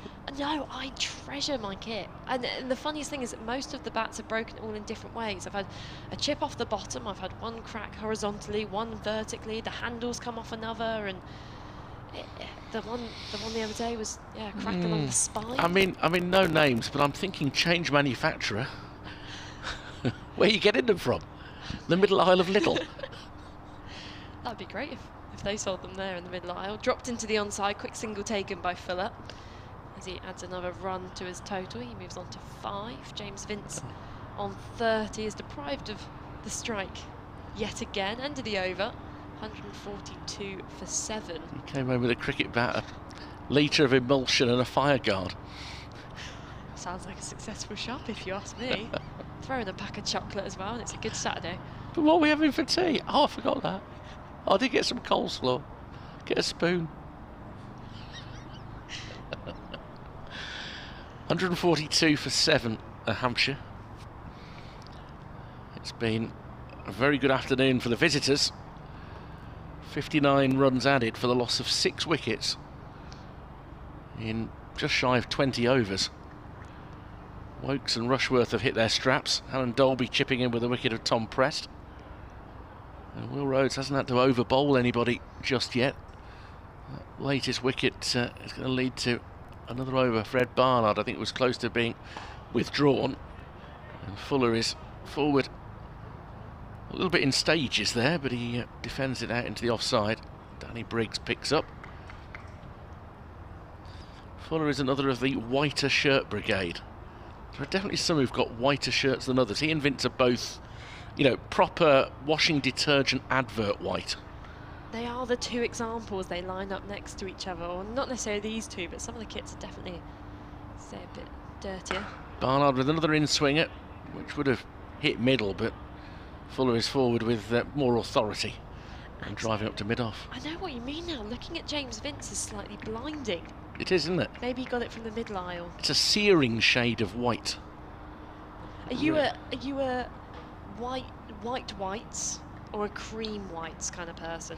Well, after last week when I put a red shirt in the wash and all my white t-shirts have gone pink, genuinely happened last week. I'm a pink whites. As Barnard has turned round the corner behind square, they're pushing hard for 2. That's really good running from Fuller. That was probably a 1 3/4 in truth, but Rushworth was the fielder, and that gave them the chance to get back on the arm. Fuller to 7, 144 for 7, and you know he's going to play positively when he's out there. He's had such a almost change around in his career. Not that he was a bad player before, James Fuller, but these last 2 years he's really come into himself as a player, got a lot more confidence in his game. And that one swings into his pads, and he just flexes his left leg a bit. That hit him on an awkward part of the pad. Went out into the leg side, and there's no run. Barnard just can't quite get the radar right here. He's bowling at a decent pace. He's getting the ball to swing late, but he's not really inconveniencing the batsman, and that will be frustrating him. And he's getting the ball to sing a little bit when it's 48 overs old. And that one was again arcing in towards off stump, but Fuller is forward sturdily to defend. I'll be disappearing at the end of this over, so we're going to go and do a report. So I think Kevin is sort of coming in, and then I think I'm only briefly off. I don't know whether that's. I think that might be what it is. I don't know. I love the sign language that goes on here. I mean, it so beats having anything written down. It just kind of. That's bolt straight, that one from Barnard, who pulls up with the manner of a man who thinks, well, that's probably my spell. I've probably had it for now. End of the over. Hampshire 144 for 7, and returning alongside me, Kevin James. It's the game is moving on a little bit quicker than we might have thought at lunchtime. Yeah, I suppose if you're a neutral, then if you're aware that what weather's coming sort of in the second half of the game, then I suppose, ideally this game does need to move forward. Whoever wins it, or indeed if it's a draw, but yeah, I think Hampshire this afternoon have been blown away a little bit. 5 wickets since lunch. There's been some great bowling from all of the seamers. There was some good bowling from all of the seamers before lunch, but maybe they've had a little bit more luck. But I think generally they've bowled a little tighter. Yeah, I don't know how. There have been more wicket-taking balls, but it's interesting to see how much movement there still is. And actually, the Hampshire attack are only going to be encouraged by a lot of what they're seeing. Well, if it stays like this, yeah, we could be all over in 2 days, but we'll have to wait and see. But it's actually a pretty good batting wicket. It's just that the ball is still moving, even in its 48th over. And here's Wokes and bowls to Vince. Vince cuts that one away, past extra cover. That'll be 4. Chris Wokes short and wide with that one into his 12th over here. Vince moves on to 34, 148 for 7. Hampshire were at one stage 83 for 1. Nick Gubbins out just before lunch for 32. Caught in the slips off Wokes. Ball that bounced, he had to play at it. And then since lunch, Middleton for 49, Preston for 1, Brown for 4, Dawson no score, Holland for 10. The wickets that have fallen. But with the ball moving around, not a lot, but just enough. And with this class of attack, as Hampshire's have, then wickets are always likely to fall. Vince gets wrapped on the pad there, trying to work that on the leg side. May just have got a fraction of an inside edge. But at one stage, batting looked as though you could get on top of it. That partnership of 74 between Gubbins and Middleton for the second wicket just looked as though if batters played properly and had the right shot selection, then it was manageable. But maybe this afternoon it's just proved that maybe it's not as easy as that. As Wokes comes in, Vince gets wrapped on the pad as it leaps back on him. The bowling figures for Warwickshire so far then. Rushworth has 3 for 38 from 13. Wokes, who we're watching bowl now, has 3 for 32 in his 12th. Oliver Haddon-Dolby 1 for 26 from 10. Wicketless Ed Barnard 10 overs, none for 29, but he does look as though he can take a wicket at any time, getting the ball to reverse swing quite late and also hold its line at times. Has looked dangerous. as Vince is in behind that one. Just hasn't been his day so far. And Danny Briggs, 4 overs of left arm spin, none for 15. Bit of a mixture from him, a couple of full tosses, a couple of half volleys as he makes his way back from injury. So all in all, here we are at 148 for 7. James Vince 34 not out, Fuller 7 not out. It's been a very watchable first day here as Wokes comes in again, right arm over and bowls. Vince gets one on middle and leg, turns it around on the leg side, runs the first one quickly. Burgess is running after it. Is there an inside edge onto the pad? Looks like the umpire is going to signal leg byes. Takes the Hampshire total on to 149. Remember, Hampshire won the toss and elected to bat first. I think they had to, really. When you look at the wicket, it was a bit like Northamptonshire, really, where, yeah, the stats show, and it was obvious that the ball was going to nip around a bit, but you probably had to bat first. Although Northamptonshire put Hampshire in, lost control of the game because of it. Here's Wokes. Forward is Fuller. Nice push shot up to mid-off. That could go all the way. Wow, that's out of the middle. That was no more than a forward defensive from James Fuller, and the ball just seemed to gather pace as it made its way past the bowler and up towards mid-off. Chris Rushworth couldn't get there in time, and that's the 150 up for Hampshire at the end of the 49th over. Thank you for all your tweets and emails today. By the way, we've enjoyed talking about lots of different things, as well as the cricket. Got a couple more here. We're talking about the generation game earlier. Paul Spencer, cricket@gmail.com, says, I wonder if the aforementioned late and great Larry Grayson, who was from Nuneaton, was a Warwickshire CCC supporter. I'm sure he'd think that all the Warwickshire players seem like nice boys. Thank you very much, Paul. Yes. And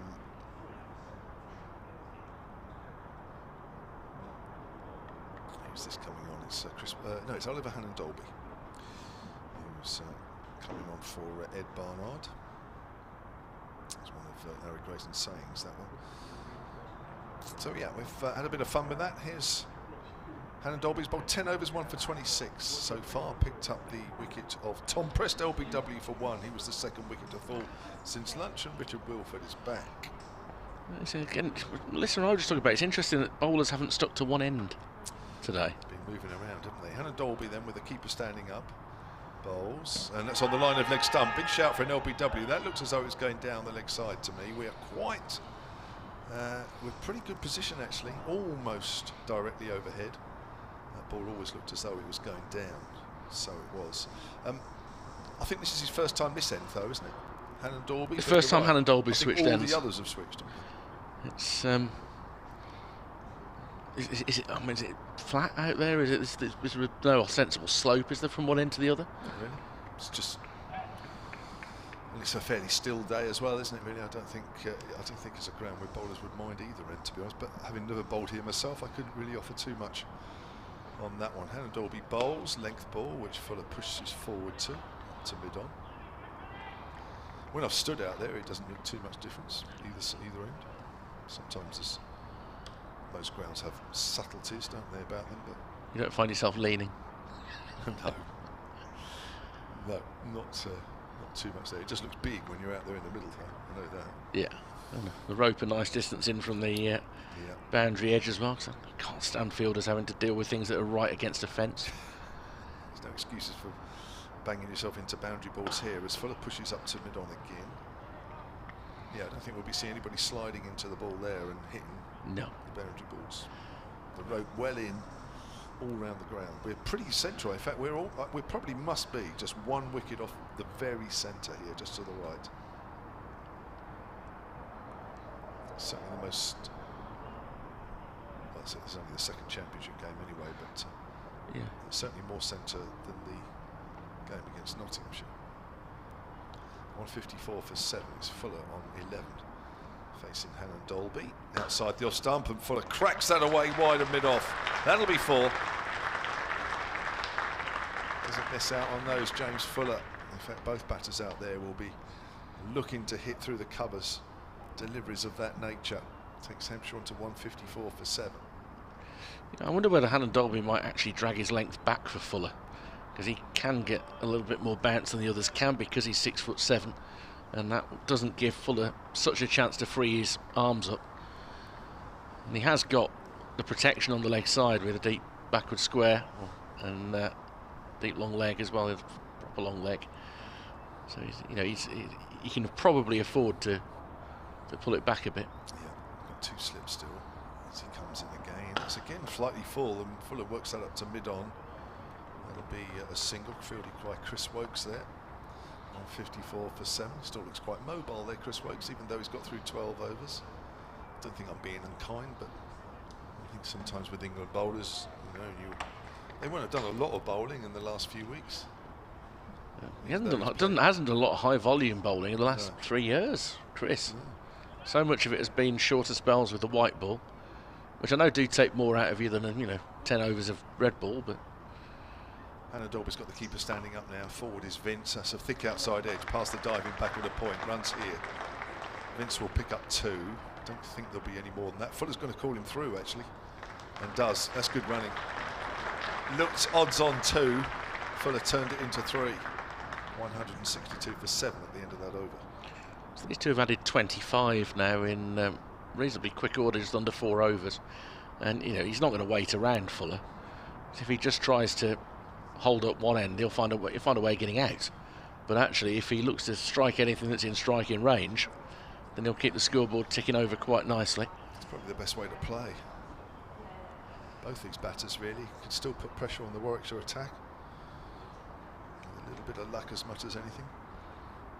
Vince hasn't found it easy, but when he has dispatched the ball, he's done it with a very elegant, very Vince-like style. Which is going to continue, but there's some debate over the field that he wants to have. That last wicket fell just as Will Rhodes was warming up and looking like he was going to come into the attack himself, which tells you they start to think about nursing their options through the day a bit longer. Now they'll go for the juggler because they'll feel if they can get this next one over, Got to. then they might be able to finish this off in shorter order. So Woakes comes into bowl to Vince on off-stump line. Vince wanting to push it wide of mid-on for a single, but he's got it too straight. It's picked up by Will Rhodes, and there's no run. Yeah, Abbott and Abbas to come. They'll be looking to finish it off here, isn't it? This is the last big partnership. Yeah. I think Abbott will be fairly uncomplicated, won't he, in the way that... Yeah, I mean, he'll hang around a little bit. I mean, Abbas less so. Yeah. He would just be keen to have a bowl at that point. Vince, quite tall at the crease, turns this one off his pads, running the first one hard because the boundary fielder is coming off the square leg boundary. It's actually beaten to it by Will Rhodes, but that's a very well judged 2 for Vince. Here goes... He says waiting to check whether the scoreboard's ticked over yet or not, but I think that's taken him to 39, 164 for 7. There's nothing wrong with the way the scoreboard operates, but I would say it's slightly unevenly paced. So sometimes it's takes a little while to react, and other times it's right on it, as it was there. Woakes approaches once again. Very straight bat in defence, picked up by Woakes in the follow-through. There's a little bit of an exchange of words between the two. I don't think there was anything bad about it. I think that was probably respectful. Oh, definitely. Two players who certainly have one thing in common, is that in another era both might have played significantly more test matches than they have. Sometimes it's about who's around at the same time as you with the same skill set. Woakes, back of a length, turned into the leg side. Again, he'll think there might be 2 here, and there are 2 as Briggs comes across. Really well judged once more. It's a bit like a one-day field on the leg side. Vince to 41, 166 for 7. Yeah, Vince 13 tests, Woakes 45. But imagine if Jimmy Anderson had retired at the age that a normal cricketer does. How many tests might Chris Woakes have had then? Probably enough to end the debate as to whether he can bowl away from home. One way or the other. I remember in the early part of his career, when he was sort of getting 1 test in 4, Woakes comes in now and bowls, and he's left alone outside off stump, and that does swing quite extravagantly away after it's gone past the stumps. But Ashley Giles, who was coaching Warwickshire at the time, said the problem that Chris had at that point was that every time he plays for England, it's like another debut, because he's had none of the consistency. He's played one, then he might carry the drinks, or he might be back with Warwickshire, and like 6 weeks later, oh, he's going to be put back into the test again. And it's not easy. It's a rarefied atmosphere. Different stage.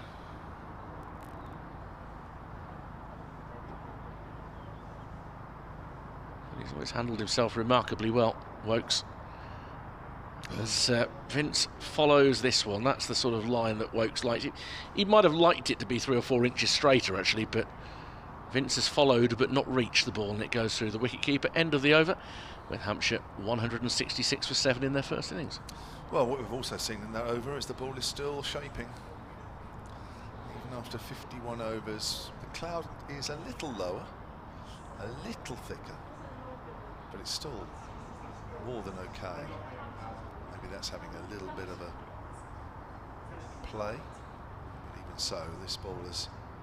I don't think there's been many overs where the ball at some point in the over hasn't deviated either off the seam or in the air. Not a lot, but it's always been just enough where the batters have had to be very careful over what shots they employ. Here's Hannon Dalby bowling to James Fuller, short outside the off stump. Fuller works it off the back foot up to mid-off, where it's fielded by Will Rhodes, and there is no run. The crowd is probably an average championship crowd here these days. Scattered around, we can see quite a few around either side of the pavilion, and in the pavilion itself there's always a few below us we can't quite see, but there's always a few behind the bowler's arm down this end. Either side of the ground, a real scattering of people, but it's about standard for a championship day. Oh, it just nips back on Fuller, and he just gets an inside edge onto the pad as the ball makes its way out towards second slip. Are there any places you can watch from indoors here, or is it? In the pavilion you can, yeah, you can watch the glass on the bottom row there, or the row, the level of glass just above the seats. Yeah.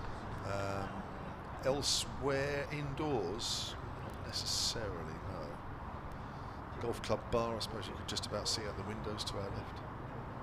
Maybe that many spaces where you can do that. Other than that, no, it's all outdoors as Hannon Dalby comes in and bowls. Fuller works that away behind square on the offside, quite deliberate. That'll be 4 runs. Nicely played. Just a fraction amount of width outside the off stump. Fuller just opened the face of the bat, guided it to backward a point, and moves on to 16, 166 for 7. Just used his height to get above the bounce there, didn't he? So he could get it down to third man. Quite a lot of runs scored through third man today. Cricketing royalty has just arrived in the camera gantry in the form of Emily Windsor, Southern Vipers, Trent Rockets, Oval Invincibles. I think that's about right. She's here. She'll be with us for the final session, doing a bit of commentary as well.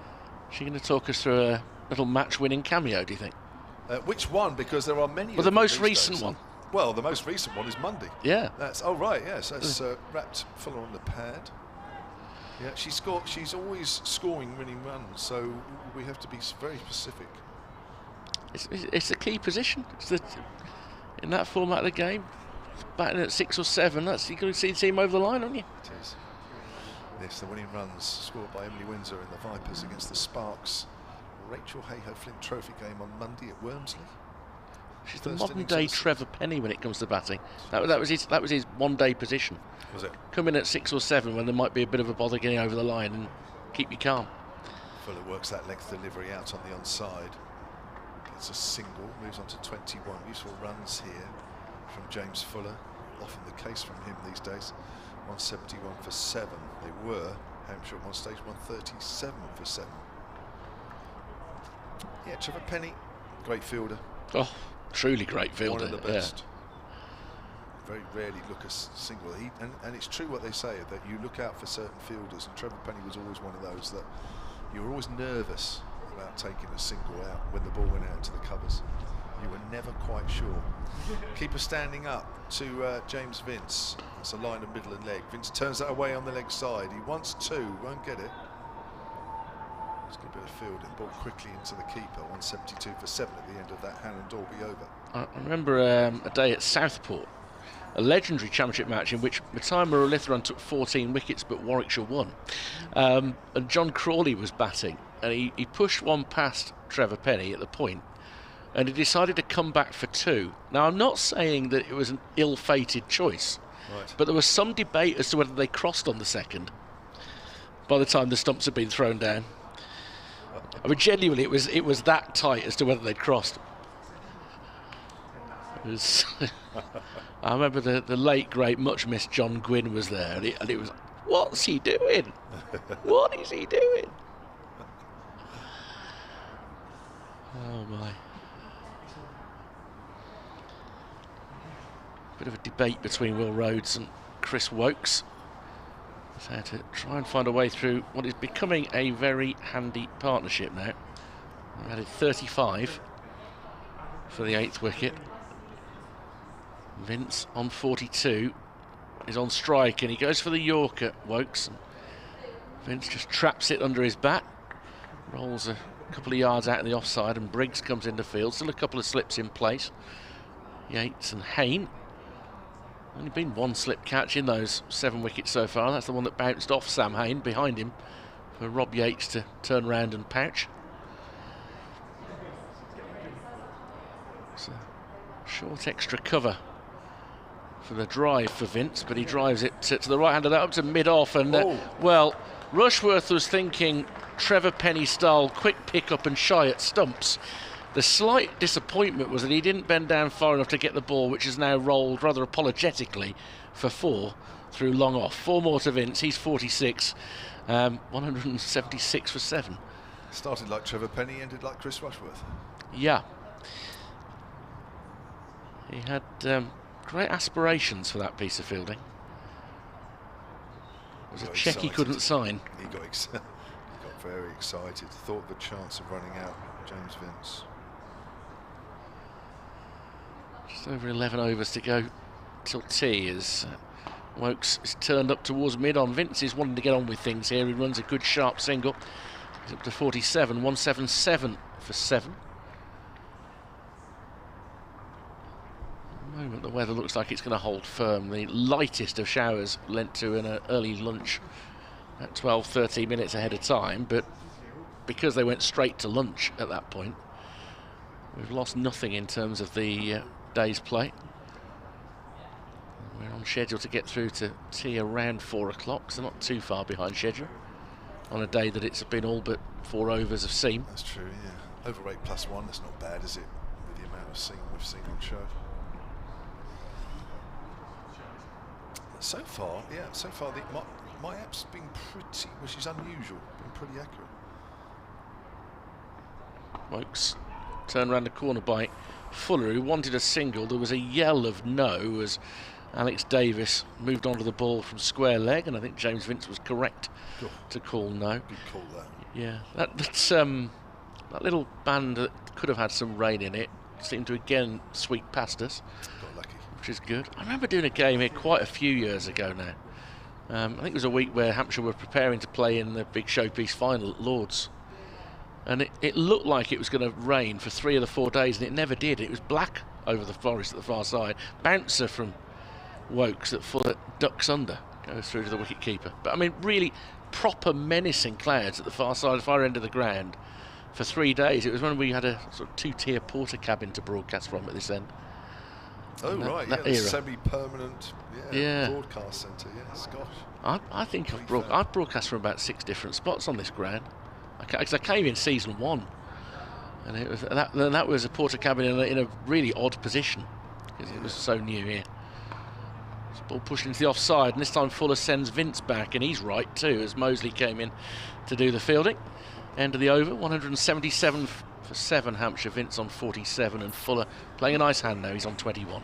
Yeah, there were porter cabins on top of each other, weren't they? Sort of, well, where the Shane Warne stand is now, just to the right, about 2 o'clock where we look. Yeah. At that end of the ground. That was there for a while. Then we moved over here to that 2-tiered prefab building, that's right. And then went over to the Colin Ingleby Mackenzie stand about 11 o'clock as we look. Just to the left of the pavilion, over there for a while, and now I've moved back over here. So you're right, a bit all over the place. It's all right. You just watch it. It's lovely to see the ground, the way that it's developed over the years. The first time I came here, the wicket was very green, very fresh, very difficult to bat on. 250 was a good score in any innings. Robin Smith was captain the side. Here's Hannon Dolby then bowls to James Vince. Vince forward to a good length delivery. Oh, a lovely bit of football skills there from Hannon Dolby. Just flicks it away to mid-wicket. And on a real first day green top, a very young Ian Bell had made about 65, 67, something like that. Batted beautifully. Nobody else could locate the ball. And when he got out, before he'd barely left the crease, Robin Smith had come over, put her arm round his shoulder, shook his hand, and afterwards just saying that, that's as good an innings as we've seen here so far. Yeah, it was difficult here first few years. Forward is Vince, thick inside edge, goes down towards 5 leg. He wants 2, he's not going to get one. Vince moves on to 48 now, and it's 178 for 7. It's fair to say that the judge proved a good judge of a player on that, yes, occasion as well. Now they'll all tell you, all the players of that era will tell you how difficult it was moving grounds. Oh. For the first few seasons here, it was hard work, no doubt about it. I don't think anybody would say otherwise. And then, of course, when they eventually managed to sort things out, they went the other way with it, and it actually was completely flat. To the point where there was just some massive scores and massive partnerships for a few years. And then they've got the balance probably about right here now. That's been the case for a while. Here's Hannon Dolby with the keeper standing back to Fuller. Just works that away, square on the offside. That's going to be 4. I don't think Alex Davis is going to get that one. That's not Alex Davis, is it? I think it is. It is, yes, yeah. It is, yeah. Can't quite get there in time. That's again a lovely piece of timing from Fuller, who just waits for the ball, just opens the face of the bat. Ball just races away. Fuller moves on to 25. 182 for 7. And this partnership now worth 45. And if the ball isn't nipping about, and it isn't for Hannon Dolby, then again it looks a good surface like it did before lunch. Yeah. And Fletcher Middleton was getting value for his drives, wasn't he? So you can time it out there. I don't think it's too pace. I think it's a bit slow. Yeah, it is. But if you get in, there are runs to be had. I mean, these two at the crease, there's no reason why Hampshire can't still make a really respectable score here. Make the most of the ball being well into its 50-odd overs now as Hannon Dolby comes out short, and it's way outside the off stump. That's not the best bouncer.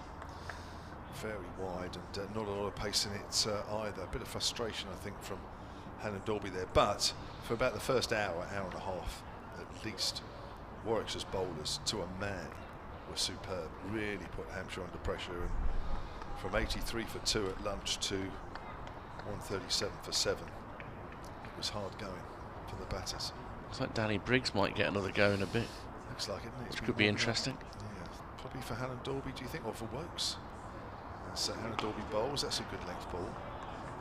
But not a lot there for him at the moment. Wokes has bowled 14 overs now. It's a 4-over spell, so is Briggs coming on for Wokes, or might he come on for Hannon Dolby, do you think? If you were captain, what would you do here, Richard? I think Hannon Dolby might be at the end of his spell, but Chris at most has got probably 1 to go. And all the bowlers have had a decent go now. Hannon Dolby with the last ball here of his 13th over, comes in and bowls. That's full on leg stump, just turned to short mid-wicket by Fuller. No real pace in that shot. End of the over. 182 for 7. Paul Spencer's back on the emails, cricket@gmail.com. He says, under Southport fixtures, I see Hampshire will be up at Southport in June. I always think of the 1982 Lancashire versus Warwickshire match, when the visitors batted first, scored 523 for 4, but lost the match by 10 wickets. Foxy Fowler's 100 in both Lancashire innings. There, always a good match at Southport with excellent crowds. Looking forward to it, says Paul. That was an extraordinary game. Obviously, I mean, do you remember it? Oh yeah, Alvin Calitran and Jeff Humpage both made hundreds. What year did he say? 82. Yeah, that'd be right. Yeah, Alvin and Jeff Humpage both made double hundreds. And in those days of 3-day cricket, you wouldn't think it would be possible to lose from there, but they found a way. Wow. Danny Briggs is going to come on, and it's a change of ends for him as well to the pavilion end. With about 10 overs, 9 or 10 overs now left until the tea interval, and this could be interesting. You would think Fuller in particular might want to have a go at Briggs. His first 4 overs cost him 15. And again, a little bit reminiscent of last season. His endeavours to try and shore one end up were undone by a couple of full tosses that were dispatched for 4. But he hits a decent length for the first delivery that she just turned round the corner because it was in towards the pads of Vince. Hannon Dolby, it's behind square at square leg, picks up the ball to field. He does look increasingly like one of those characters from the Stick Cricket App, Hannon Dolby, with the shaven head. Briggs, I haven't had a chance to ask him yet. Briggs is driven up towards mid-on, and there's no run. It makes him, I was out there in the middle before the toss, it makes him look totally different. A bit menacing, actually. Yeah, well, that's probably what he wanted. Yeah. Let's drag this one down. Quicker ball from Briggs. It's turned into the leg side, and that was potentially quite a short single, but they've got through okay. That was probably 4/5 of a run if Will Rhodes had got there quickly and got the ball on target, but he couldn't. Fuller to 26, 184 for 7. And Vince comes down the wicket, looks to drive through extra cover, but picks out the hands of the fielder, Barnard. But there's the willingness to use his feet, Vince, no surprise there. Just one away from his half century, which he'll get now by jabbing the ball up to mid-on. And gets a good round of applause, reaches his 50 off 72 deliveries with 7 fours. He has been tested at times during it. You would expect that when the Bears were on top with the ball for a while. But also, he's looked very composed and he's punished anything that deserved the treatment. His 47th first-class half-century.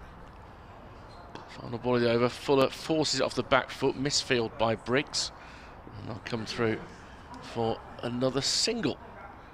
186 for 7 at the end of that over. And if Briggs can't offer containment, that's the problem that Will Rhodes has, though.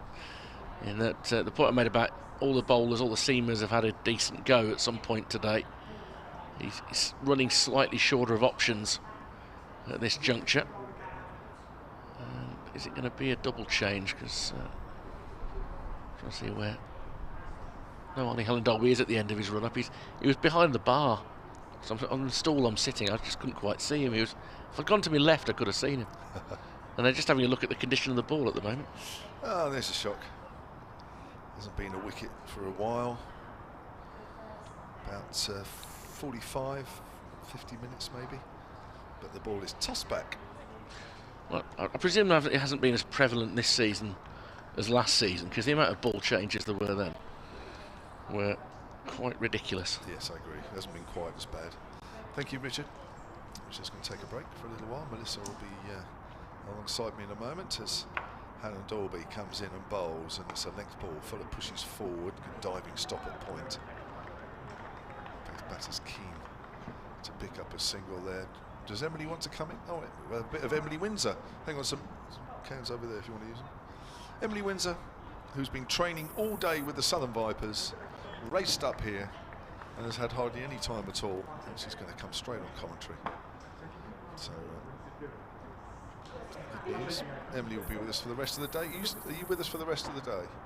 If you can untangle that, it's only just wrapped around. There's no big puzzle there. Here comes Hannon Dolby, bowls, and Fuller forward. He's going to take a quick single. They have to hurry here. Throw comes in the bowler's end. It hits the stumps and he's out. Well, that always looked risky. Will Rhodes at mid-off wasn't that deep, and Fuller took off straight away, and he wondered why on earth was he doing that. Maybe he made a misjudgment there with how close Rhodes was, and that is a bit of a soft dismissal. There's been a lot of wickets today where the bowlers have generally bowled the batters out, but Fuller has given that one away. He's gone for 27.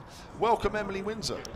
Yeah, that's not the welcome I wanted from a Hampshire point of view, but that was silly, wasn't it? I think these two are just starting to build a nice partnership, and they need that out there. Just been speaking to the head coach over the other side, and he actually doesn't feel this is a pitch that's doing an awful lot. Obviously they won the toss and chose to bat, so he's pretty disappointed from their start, but that's not what they needed from a Hampshire point of view. But importantly, James Vince is still there. Lucky it didn't go to his end, hey? Well, he's running out of partners now though, of course. But that's, I mean, if all roads there just sort of, sometimes at mid-off and mid-on, you know what it's like, you can sort of sneak in a little closer with the batter concentrating on the bowler coming in. So it may have been that Fuller clocked where Rhodes was maybe 30 seconds before, and then probably didn't realise that in the end he was as close as he was. But direct throw it had to be, and it was, and that was a 49-run partnership between Vince and Fuller that's been broken. Then the new batter walking out is Kyle Abbott. I'll do a very quick 30-second update, then we'll bring you back in, Emily. Score of the winning runs against the Central Sparks, because there's a lot of Warwickshire fans listening. There were also very rusty score of runs, that's for sure. Yeah. So Abbott's having a chat with James Vince, and here's a quick 30-second update. Well, Hampshire have been losing wickets since lunch. They are 186 for 8 at lunch. They were 83 for 2. It's been good all-round bowling from the Warwickshire seamers, including England bowler Chris Wokes has picked up 2 of those wickets since lunch. Chris Rushworth has picked up a couple. Fletcher Middleton, who opened the batting, he was the first wicket to fall this afternoon. He went for 49. There's been a bit of a recovery, or there was, between James Vince and James Fuller. We've just seen James Fuller run out. Bit of a mistake there, running to mid-off. He went out for 27, but James Vince is still there. 50 nods out. Hampshire 186 for 8. That's a length ball from Hannon Dolby, played into the ground, and there's no run. So how was training? Yeah, it was good, thank you. Oh, this music in my ear, Kev, is a little distracting. Yeah, it's we'll like Teletubbies. So you should know better. So in all your TMS commentaries, you should be more professional than that. You just ride it.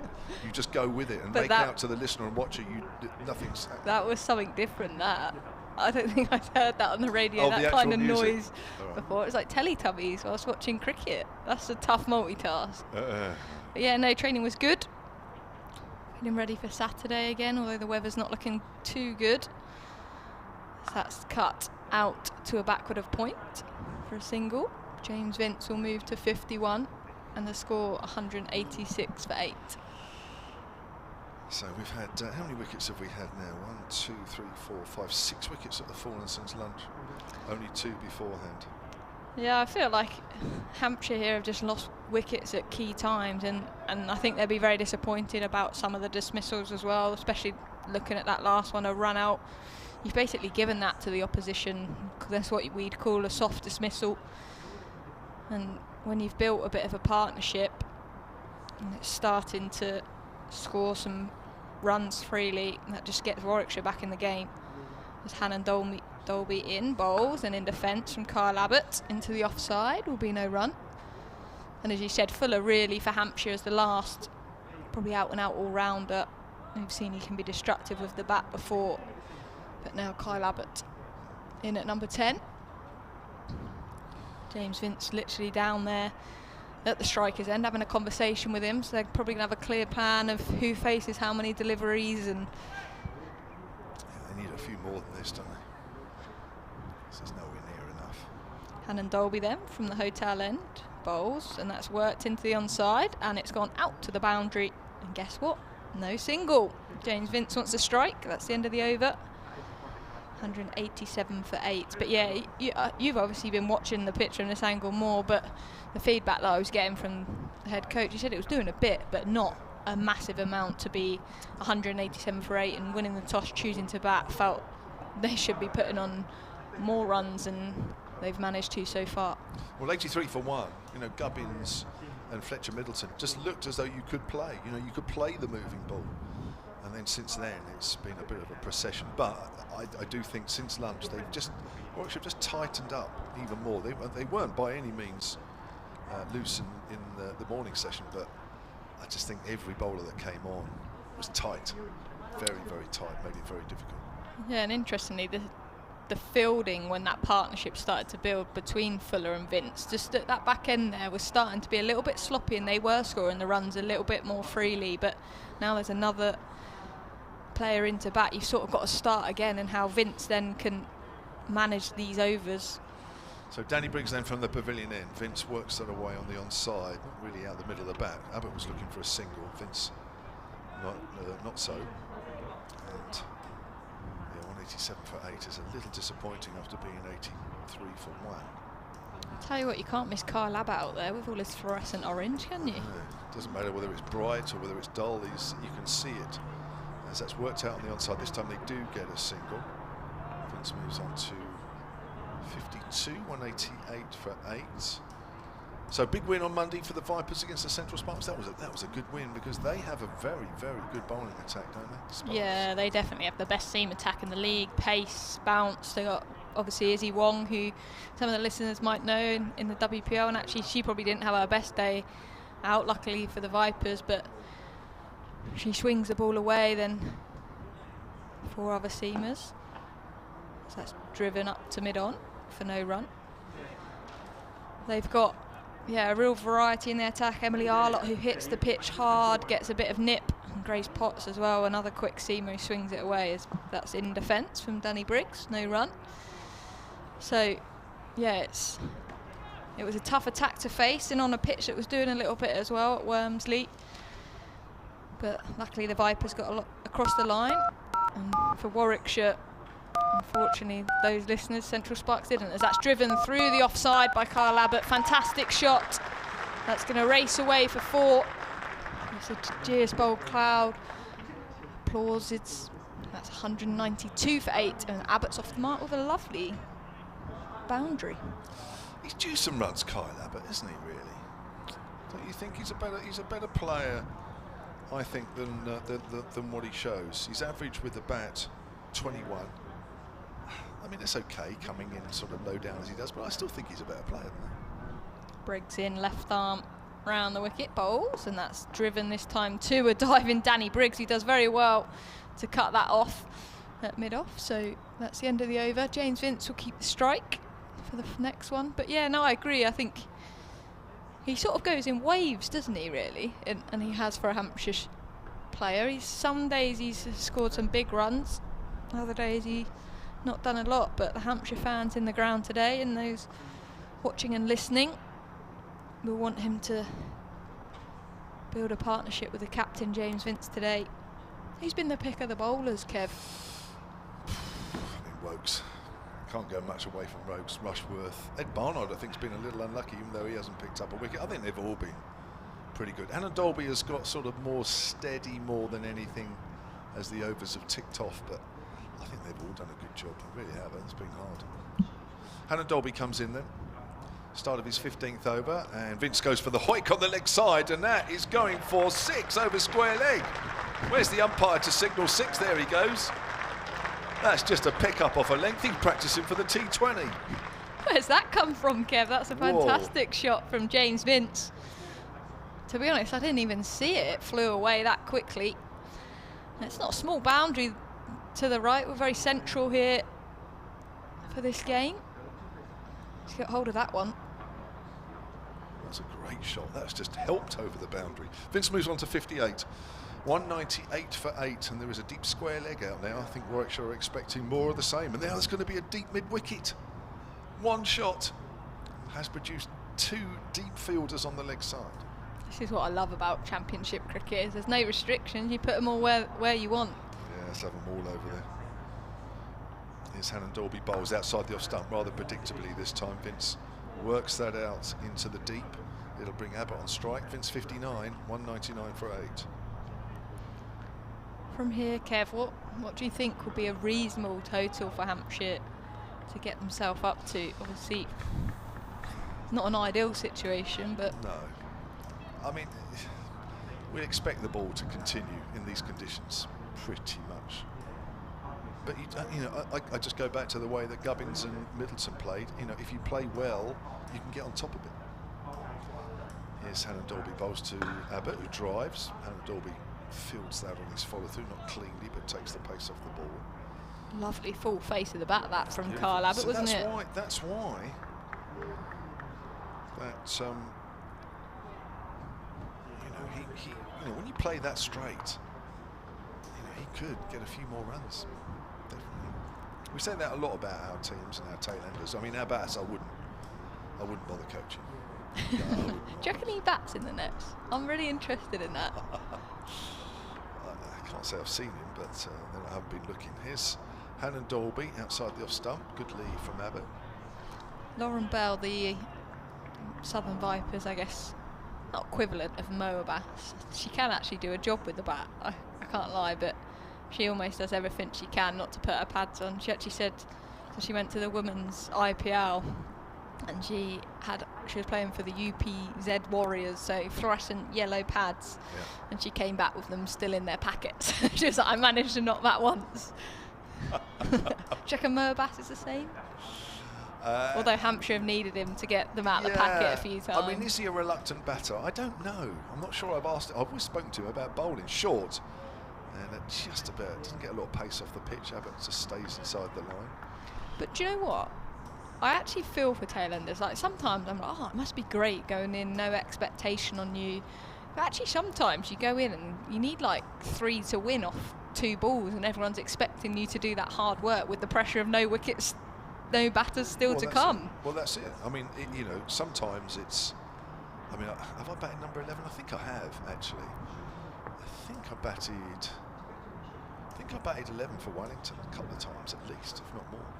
Abbott pushes forward up to mid-off. It's a weird position because you're right. Because sometimes actually you could be in the most important position in the game with all the pressure on you, and then you haven't batted. Your pads are still in the packaging. Then what do you do? That's right. So maybe he does net.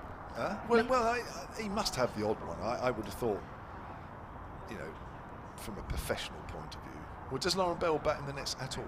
She has since she's come back, but sometimes she just doesn't. She'd rather do an extra run. But I think, as part of the situations you find yourself in, you need to have some practice. Yeah, I mean, obviously, I don't know what the percentage is, but I should imagine 19 times out of 20 you walk to the crease. There's probably not a lot of difference in what you can do, but it's that one time which is probably the most important. Danny Briggs then to continue from the pavilion end, ex-Hampshire player. All the fielders are out straight to James Vince as Briggs in bowls, and that's played back down the pitch to him. Just an extra cover in front of the bat. What's the lowest position you've batted? Probably number 11 actually. When I played Havant Men's, played in the first team, which is the Southern Premier League, as Briggs in bowls, and that's in defence again from Vince. I was number 11 there. And I can remember coming out to face some quick men's bowlers with a red ball and didn't enjoy it all too much. But yeah, you kind of don't have any pressure on you in that situation. As Briggs in, Vince gives himself room and hits that through the offside. The fielder at cover comes round, so it'll just be a single. And that applause is for the Hampshire 200. They're 8 wickets down into the 59th over. I think they'll take that in the dressing room at the moment. Yeah, 137 for 7 at one stage. As Briggs left arm round the wicket with his off spin, and in defence from Kyle Abbott to mid wicket. Big shout of note. And they stay in their crease. I can't get over this fluorescent gloves and bat he's got going on. You see it in T20 cricket, don't you? But in Championship cricket, you don't often see it as fluorescent as that. There's an appeal for LBW, but it just looked like it was going down the leg side on the arm. I just wonder if there's a reason why you don't see too many people having such fluorescent gear. It's traditional, isn't it? The whites, Yeah, but it does, I don't know, attracts attention. Briggs in, and that's a play and miss outside the off stump. How that has missed the stumps, I have no idea. Looked like it kept a little low. I'll watch that back on the replay. It's turned a little. Liam Dawson will like the look of that. Yeah, a little bit of turn, that'd be nice. 200 for 8. Do you know what? I'm genuinely thinking about traditional whites. Old school traditional whites were like cream, weren't they? Yeah, not as white as this. No. This day and age, they're like whites. Why has that changed? I have no idea. Do we miss the cream whites, the old school, under 9 Sports Direct whites? They're probably still cream rather than whites.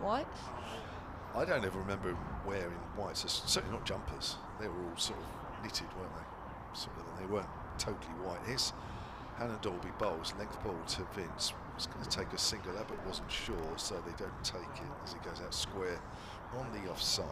I feel like that's... I think you only notice it now. See, at the time I thought we had whites, but then it's only when you see these guys now and you look back at what we wore and you think, do you know what, that's so off-white. It's scary. green. Yeah, it is, yeah. Speaking of those knitted jumpers, I feel like that's the dream, isn't it? Like for for a cricketer, and I actually got a story with Charlie Dean, who actually I live with at the moment. So she's played a test match for England, and they get their white jumper. And Dolby short, it's pulled away, helped away by Vince behind square on the leg side. There'll only be a single there as the field is quite scattered. 201 for 8, Vince 61. And so they get given the white jumper. And then when they get their test cap, it gets sewn on under the England badge that's right in the middle of that white jumper. And I said to Charlie, I was like, oh, that's so cool that you've got that. She was like, here, have it. So I've now got Charlie Dean's white jumper. Really? Yeah, how cool is that? I was literally in awe about it, and she just, here, off you go. Really? So I was walking around in it, pretending. Well, how many of those has she got then? Well, I feel like you get a new one every time you play. Right. They don't really reuse kit these days. Hannah Dolby to Abbott. Abbott's forward. Plays that into the covers. But that's like a creamy, old school, you know, the old-fashioned traditional whites.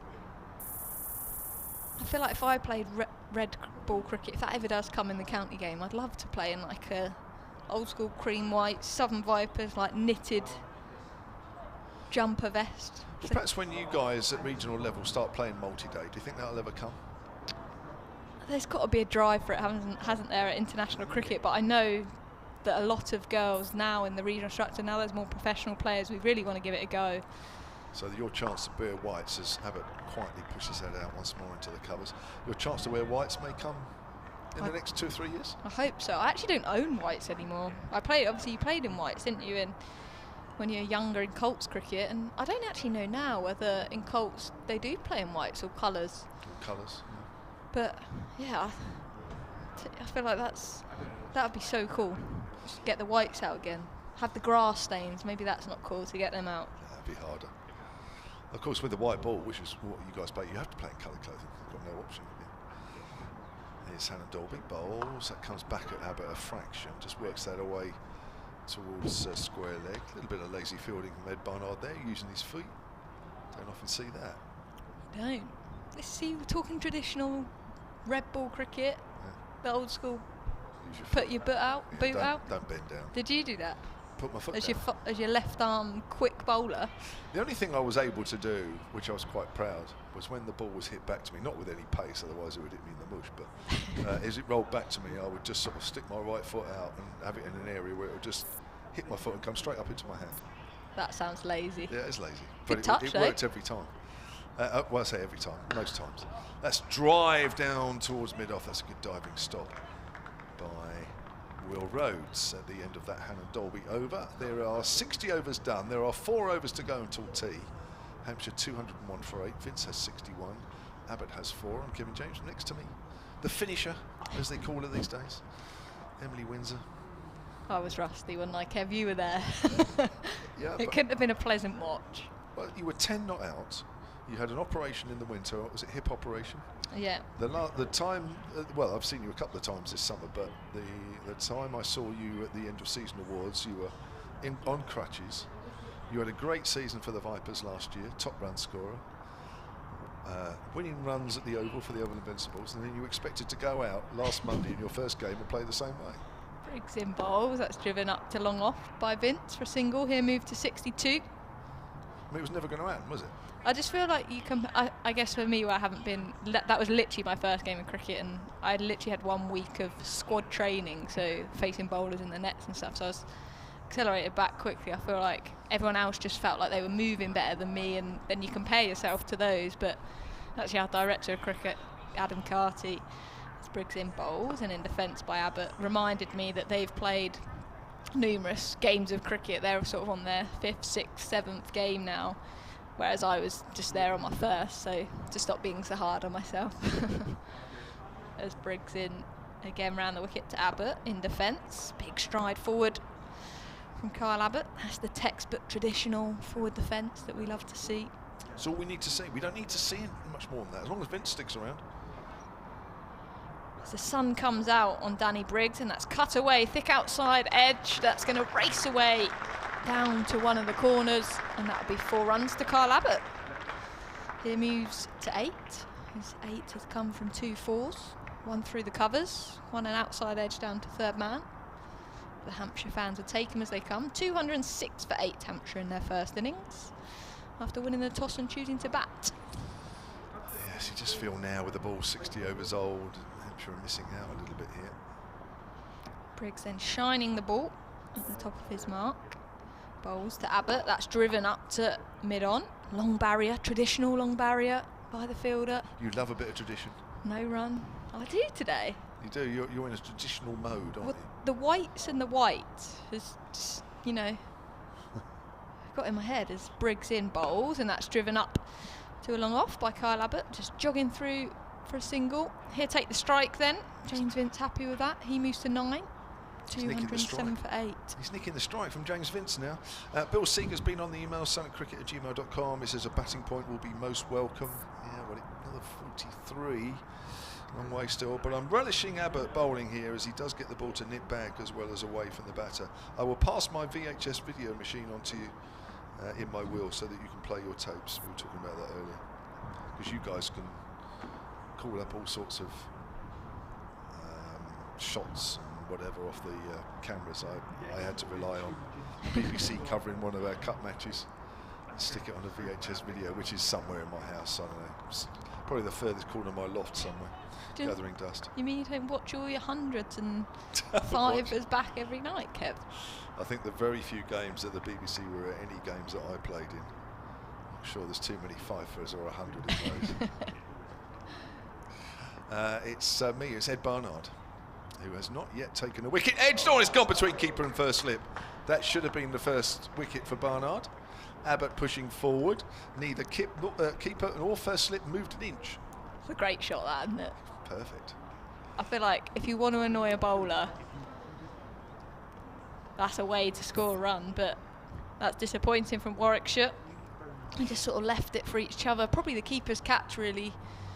Kev, it was low, it wasn't carrying sort of hip height, but they could have been into Moa Bass, which could have ended things quite quickly. Before tea, here's Ed Barnard, runs away from us once more, outside the off stump. Abbott has hit that, but not timed. It's gone through the covers. That won't quite reach the boundary. Alex Davis will pitch it up, get to it just before, but they will pick up 3. That's 7 off 2 balls. Abbott moves on to 16 here. They're useful runs as well down the order. 214 for 8 Hampshire with just under 3 overs to go until the tea break. And James Vince with his trousers down for all those viewers watching the live pictures. Won't do too much description for those that are on the radio, but they're back up now. So you have to be careful now, you see, with all the cameras around. Can't just adjust your thigh pad willy-nilly like you used to be able to. Good positive batting though from Kyle Abbott. The ball old, as you said, into its 62nd over. And allows the batters to just throw their hands at it. Here's Ed Barnard. He's got the slip in with the keeper standing up now as Vince works that, plays that late down to a third man. And Vince moves on to 63 now. And the Hampshire total on to 215 for 8. I was just thinking, as that ball went, it's funny, isn't it? When you just look at the field, you think first slip and keeper are quite close together. But then when you see the ball edged like that, right between the two, I mean, you couldn't have picked a more midway spot between the two. The gap actually looked quite big, didn't it? Just shows sometimes first slip has to get quite close to the keeper. As Barnard comes in and bowls to Abbott. Abbott gets a thick outside edge, and that's a good stop at second slip.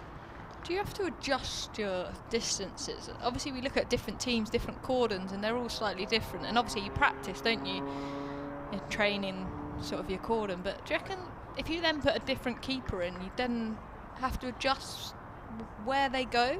Not because of their height or anything, but every keeper's slightly more athletic. Some are slightly more athletic than others. Some move either side better than others, don't they? That's pulled away by Abbott. That'll be a single out to deep square leg. Moves on to 17, 216 for 8. I'm not saying Michael Burgess, I mean, keepers do sometimes just stand still, don't they? They might be very good moving to their right, and just every now and then they don't move, they're just rooted to the spot. But I think generally you kind of get to know a keeper. I never fielded in the slip, so I don't know. I mean, you don't field in the slips either, do you? So Absolutely not. it's difficult to know where slips will change. I mean, generally, I think the quicker and the bouncier the wicket, the more closer you get, don't you, closer to the keeper. That's certainly the case at third and fine leg, isn't it, where you tend to go a lot finer when the wicket is quicker. When it's very slow, you tend to go squarer, because the ball's never going to go that far. Did you ever take a slip catch? I did take some slip catches, yes. Just a few? A few, but I wasn't that good. I wasn't that good in there, so fielded very rarely.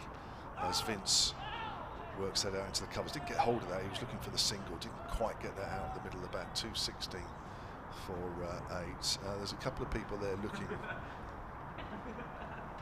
our way for some reason. Don't quite know why. Having a photo out, having a laugh at our expense. Don't quite know what it is. In 2 overs' time, we shall find out, or I shall find out. You're the man in charge as well, so you could kick them out. Well, I don't like being the man in charge, if you know what I mean. It's a collective. You're the man who puts the numbers in this box. That means you're in charge. Danny Briggs continues left arm round the wicket, driven up to mid-off. They think about a quick single, but they don't want any more run-outs, the Hampshire batters, so the answer's no. 216 for 8. I've just seen what it's about. We were talking cuddly toys earlier. And Melissa has just tweeted, even though she's about 2 yards away. Briggs in bowls and driven to mid-off again, no run. What's this world coming to when all she had to do was sort of come up and just say, ask Emily what her toy is, and from 2 yards away she had to tweet it. So what is my favourite toy, you Cuddly want to toy. know? It's Briggs in bowls, and that's played back down the pitch. I think I had a little bunny. Maybe a dog, I don't know. I can't remember. Well, it can't have been much of a favourite if you can't remember it. There's Briggs into Carl Abbott bowls, and that plays in defence. I could really expose myself, and I feel like I should now. I've said that.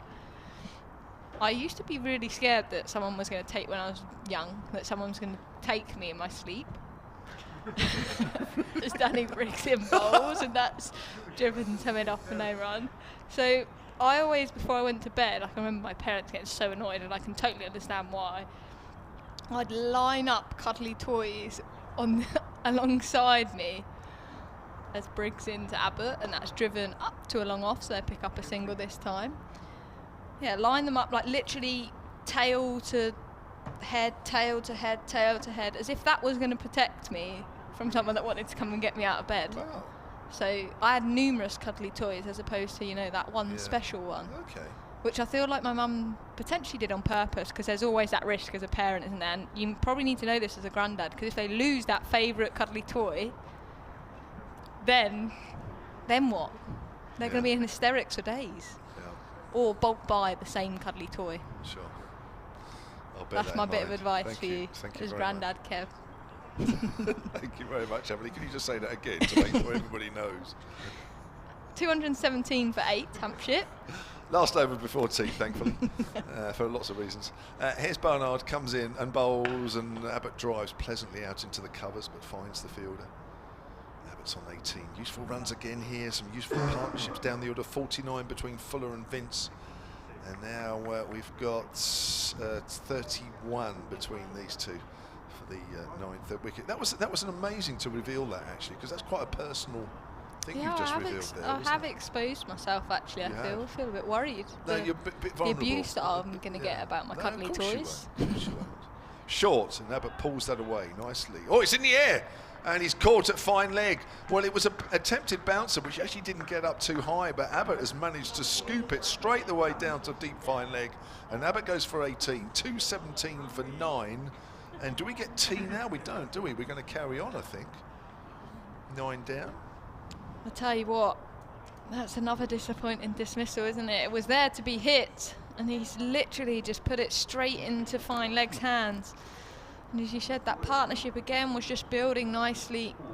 Kyle Abbott on 18 has to walk back to the pavilion, and Mo Abbas will be coming to the crease, but James Vince is still there. But how they go about navigating this now could be challenging. But I feel like this just sums up this first innings for Hampshire, building little partnerships, then another breakthrough, building little partnerships, then another breakthrough, and Warwickshire right in this, I think. Yeah, there's been a couple of soft dismissals really, hasn't there, after you felt that they were really good balls that got the early batters out, but a bit of a mixture since then. But well done to Ed Barnard, his first wicket of the innings. I think he certainly deserved at least one. And Mo Abbas, who has a first-class average of 6, making his way out into the middle. So this is actually the last over before tea, or technically, but I think as they're 9 down, and I'm hopeless with rules, even after all these years, that I think we just keep playing now. But there does become a point where you have to take tea, as Correct. the Hampshire fans will remember here. Yes. In the previous game, where Hampshire needed 1 run to win, and they went off for tea. After an extension of 15 minutes, apparently that was it. You could only extend by 15 minutes, and on the stroke of the 15th minute, the umpire said we're off.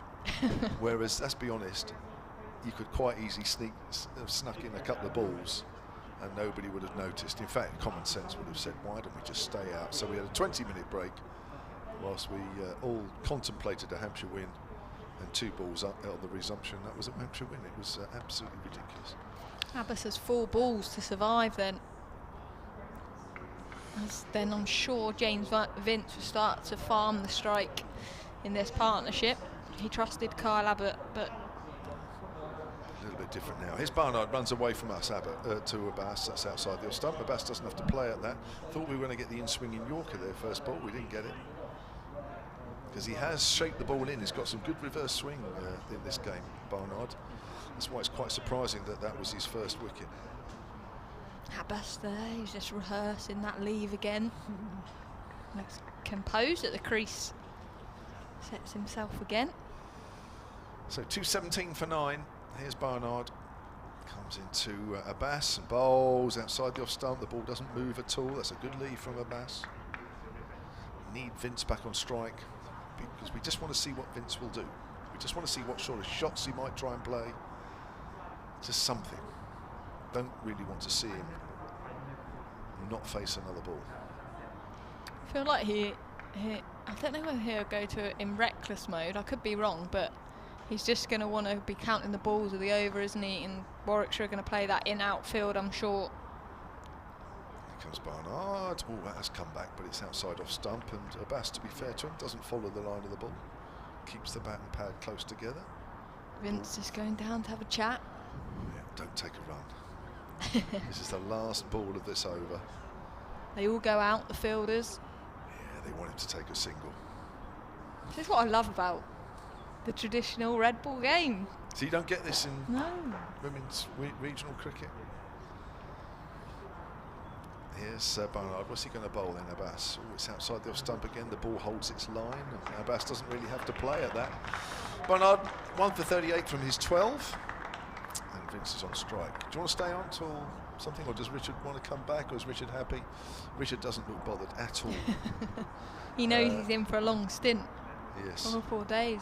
None of us are doing the 4 days. You're taking a trip to sunny Hove. But we're not leaving him on his own. You're taking day 3 on Saturday? You're all on your own, Richard. I couldn't do that to him. Who's day 3? Day 3 here is Dave Allen, club's historian, and Stanley Marissa. Oh, great to have Stanley Former back. Zimbabwe A batter who's done a bit of commentary with us. Yeah, he's first one of the season. He'll be here with Richard Wilford on Saturday. You're back day 4. Melissa's back day 3. Day 2. Day 2. Even. I wonder why Melissa looked at me as if I was mad. More than normal. If looks could kill, Kev. Danny Briggs then left arm round the wicket. Vince advances, hits into the onside. That's going to go all the way for 6 as the umpire stretches his arms out. I said they wouldn't be reckless, but take that back. Vince moves to 69, 223 to 9. No, that's a good hit. Everybody back on the boundary. Alex Davis is out in that area. And Vince, I don't think that's come out the middle of the bat. Still managed to hit it wide of Davis and get it over the rope. Big ropes here, big boundaries this game. God, they're going to line them up out there, Kev. It's going to be even harder now. This is the last couple of balls of the 100 mode here, isn't it? Danny Briggs in left arm round, and that's played into the onside. In defence will be no run. The ball just trickles, and the fielders have to run all the way in from the boundary to throw it back to Danny Briggs to run all the way out. This is a wall of boundary fielders. If there was an inner ring circle, there's not a single person in it. There's Briggs, left arm round, bowls, advances, that's hit hard. That is a fantastic cricket shot from James Vince. That's into the stands. That's gone straight at the pavilion. That's a man seeing it well, isn't it? I tell you what, that's some hitting when everybody's out on the boundary and you're still clearing them. He doesn't care. Doesn't care where the fielders are. He's on 75 then off 89. 229 for 9. That's 3 sixes now for Vince in the innings. How's Briggs going to reply as he's round the wicket in, and that's worked into the onside. Mohit Bass gets halfway down saying, I want some of this action. But Vince says, nah, mate, you're okay. Well, it's 2 balls left here, so I think Vince, what would you do here in this situation? Because you're very good at the end of the innings. Would you look to clear the rope again, or would you just say, do you know what, I'll take the single and let Mo take 1 ball? What would you do? If the single's there, I think I'd take it. But also if it's in my area, probably go for it and then back myself to take a single. 4 fielders now saving the single. Briggs in round, bowls, and that's a appeal for LBW. Mohit Bass wants to come through for a single, but he gets sent back again. So there's 1 ball of this over remaining. Surely more fielders are going to come up. And they're just going to have a conversation with Danny Briggs of how best to do this. And Vince just stands there, staring, saying, really, really, boys, what are you doing here? Well, this is an interesting one, isn't it, really? Because, you know, I've watched a lot of Danny Briggs over the years. Not recently, of course, because he's been with Sussex and then Warwickshire, but he tends to fire it in full, I think, in these situations. I wonder if he's going to do that again. Now, Vince knows him well, probably expecting that as well.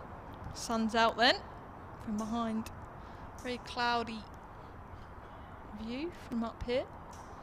As Briggs in, bowls. Vince hits it back to him. So that's a dot ball. James Vince looks frustrated. Threw his bat and caught it with the other hand, and then now swings. That's almost like your drive, Kev, on the fairway on the first tee at the Ageas Bowl. Not got hold of it as well. 229 for 9, and Abbas has a full over to face. Have you played, talking of golf, have you played any recently? I actually haven't been allowed because of my hip, and obviously getting back on the cricket pitch was a slight more of a priority, but I'm getting back in, and I've actually spoke to the head coach, A.D. Birrell, and talked about us two playing him, if that's okay. Have you? Yeah. Oh, that's nice of you. He's very good, actually. He is. I've had a round with him, actually. Here's Barnard, and Abbas is, I think, playing at that just about as it goes through to Burgess. Yeah, thank you for that. He's quite good, you know. Yeah, I know. And so's Lottie. If she's her partner, we could be in trouble. Right. Oh, we'll be all right. We'll get more shots. So that's how it works. We get better value for money. Yeah, we'll be all right. No, we'll be all right. I haven't played for a while, just to warn you. But sometimes that actually, for me, it makes me better. When I play more, I get worse. Here comes Barnard again, bowls to Abbas. Again, it's outside the off stump, and Abbas is sort of playing at that, but half-heartedly, really. What he's doing well there, isn't he? He's holding the line that he plays at his hands, not chasing after it, because there is a cordon, all very close together. You can see those watching on the live stream, all in shot. Well, Barnard hasn't been able to get the ball to come back to the right-hander since Abbas has walked out. That may change in a moment as he comes in and bowls. That's come back a fraction, and Abbas is in behind that one. Love the crowd. Kev, this is what I love. You come in at number 11, just little forward defence, get a massive applause. How many times when you've played a forward defence have you got an applause? Never. There you are, see. there are advantages to batting at number 11. Yeah, I was going to be rude to Mel, but I'm not going to do it.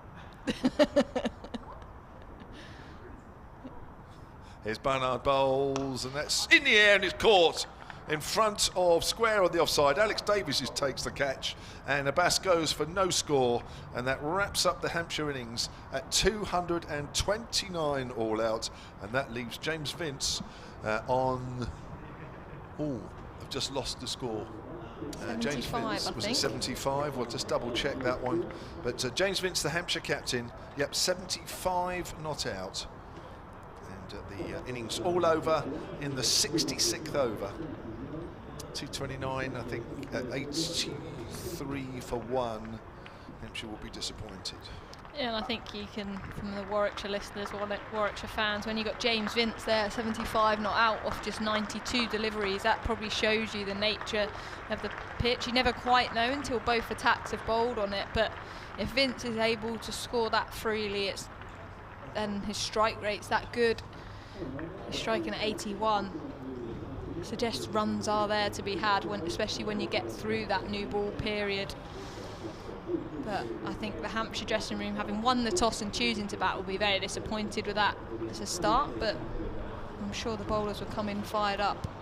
So Ed Barnard picking up the last couple of wickets, 2 for 38 for him, 3 wickets apiece for Chris Wokes and Chris Washworth, top scorers in the Hampshire innings. Fletcher Middleton with 49 and James Vince 75 not out at the end. The biggest partnership, the one for the second wicket between Middleton and Gubbins, realising 74. Myself and Emily will take a break whilst we have tea, and then a little later when we're back in just under 20 minutes time, I think we might have a bit of Melissa Story and Richard Wilford, and at some point we need Melissa Story and Emily Windsor together. I mean, that is the dream partnership, and we'll have that at some point. See you later.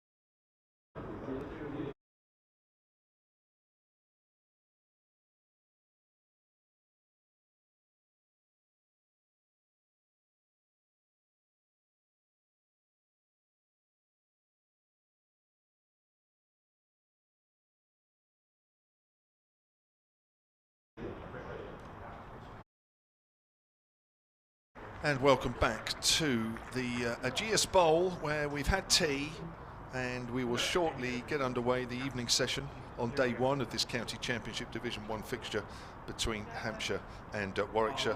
Just before tea, Hampshire were bowled out for 229 in the 66th over, with James Vince left 75 not out. Mo Abbas, the last wicket to go, caught in the covers by Alex Davis off Ed Bernard. Ed Bernard picked up the last 2 wickets, also picking up Kyle Abbott for 18. But overall, as well as Warwickshire bowled, I think Hampshire will be a little bit disappointed with that total. They were 83 for 1 at one stage. Vince was top scorer in the innings. Fletcher Middleton, the first of a number of wickets that fell in that afternoon session. He went for 49. Hampshire lost 2 in the morning session. Organ for 1 and Gubbins for 32. There was 3 wickets for Chris Rushworth, 3 for 38. Chris Rokes 3 for 45. Barnard finishing with 2 for 38. The biggest partnership of the innings was between Gubbins and Middleton. That realised 74 for the second wicket. 49 partnership for the 8th between Vince and James Fuller, and a 31-run partnership between Vince and Abbott for the 9th were the main partnerships. And we are just about to get underway then. The Warwickshire reply. It's going to be Mo Abbas, the Division 1's top wicket taker, with 21. He's going to be bowling from the northern end. I'm just going to quickly do a 30-second update, and then it will be Melissa Story and Richard Wilford to take you through the next half hour. And then I will come on, well, in fact, it'll be Emily Windsor with Melissa coming back on. So it'll be an Emily Windsor, Melissa Story half hour from 5 o'clock. Here's Mo Abbas then, round the wicket to Rob Yates. Yates is forward. In fact, he was going to take the bat away, but the ball still hit the bat, and the ball rolls out towards the slips, and there is no run. So Richard, I'm going to get you to come in on my side this time. When I've done, Melissa will go on that side for now, because Melissa's going to stay on with Emily coming on, because you're going to stay on with Emily at 5 o'clock. So Abbas turns. He's got 4 slips here, and he comes in. So here's a quick 30-second update, just summarising what's been going on. Yates pushes forward. Well, you join me just as the Warwickshire reply has got underway. We're in the first over, being bowled by Mo Abbas to the left-handed Rob Yates. Warwickshire yet to get off the mark. Earlier, just before tea, Hampshire bowled out for 229 in the 66th over. Captain James Vince left 75 not out of just 92 balls. A little disappointing, because Hampshire were at one stage 83 for 1, but there was a procession of wickets this afternoon. All the Warwickshire bowlers got in on the act. 3 wickets for England bowler Chris Rokes. Chris Rushworth also picked up 3. Fletcher Middleton with 49 also played well, but Hampshire will be disappointed. Warwickshire yet to get off the mark.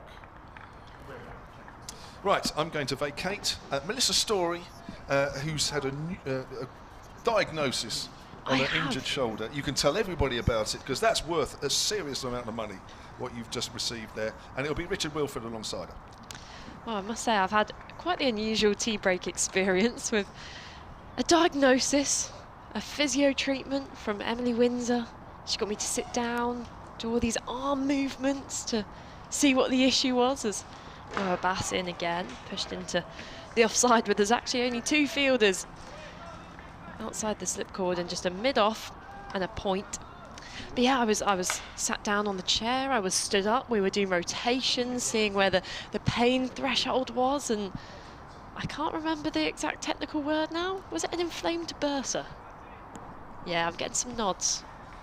So there you go, I've got an inflamed bursa. The official term I heard was, it's jiggered. But I was, you know. Mo Abbas around the wicket. Beats the outside edge of Yates' bat. Hands on heads of James Vince at first slip. But I mean, in 12 days, she's going to be officially qualified, so I've done very well to get this in for free before the invoice gets sent a bit later. She will be able to command very slightly over the national minimum wage as a result of that qualification, which is good. Always good to hear. Especially with the price of meal deals going up. Well, yeah, well, she seems to be on a meal deal, but never trust anybody who opens a bag of crisps upside down. I'm so glad you've pointed that one out. Abbas, back of the length, just work to the fielder on the leg side. It's a dot ball, the over's completed, maiden over from Abbas. to kick things off. So it's that sort of level of attention to detail that, you know, in a teammate, that worries you. Cereal boxes being opened upside down, same effect on you? Oh dear, squeezing from the wrong end of a toothpaste tube, all these things go hand in hand. How on earth are you squeezing? What, if you cut the end off? Well, no, because you can squeeze, if you squeeze from the top rather than from the bottom, you've got to squeeze from the bottom up, haven't you? I thought you were suggesting cut a hole in the wrong end and no. going to quite the length. I really quite enjoy the bit where you start rolling it to try and eat the last bits out. That's very satisfying. Right, we're going to see Kyle Abbott now. This is a really important session for Hampshire. That will give us some indication of what 229 is really worth. The events of the next couple of hours. 29 more overs scheduled. Slight possibility of a shower between now and then, but at the moment there's some lovely sunshine, there are shadows, and it's going to be Alex Davis facing for the first time, and he steers the ball towards mid-wicket, and there's no run. Wonderfully potent pair of opening bowlers. No Keith Barker for this game, and possibly not until sort of T20 time and beyond. Yeah, it's, you know what, I said before the game, I've voiced my grievances and my feelings towards Surrey on many occasions, but the fact their bowlers did this to King Keith, well, it's outrageous. Davis faces and leaves on length as much as anything. That's gone over the top of off stump, but he's got it right that the length that Abbott bowled, and he's very much a top of off bowler, but that was always going to clear it. The curious thing about the tactic to me is that I don't think Keith Barker is that susceptible to the short ball, given that the vast majority of the runs he scored, and any Bears supporter has seen an awful lot of runs scored by Keith Barker, tend to be behind square, either guided through third man or flick round the corner. Yeah, I shared the same views when I first saw the tactic, and it's a funny one. This is down the leg side, and that's a good tumbling take by Ben Brown. Davis got nothing on it. Because it's this kind of thing which is we've seen in the England before the Bazball era as well, that they would bowl well to top orders, and then the tail enders would come in, and all the bowling on a good line and length would be thrown out the window, and you'd seen Stuart Broad and Jimmy Anderson being told to bowl bouncers to tail enders. If the deliveries are good enough to get out the top order, bowling on a good leg, edging away to the slip, they should be able to get out Keith Barker. You don't need to start employing this shorter ball tactic. I wouldn't have thought so. Abbott strides in once more, driven off a thick inside edge by Davis up towards mid-on. Oohs and ahs, but it's fielded up there and there's no run. I mean, for Barker, it's just outside off stump, good length, slip cord and a gully. Now, what I would say about bowling to someone like Keith Barker is that there are some tail-enders, he is one of them. Stephen Patterson used to be the same at Yorkshire, who are so unconventional in the way that they bat that you kind of need a plan. So, but yeah, but I mean, Barker's a considerably better batsman than Patterson, I would point out. Charging in once more, Abbott from the pavilion end, and he's turned Davis round a little bit, ball in towards his pads. It's back down the wicket and picked up, actually not picked up by Abbott, deflected, and subsequently picked up by the fielder behind him. The sun's just done for my eyes there. The number one rule when you come to the Ageas, even if the weather forecast is cloud and rain, always have your sunglasses packed, because the evening session blinds you. Is it Ian Holland at mid-off? Kind of. He's not in the slip court where I've seen him before. Abbott, a burly figure in again, and trying to guide it down to third man there was Davis. That's picked up by Tom Prest coming round from, is he more of a gully than a point? And there's no run. Just trying to... And the end of a second successive maiden over, although the scoreboard reckons that was 5 balls in, but the umpires say it was 6. End of the over, Warwickshire 0 without loss. Yeah, it was Ian Holland at mid-off, and as you say, he's often in that slip cordon, but already the number in the slips just dropping down. He's come into a gully position now, and yeah, you wouldn't know that there was some showers on the radar with the weather we've got right now. Sun just peeking through the clouds. 4 slips in as a Bass bowl was left alone by Yates. I did just wonder there if they were going to put Ian Holland into more of a gully, but they have just put him in the conventional slip. I think if a Bass was coming around, then maybe it would be a different question with the angle, but... Well, you say it didn't look like it'd be rain around. Didn't look like there was any rain around when they went off for rain. No, I think James Vince saw rain. He manifested either it. saw rain or he saw lunch. I'm not entirely sure which it was. Don't know what they had today. Abbas past the umpire, just strikes Yates in front there, but the bat onto pad and the ball just drops down by his feet. Or maybe there was no hot plates in the players' room as well. So, you know, he was like, I've got to get there before the food goes cold. Sorry, Chris Woakes, I know you're only 2 balls into your over. I know you're an England superstar, but I want my lunch. Well, of course, we had the insanely ridiculous occasion here where in the game Hampshire needed just the 1 run to win and tea was called as Ageas bowls. Worked to the square leg region, ball just trickling down to where the fielder retrieves it, coming round from mid-wicket, a single taken, score onto... Is that our first it's one? The first run. Yeah, so that's an incident that you'd file under days that cricket doesn't do itself any favours. Exactly. But by the letter of the law, if during that 20 minutes rain fell, then the other team would have got away without losing, wouldn't it, potentially?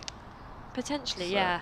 It's one of those ones, as you say, is abiding by the law, but you just wonder whether the 2 captains could have had a word and said, you know, or maybe it's just the umpire. But if I'm the captain who's about to lose, that's what I'm saying. But what if we have a sudden cloudburst now?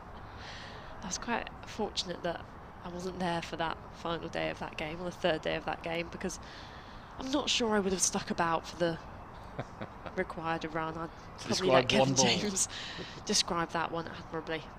Abbas over the wicket, leaving that one as Davies and almost clipping the top of off stump. Isn't it curious when we've seen the first wicket of the day, way back when, about 20 past 11, Felix Organ leaving a ball on that sort of line, loses his off stump to Chris Rushworth. Alex Davis is quite a lever. He will leave on length, but he does get turned over occasionally doing it, and he's batted quite well so far this season, but you'd wonder about leaving that. Especially as the Warwickshire bowlers got swing quite late on into the innings, pushed off the back foot by Davis, finds point. Score remains on 1 for none. The crowd here today, the supporters, seem to have stayed here in their numbers. I'm sure across this session you just start to see a few trickling off to get home for their tea. But at the moment, it's not too cold. Had to put the coat on, but I'm persisting. I'm being brave. Abbas outside the off stump, leaves that one alone on the back foot, does Davis. It looked as if he was in a position to cut the ball away, but making the correct decision in the end. It was a bit too close for comfort, and it's another maiden over from Abbas. I worry about you. Would you be able to cope with Middlesbrough away on a Tuesday night in January? That's all I'm asking. That's all I'm asking. I would not. No. And my family, most of them live in Yorkshire. Oh, okay. And every year I make the same mistake. I go up, I pack some just nice summer pyjamas, little vest top and some shorts, and I get up there and it's Arctic. The windows are you know, quite thin. Whereabouts are they? They're near Hull, so outside of Hull. Okay. But it's freezing. I just can't deal with it. I remember going up actually to Chester-Lee Street last year. Abbott's going to come round the wicket to the left-handed Yates, who's driving nicely through the offside. He'll get off the mark with a single. He hasn't quite timed it. Good tumbling stop at mid-off, 2 without loss. For the Women's International T20 versus India, the opening game. And it was my first time up there. Freezing September night. The poor Indian players, I think, could not have had as many underlayers on unless they couldn't physically move their arm over in the end. And it was delayed by rain, it was delayed by a wet outfield. We still fit in the 20 overs, but I got back to the hotel at 11:45, and it was freezing. Back over the wicket to Davis, he pushes out into the offside. I thought Goswami's arm had gone a bit low in that game. It was the number of jumpers, wasn't it? Probably. I mean, there was a lot of criticism of the Indian fielders after the game that it was sloppy, and all I could think was, I mean, we were in a box as well. We had to keep the window open because some of the effects mic was dangling out of it, and I could barely feel my hands, let alone having a ball smacked at it at a point. And it doesn't matter that you're talking some of the best cricketers in the world playing for that Indian women's team. If it's freezing, it's freezing. If your hands are hard, your hands are hard. As Davis pushes forward and steers it up towards mid-off. Great line at the moment from Kyle Abbott. and the ball feels harder. Everything, your fingers feel brittle. Even the ball being returned back towards the bowler, you're sort of dreading it when it's your turn to catch. You don't throw it too high. Oh. Especially if a bit of the seam just catches the wrong part of your hand. Yeah. With the white ball, it's more pronounced. It's not nice. And that bit where on a really cold day and you're bowling and your hand freezes as you bowl in the deep, you get that. Yeah. Oh. It's been a while for me, but I remember the pain. Davis forward in defence up towards mid-off, because it is pain. It is. Well, you mentioned earlier you've turned all your cricket whites pink. I need to find out more about you as a cricketer, Richard. No, they weren't me cricket whites, they were my white clothes. Okay. Sadly, I was an early retiree because I chose actually having a relationship over playing cricket, because if you're in my job, football reporter through the winter, cricket through the summer, you're away from home enough. And if you were going to choose to spend your every Saturday playing as well, then it's you can't do that on top of everything else. So that and golf and no-nos. Abbott is in, driven up towards mid-on. But I was a middle-aged bowler as a teenager, is the reality of my short but very vigorous cricketing career, because I was playing 5 days a week for most of my teen years. And but I was a swing bowler. And it was, so I found myself playing first 11 club cricket in the West Midlands against all these gnarled old men because I could swing the ball. So, but yeah, I am not of a standard to comment compared to all the people I'm working with this week. I mean, those two over there, how many wickets and runs between them? I know. Abbott in again, back of a length, left alone by Davis. And it's, we joke with Emily about the fact she's getting a reputation as a finisher, but in white ball cricket, particularly 50 over format, those positions 6, 7, 8 are absolutely crucial, because so often in a run chase they're the batters that have got to get you over the line. And the fact that she's not listening, which is quite handy at the moment, the fact that she makes a habit of being able to do that, doesn't matter it's only 10 not out. The point is, when she came in, they were under pressure this week on Monday as an example. But her reputation now is that she can stand that pressure. Good reputation to have. Mine's for getting cleaned up through the gate, so not as good as left alone by Abbas. And there was a fantastic stat at the weekend, because there was two rounds of Rachel Hay Flint Trophy on the Saturday and the Monday, and Paige Schofield, who used to be a Vipers player, she's moved to the Stars. She's scored more runs in 3 innings for the Stars than she ever did for the Vipers. Wow. But the best thing is she was the first player now to have scored 100 batting at positions 5 and 6, which, when you look at the game as well, like, it's the most blatant sign of this growing professionalism, because Abbas bowls solid in defence as Yates. Even a few years ago, when you were having 4 or 5 professionals in the team, in a women's team, you'd pack out your talent at the top of the order, the professionals, and you'd have your professional bowlers at the bottom. And a lot of times you'd see such big middle order collapses, because there wasn't those professional players in the middle. They were players. If you knocked over the top 3, then you're probably going to be chasing less than 140. Exactly. Reality, but the fact now that we've got players coming in like Paige, who can score those big hundreds in around 6, and Emily, who can come in under pressure, get a crucial 30-40 towards the end of the game. As Abbas bowls, just jamming down on that one as Yates, it trickles to square leg, allowing him to get through for a single. Score moves to 3. But it is fantastic. I mean, teams this year are fielding their first ever professional 11s, and a lot of players couldn't have either sustain that kind of pressure which Emily goes into, and I know she'll always be modest about it. I remember the day after the 100 final, after she'd hit the winning runs out in the middle of Marizine Cap, she came to our club game the next day with a big medal around her neck and let us all wear it, and it was just such a good moment. But to be in that situation with so many people watching, just remarkable. Attempted pull and just dropped short of Ben Brown. Didn't look like Davis got any bit of bat on that, but it was an unusual shot. Might have been a little under edge, because as many shorter batsmen, he's got that pull for a ball that's not quite as short as usual. He's got the short armour, and we were very familiar in the days that Tim Ambrose was at the Bears of that sort of shot. Ben Brown will play it as well, but he's not. I thought he got a slight under edge on that.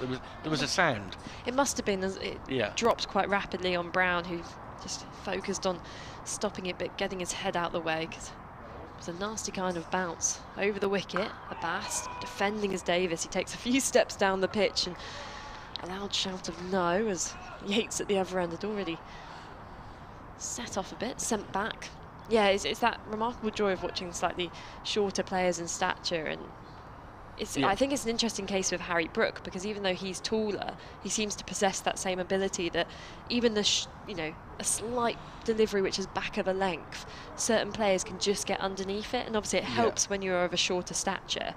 But he's a really tall lad, but he gets into position quickly, and then the speed of his hands. There's a Bass outside the off stump, leaving that one is Davis. In the women's game, the player whose hand speed really impresses me is Sophia Dunkley. I just think the way she gets her hands through the ball. I wish she could wear a helmet straight, that's the only thing. But have you noticed that as well? It's always slightly cockeyed. The most lopsided helmet you'll ever see. But I just think that when you watch him, particularly when it comes to the 100, players like her are box office. And that's the other thing that's changed in the last 5 years of the women's game, is that there are players that you switch on the TV, and if they're at the crease, you want to watch them, if it's Danny Wyatt or Tammy Beaumont, because you know you're going to be entertained. I know Eve Jones from Warwickshire has really come on in the last 2 or 3 years. Abbott back round the wicket, 'cause he's got the left-hander, 3 slips in the cord, and that's angling in towards off stump, but it's well judged by Rob Yates. 3 without loss, Warwickshire. My favourite one is my granddad absolutely loves Smriti Mandana, and just started watching her kind of through the 100 and just went, she's brilliant. She plays the best shots down the ground. It's classical, it's powerful. Really is, yeah. Her technique is old school. I mean, it really is. You know, I'm not going to compare it to a bloke's technique, because I think it's disingenuous to do. I was going to mention a player, and I don't think it actually helps. As Abbott bowls, and that's would have hit off stump if Yates doesn't play forward in defence, which he does. I just think, so comparing her to other international women's batsmen, her technique is as sound as anything. I mean, I think the Aussies generally have sound technique as well. I mean, it's why she's going for, what, 350,000 in the Women's Premier League. I think one of the highest paid athletes in the world now. Yeah. Along with Nat Sciver-Brunt, picked up a big price tag.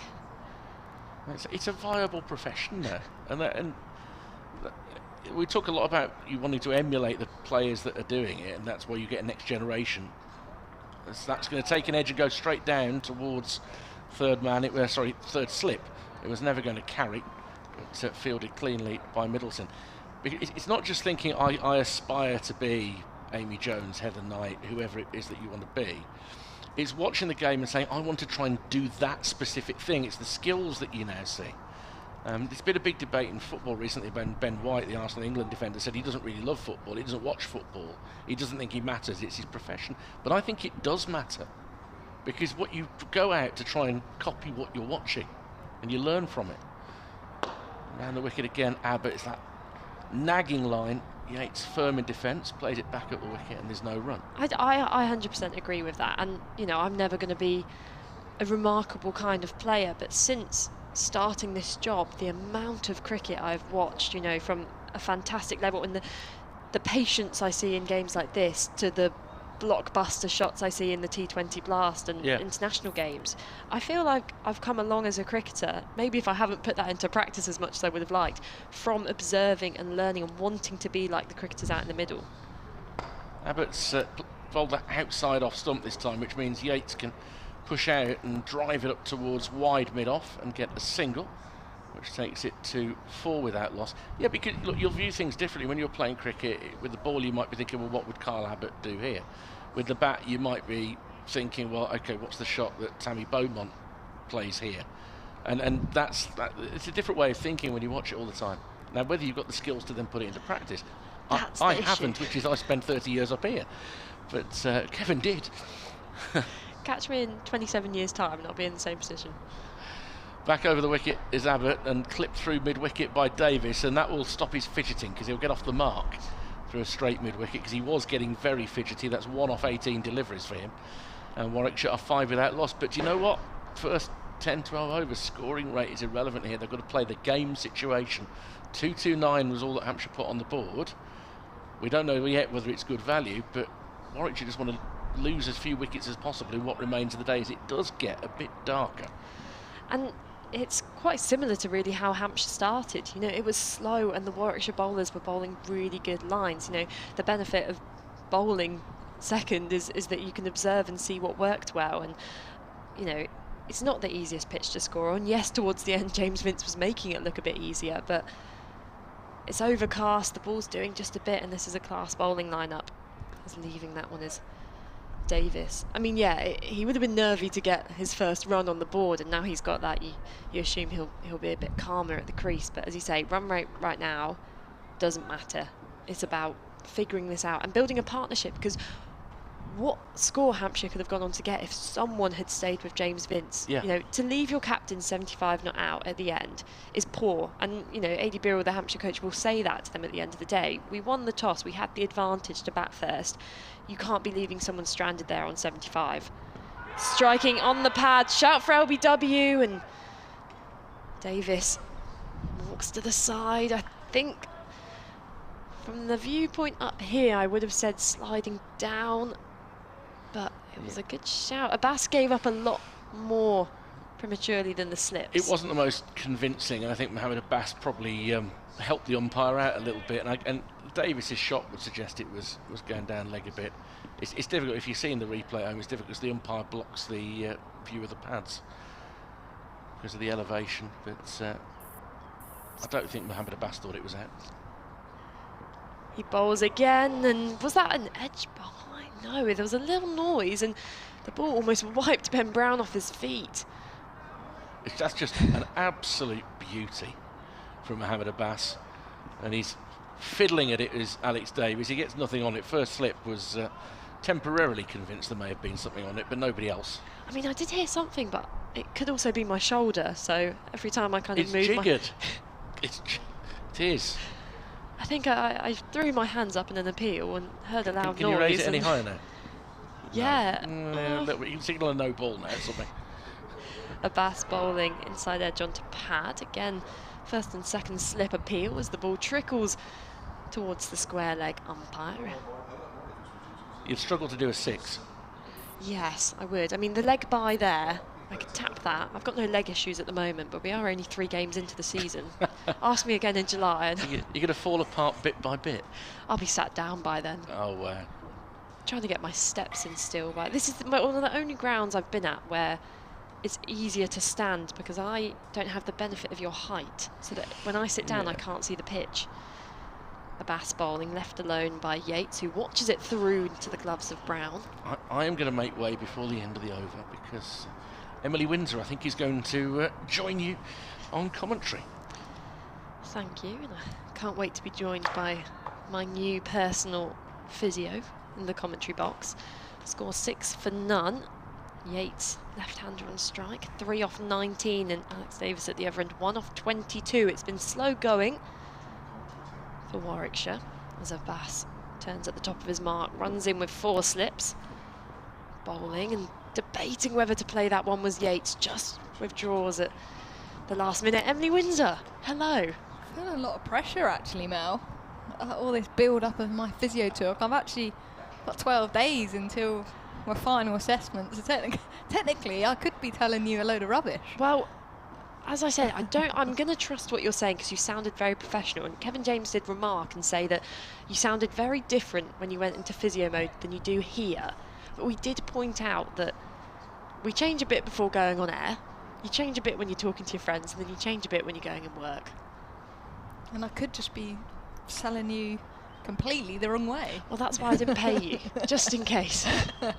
Kyle Abbott from the pavilion end into Davies, and that's worked nicely through mid-wicket. Fielder after it does a good dive into a half stop, and now he's fallen over, now he's twisted, and it's gone for 4. James Fuller there doing the piece of fielding, and Kyle Abbott won't be too happy with that one, but 4 runs to Davies. He'll move to 5. It was quite embarrassing as well, really. I mean, I'm hoping someone in the changing room would have just recorded that little snippet just to have on replay for James Fuller, because it looked really cool. He went for the knee slide, and it really, you know, could have been out of a James Bond film, but then he kind of started doing roly-polies like he was in the Night Garden. Kyle Abbott in again and bowls in defence this time. Hands on head from Ben Brown and James Vince. And keepering in the cordon. But at the moment it looks pretty comfortable for Warwickshire out here. They don't look like they're going to be taking a wicket too quickly, Hampshire. That's the thing, they're not necessarily scoring quickly, but there's been a few good deliveries which have beaten the edge and dropped short, but even the edges have been controlled edges, and we haven't seen the most bounce from this pitch consistently. If 1 or 2 deliveries is popping up, which are tricky to navigate. Abbott bowls, and that's driven up to mid-off. Will be no run. The good thing, well, there's never a good thing about Keith Barker being left out of a side, but the one thing is it allows Abbott to be taking the new ball, and I think he's been impressive so far this year. At certain points in the games, Keith Barker maybe hasn't looked as attacking as he normally is. Of course, a fantastic record and a fantastic bowler for Hampshire, but it just gives a good opportunity here for Hampshire to explore different opening combinations, because there will be games later on the season where not all 3 of the big quicks for Hampshire will be available. So just to see how Abbott operates here is useful. In comes Abbott again. That's hit him on the pad. That's a half appeal, but going over, going down leg side. That's one where you don't want to rub it. I feel like that's missed all sorts of pads, but Alex Davies is wearing it well. Doing some pitch gardening to walk it off. I had to borrow a pair of my friend's pads the other day in the nets because I'd loaned mine out to someone who didn't have any kit, and then that had kind of been passed around the group of people who didn't have kit. So I was fine with that. I was like, you know, sharing is caring. But then I saw what my friend's pads looked like. They like keeping pads. There's Abbott in bowls, and that's a player miss outside the off stump. That's nibbled away a little bit. Good delivery that from Kyle Abbott, but too good. Well, I think they had the thickness of maybe not a home brand kitchen roll, but maybe a good quilted kitchen roll. And all I could think was just hit the ball, hit the ball. We were on a grass kind of wicket in a cage, and it was bouncing through at ankle length. There was no protection whatsoever. And I'm pretty sure I was batting like Jimmy Anderson, with basically trying to keep my body out of the line as much as possible. Abbott in again as the floodlights are on bowls, and that's driven through the offside. Fletcher Middleton's chasing after it. He will get there because he's very quick. And they go in 2. Felix Organ joins him, and into the gloves of Ben Brown. That's just a couple to Davies. He moves to 7, 12 without loss. And the Vipers, of course, have some big games coming up. For anyone who hasn't been following what's happened so far in the Vipers season, give us an overview. An overview. So we lost the first game to the Sunrisers here at the Ageas Bowl. Pretty convincing defeat. I was up in the commentary box. It was really hard to commentate on Sunrisers beating our own team. Crouching down, covering your eyes. But I can say that you did avoid a post-match interview with Charlotte Edwards, Lottie, your coach, which I just heard exactly what she said, probably and worse in the change room, so I wasn't going to hear it twice. There's a bass around the wicket, bowling to Yates. He's flicking that off the pads, finds mid-wicket. No run. I mean, in the video I had to record for it, my hand is violently shaking so much, and I don't even play for the Vipers, but I was terrified. So a loss against the Sunrisers, which you had quite a tough pre-season. All of the games, you weren't a team who went overseas to do any tours, and I believe all your pre-season games were rained off. Yeah, we only managed to get an inter-squad game here at the Ageas Bowl, actually, which is different, isn't it, to play in an opposition, and different playing outside to inside. Abbas bowls wider, and easy for Yates to just watch that one through. Lets it go, 12 for none the score. But you've had success since then. Yeah, we then beat the South East Stars at Beckenham, so their home pitch, and very convincing win actually. Lauren Bell was exceptional with the ball, probably the best I've actually ever seen her bowl in a Vipers shirt. She picked up 4 wickets, very unlucky not to get 5. And then we beat Central Sparks at Wormsley. It was a very fiery game. It was sort of jack of all trades with weather. There's a bass in again, much wider. Shielding arms again is Yates. So then, of course, the South East Stars are the South London, they're Surrey, Kent kind of team, and Central Sparks are based in Edgbaston. So for Warwickshire listeners are probably fans of the Sparks as well. Their bowling attack looked pretty scary at times. Izzy Wong, Emily Arlett. Katie George was back, who actually is from around here. She's played for Hampshire in her county age group. She was left arm seamer, bowling quick, bowled an absolute seed of a delivery to dismiss Maya Bouchier. Abbas bowls a bit wider at the crease that time, and again not giving much for Yates to play at. He's just able to leave these ones through, and you can get why he's persisting with that off stump line. They've got the slips in place, they've got the gully, but based on the dismissals we've seen today, which I mean, 3 LBWs in that middle session with Prest, Brown and Dawson all gone. A few caught behinds, but it just feels as if Abbas could tighten his line a bit here and attack those stumps of the left-handed Yates as he's in again, and that's better, making him play in defence back to Mo Abbas. The classic Mel Story defence was out in the commentary box just then. Well, I was caught out a bit on the weekend because I finally went into those commentary boxes which have cameras facing inwards. Now, they're dangerous because 1, you can't show up looking like a scruff bag like I have today. 2, you have to be careful with any hand gestures you do, especially inappropriate ones, which I'm also quite susceptible to doing. As Abbas in, left again by Yates. A good battle going on here as Abbas just gives him a bit of a look at the end of that over. It is a maiden. And the score 12 for none. But yeah, it would just point into the box at random times and catch me out doing my shadow batting. And it was quite embarrassing. And I tried to watch a little bit of it back because I was trying to find a rather amusing clip of me and Ed Seaborn discussing the way we eat our Bakewell tarts, which, as you can tell from that period in the game, it was a slightly drier period of the game. But yeah, I never realised how chronic my shadow batting is before. Even with one arm on that day, I was stood up, rehearsing the shots, imagining I was out there, imagining middling the ball. As Kyle Abbott into the right-handed Davies off his pad, worked nicely for a single. He's quick between the wickets, so they're going to come back for a couple. Abbas just fresh off bowling, has to throw it in. But good running from Davies, good running for Warwickshire. He moves to 9, 14 without loss. What's the favourite shadow batting shot? I mean, we do get to see a variety up here. Is it like a little car? I'm thinking it's the Emily Windsor late dab down to 3rd because it's a shot I can't play in real life. I'm really good at edging to the slips, but I'm not so good at controlling it. And I love kind of rehearsing it to figure out the right. If I rehearse it, it allows me to think of the right word to use. I think that's my method. Kyle Abbott into Davies. This is a thick outside edge and it's gone past the slip cordon. Tom Prest chasing after it, and again they come back for 2. Alex Davies is so quick between the wickets. He moves to 11. The score 16 without loss as the wind has picked up. The floodlights are on. You can hear an RFX mic, and Mel's book was almost flying then.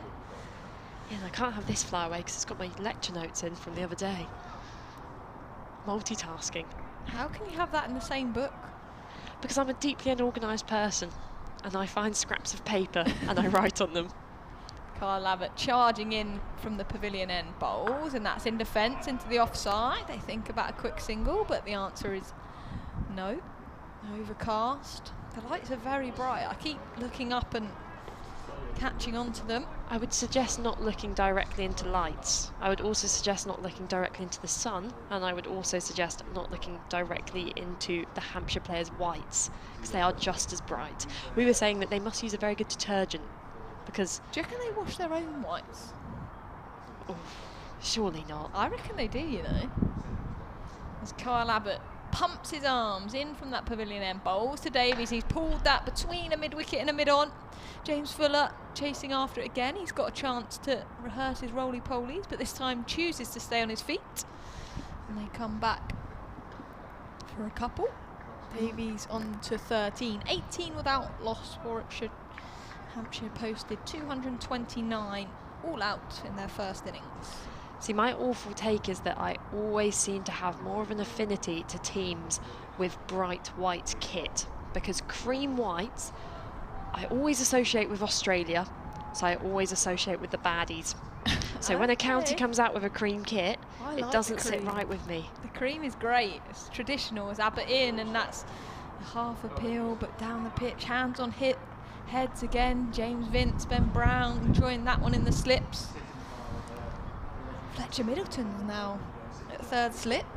He's found his way in. So Ian Holland, who's normally in that slip cord, and I'm not sure whether there's any concerns around finger injuries or anything. I don't think it was, and he seemed to be fine when he was batting. But to be 20 years old and working your way into that slip cordon, a pretty established one as well. Maybe it's the top order batter privilege. Vince, Dawson and Middleton in there as that's driven. Lovely shot. Just lent on it from Davies. Fielders chasing after it. I don't think they're going to get there. No, they're not. Raced away. Fantastic shot that from Davies. Checked his drive. It's gone all the way to the boundary. He's on 17, 22 without loss. 10 overs gone.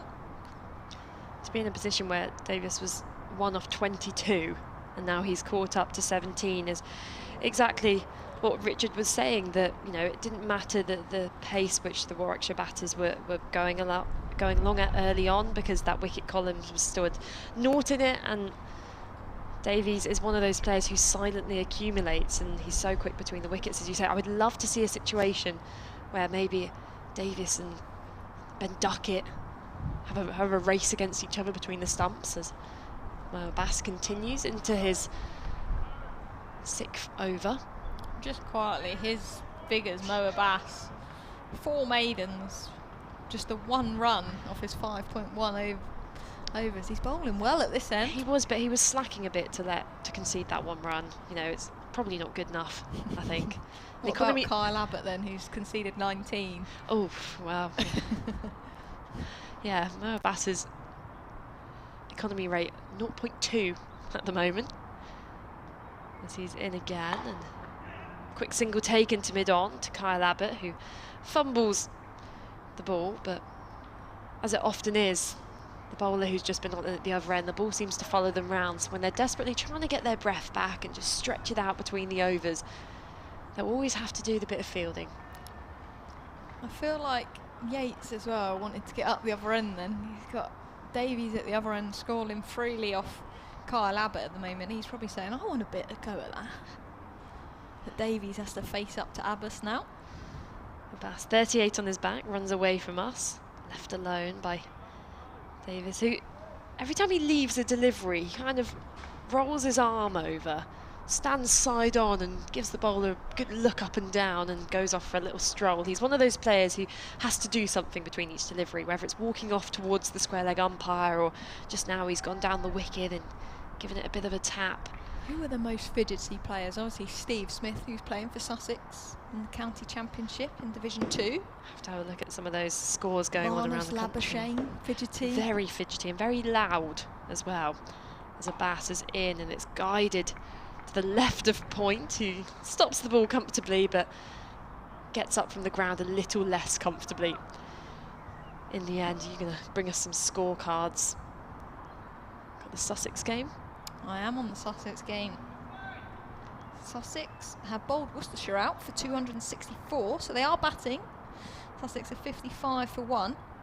Steve Smith coming in at number 5 apparently, because, you know, he's not as good as Ali Orr or Tom Alsop, so he can go beneath them.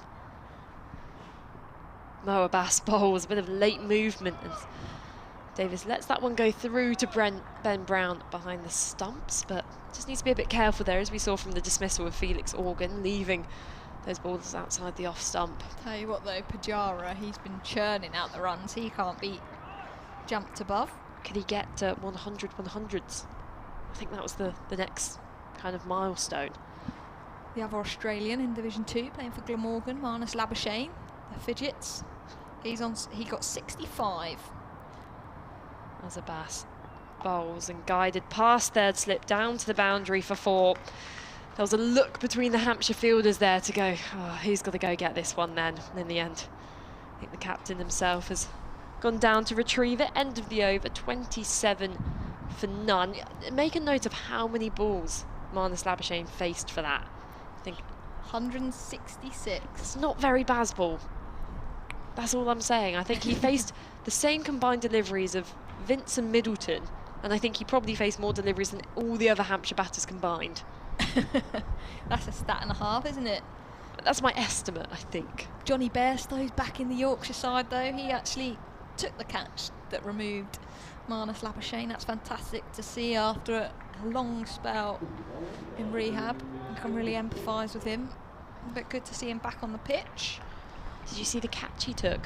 Diving down to his left, taking an inside edge through, and it was a great catch, but I couldn't help but feel mildly concerned and just wanting to make sure he's okay. That's always the way, isn't it, when someone comes back for injury, but I'm sure he'll be happy. But we're going to have some pace into this Hampshire attack. James Fuller going to bowl, and that's short, and that's pulled away. That's gone to mid-wicket, and it's going to race to the boundary for 4.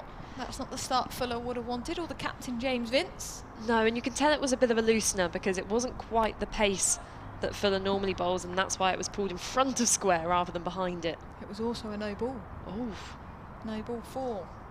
bring 3 hits into the game, come on. Yates is on 8 then. Davies alongside him on 21. Sun's out, got a little brighter.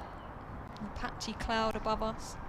But James Fuller, right arm round in past the umpire, bowls to Yates. That's a better length, and that's left alone outside the off stump.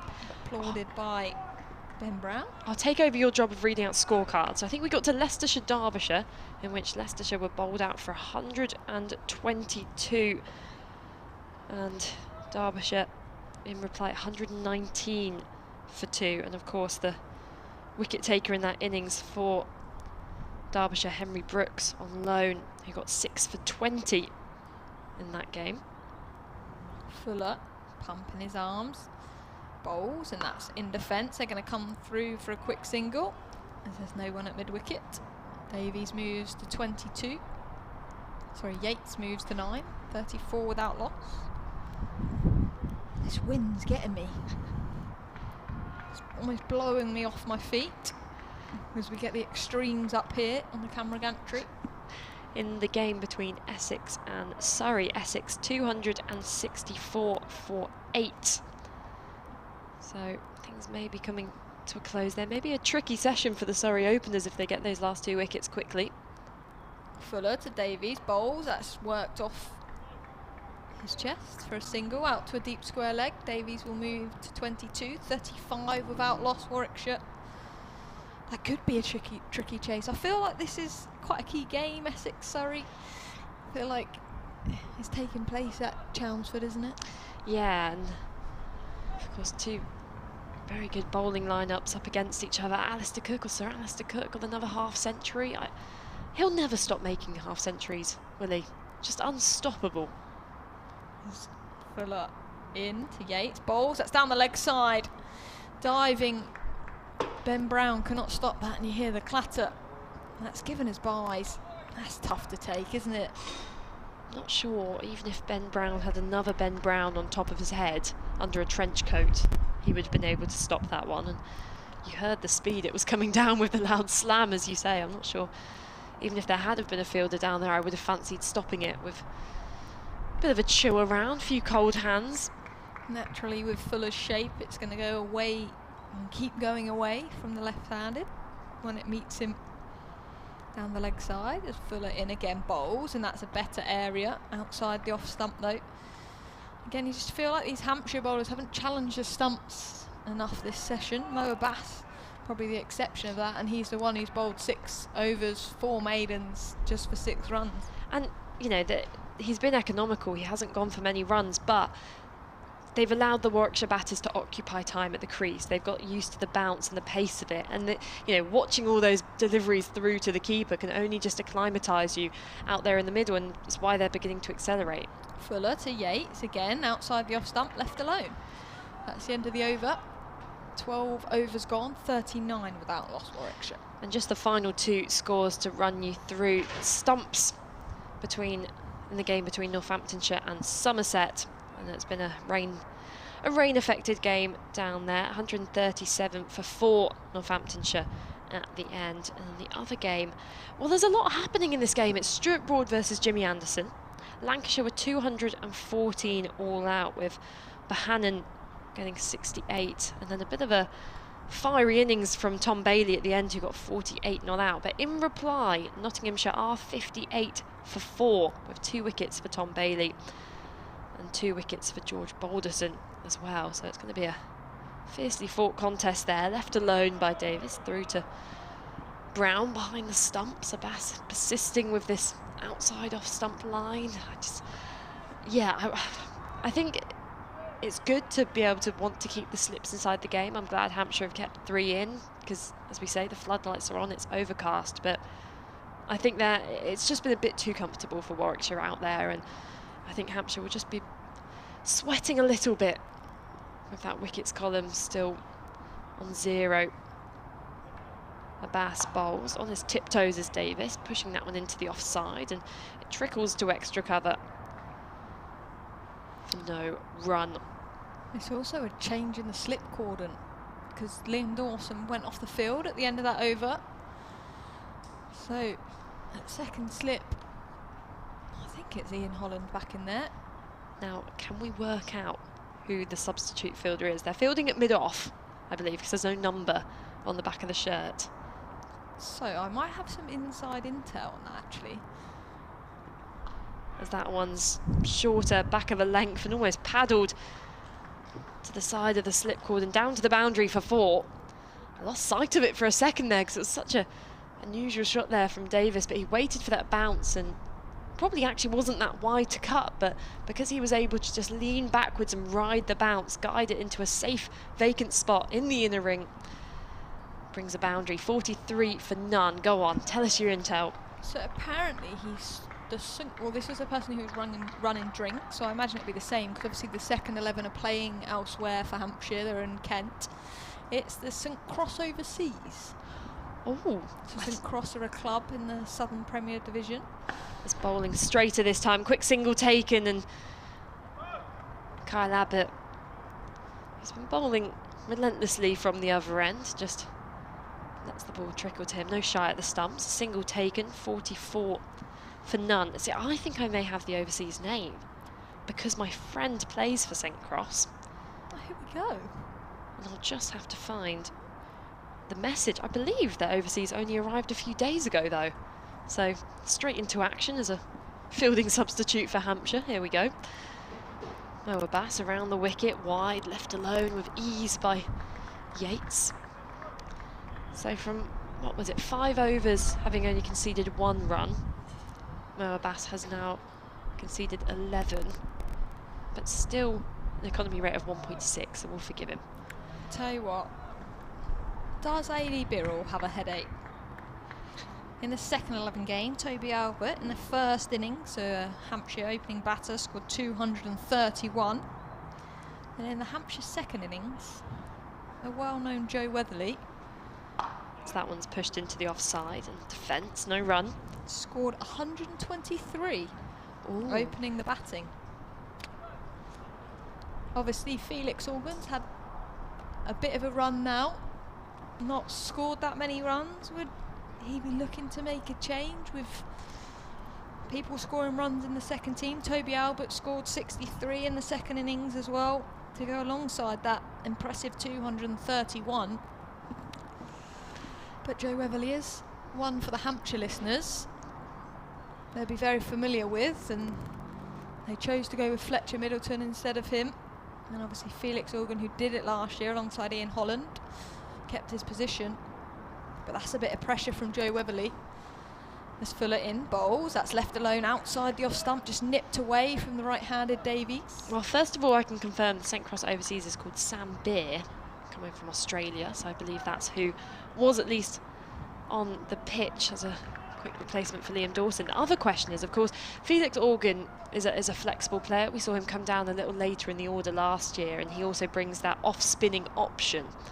We had an email or a message in earlier, and of course you can get in touch at Solent Sport or solentcricket@gmail.com. There's James Fuller in bowls, and that's pushed into the offside. A vacant backward point, so they pick up a single. Davies to 28, 45 without loss. And it did point out that Liam Dawson has so far struggled with runs this season with the red ball, and you've got that spinning all-rounder option who, you know, Liam Dawson is a well-established figure in this team, but you do have the two options. You've got a Felix Organ option, you've got a Liam Dawson option, you've got a Tom Prest option if you want that spin. So, you know, as you say, A.D. Birrell's going to have a headache because there's so many people competing for that opening spot.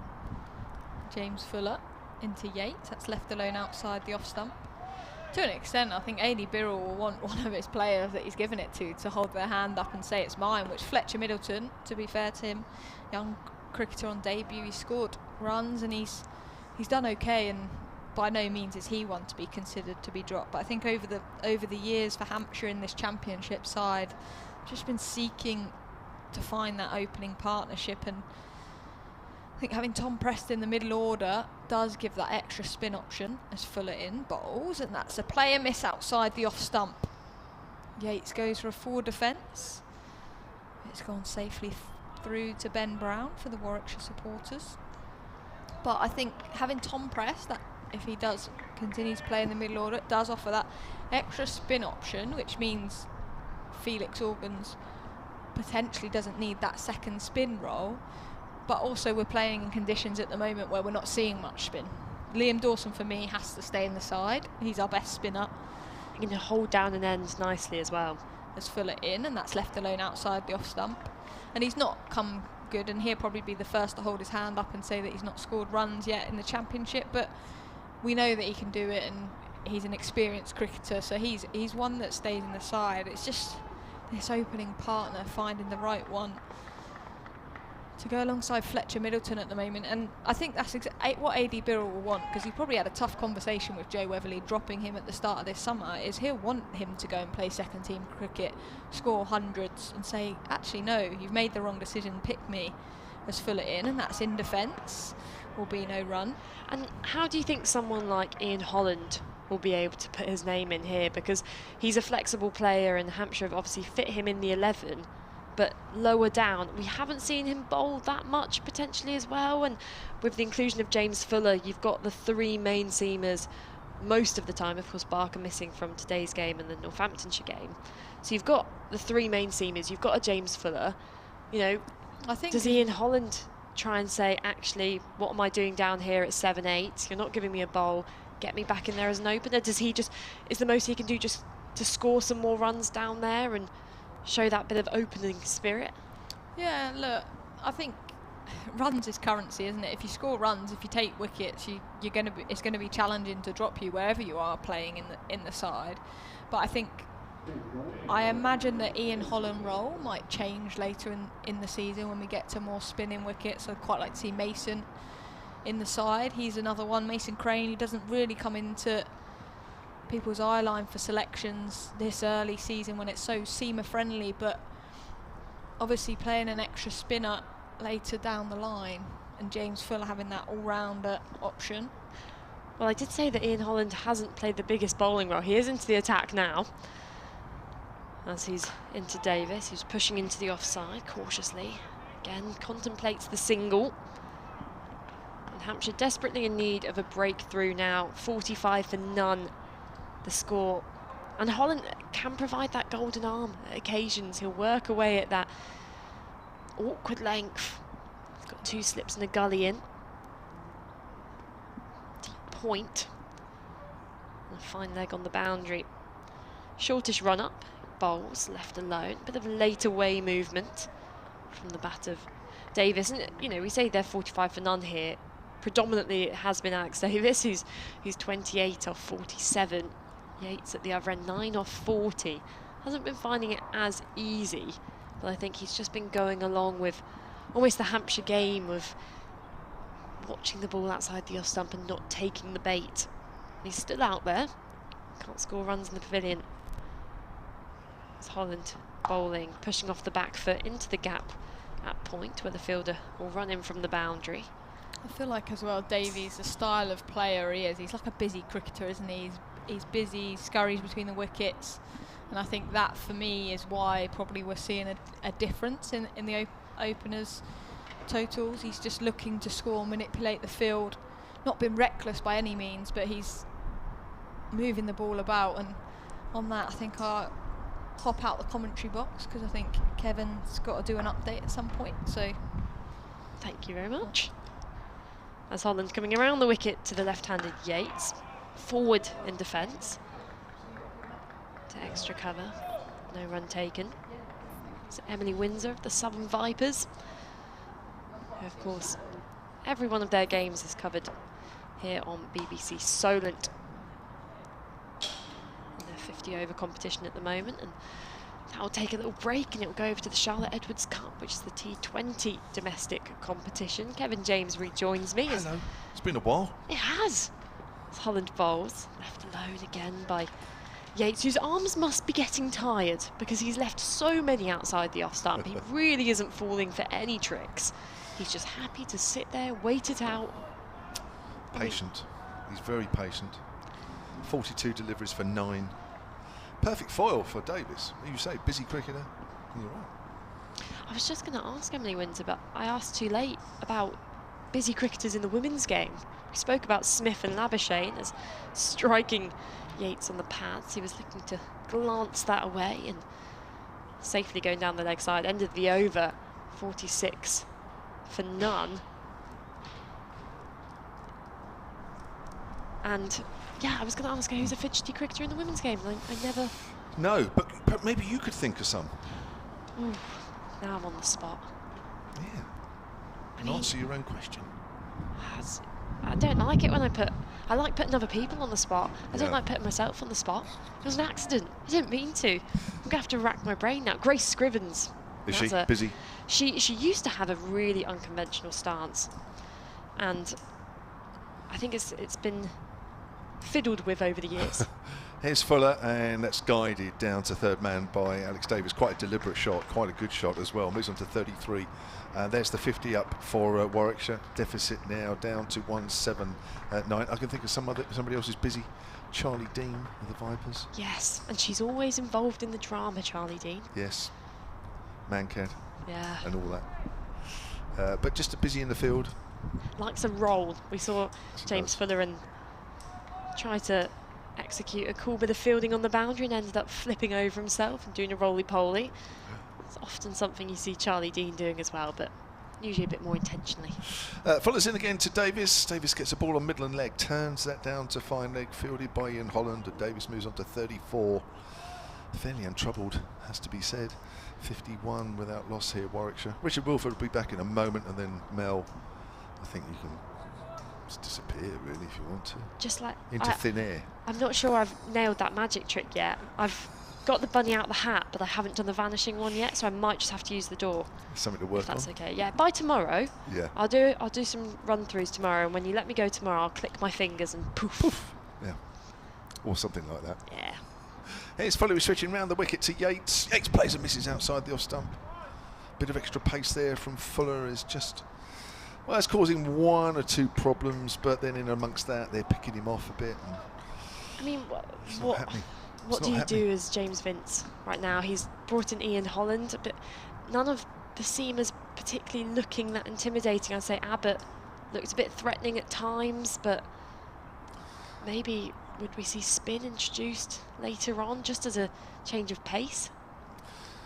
Well, I have to try something, but just keep it like there or thereabouts. That's pushed up to mid-off, but it hasn't done quite as much, has it, for the Hampshire bowlers? Just before you go, Stanley Marissa is listening. Stanley will be here on day 3, former Zimbabwe A batter. Does a bit of commentary with us. Great insight and views from Melissa and Emily on the Hampshire team selection and balance. Lots of strong performances in the second team against Kent. Always depends on the result though, doesn't it? First team result. If they win this, then things are all right, and of course if they lose, then that's when you look to make one or two changes. We'll have to wait and see. Here's we're still a long way away from that. That's a bit of extra bounce. Yates is on the back foot, on his toes, plays it out square, fielded by Fletcher Middleton, no run.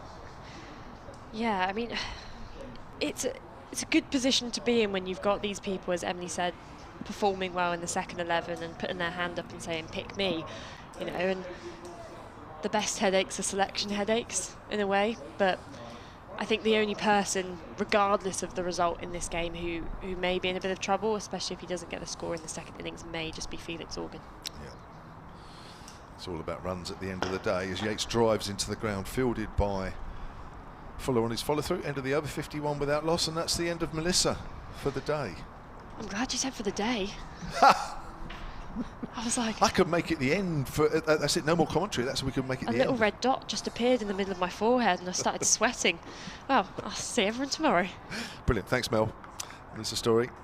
She'll be back tomorrow, she says, on day 2 with myself and Richard Wilford. Richard Wilford's coming alongside me to take you through to the end. 14 overs to do here at the Ageas Bowl. The temperature has dropped a bit as well.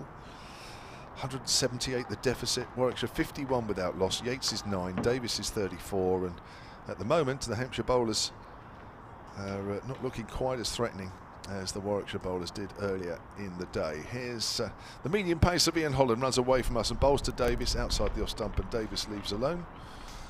And as I say, he looks reasonably comfortable out there. Busy cricketer, it's just what you need in situations like this. Yeah, he got a little bit irritable when it took him 17, 18 balls to get off the mark. But if you consider that, since then he's pretty much gone to run a ball. And the guide through third man has been particularly profitable for him. Yes. And what they've done is they wanted to see off the opening bowlers, didn't they? Which they've done. Always paying a missing at that one. That's the length 3 in Holland. It just bounces and just moves away off the seam. And Davis was committed into that shot. The question is whether this new ball gets a bit of a second life, because I think it did for Warwickshire. Yeah. I think it started to nibble again, sort of 25 overs onwards. And Hampshire will very much hope that it does that, particularly towards the end of play today. Yes. So that final hour, winning that final hour will be so important for them. I'm going to be doing a quick 30-second update in a minute. Outside the off stump, that doesn't move quite as much, and Alex Davis leaves that one alone. 3 balls left of Holland's second over here. Walks back to his mark. Well, Warwickshire don't seem to have so many problems as Hampshire did earlier. Warwickshire are 51 without loss, replying to that Hampshire all-out total of 229. Alex Davis is 34, Rob Yates is 9. All the Hampshire seamers have had a bowl and not quite getting as much out of the wicket as the Warwickshire bowlers did earlier. Out of that 229 for Hampshire, James Vince was 75 not out at the end. There was 49 from Fletcher Middleton, but really in the afternoon they succumbed to what was some good bowling from all the seamers, led by Chris Wokes and Chris Rushworth, who took 3 wickets apiece. 51 without loss, Warwickshire trail by 178.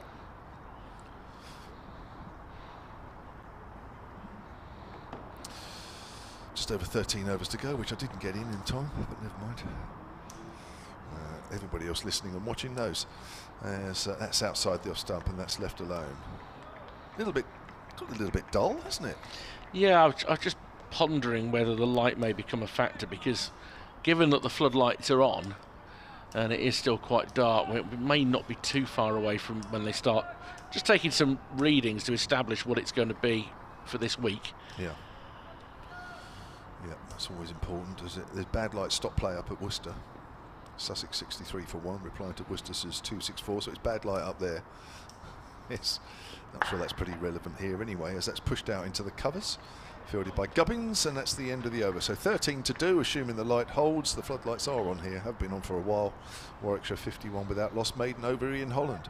And they got less than half a day at Taunton today, so wow. we may have had a bit of fortune to get to the point that we are, where we could potentially get through a full day. And I think if you're James Vince, you want anything now that will finish the day on a high. You know, there's still the prospect of taking 2 or 3. That first one has been so far a little bit elusive. Fuller is beginning his 4th over, bowling to Yates, who's reaching outside off stump to guide it behind square for a single. Makes it into double figures. It's taken him 48 deliveries, but I was on with Melissa earlier, having got themselves into the position they did with the ball, Warwickshire now have to play the game situation rather than more than anything. You know, it's not about the current theme of trying to score quickly and crack 450 as quickly as possible.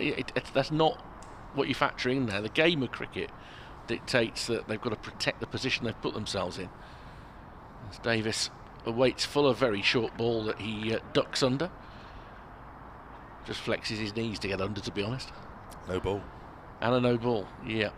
So a couple of no balls now from Fuller. Actually started with one, didn't he? And, there was the 4 byes as well. So they've had a little bit of assistance there. I think it's 9 extras now, 10 extras. He has got that little bit of extra pace and fire, Fuller, as he approaches once more from the pavilion end. And back of a length fending is Davis. And it was an awkward height to be playing a straight bat shot at.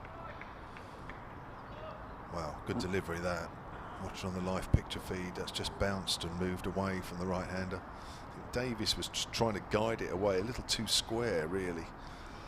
Should be looking to be in behind that a little more. In fact, probably better not to play it at all. Yeah. Risk against reward tells you leave well alone. It's above stump height, you can leave it on length. Fuller will charge in, encouraged by that.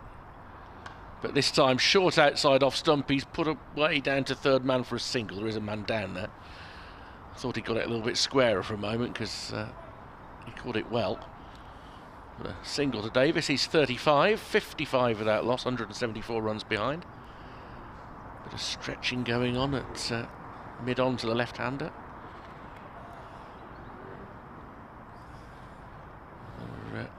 Kyle Abbott is going to come back and have a second go. Yeah, he's got to. Looks fairly likely. You know what he's like. If he gets one, he can turn it into 2 or 3 very quickly. Round the wicket comes Fuller to Yates, who tucks it off his hip, and he's got it very fine, a fine leg, and that will go for 4. Fuller looks disconsolate as he trudges back to his mark, but he's just clipped that on the inside of Mohammed Abbas, and Yates gets a boundary. He's to 14, 59 without loss. I mean, if we do come off a bad light anytime soon, I don't think Warwickshire will mind too much. I know they've made a great start, but at the end of the day, it has been a good day for Warwickshire. They're bowling Hampshire out for 229, having been 83 for 1 at one stage. I think they'll be happy. Yeah, they'll be delighted if they come off for naught, regardless of when that is. Just a little bit late down on that one, Yates. Ball angling in towards middle and off. Not a lot of bounce about it, but he's able to stab it up towards mid-on. And Abbott does the fielding. You know, whether it's in 5 minutes' time or whether it's after the next 73 balls that are still due. If they're for naught, that's been a good day. It'll be a heck of a day on a, you know, what you were pointing out, that not been a kind ground for Warwickshire. 2010, the last win here. Yeah. For the Bears. I don't think the old ground was particularly kind to Warwickshire most of the time. not in 4-day and 3-day cricket. And the wicket comes Fuller, and trying to cut a ball that was too close to him is Yates. Ends up propping himself up on the bat.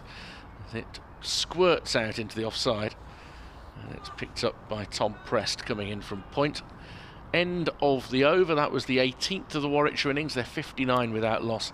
12 more scheduled. The umpire's not contemplating the first look at the light meter just yet, but I don't think it would take much more darkness. That said, I think the next clouds coming over may not be quite as dark as the ones that are passing from left to right as I look up at the moment. They're moving fairly briskly. The wind that's got up a bit during the day. Yeah, they're coming from over the Solent. The Solent is right over the top of Telegraph Wood as we look. So they're coming up. I don't know, it looks fairly dark, a bit further away. Outside the off stump, started a new over from Ian Holland. He's into his 3rd, has just conceded the 1 run so far. Kyle Abbott, if he is coming back, 5 overs, none for 19. Mohammed Abbas, the most miserly, 7 overs, 4 maidens, none for 11. But have they looked threatening? They've bowled accurately, they've bowled okay. Grandstaffer on the move. Yeah, they believe that something happened. I have to say, I do think further over, that does look a little darker. So we could be getting some rain at some point. Now it's going to take a quick single up to mid-on. That's good running, Alex Davis. Just to the right of Mohammed Abbas. He was off like a flash. Moves on to 35. Warwickshire 59 without loss. Sorry, 60 now, trailed by 169. Davis has moved on to 36. Yeah. Normally the weather is a little bit more to the right. Sort of comes at us from 2 o'clock as we look, but it's more 12 o'clock as we look here, which is straight off the sun. There's Ian Holland switching round the wicket to the left-hander Yates outside the off stump, and that's left alone. Both these batters have already scored 100 this season. Davis in the game against Somerset, Yates in the game against Kent.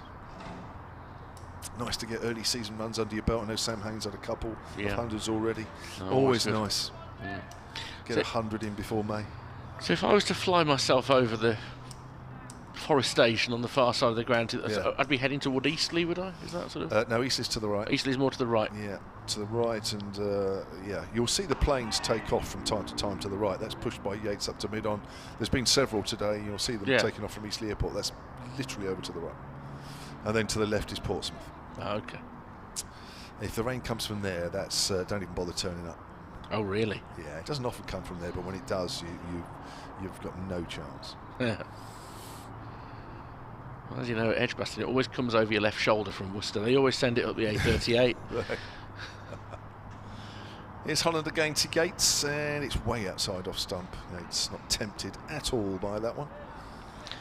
So yeah, it's looking a little bit more ominous as we get through the rest of the late afternoon into the early evening. I think one or two of the crowd now have had enough. They think that it's not worth hanging around for. Quite a few are starting to make their way towards the west gate, the exit gate. That's to our right.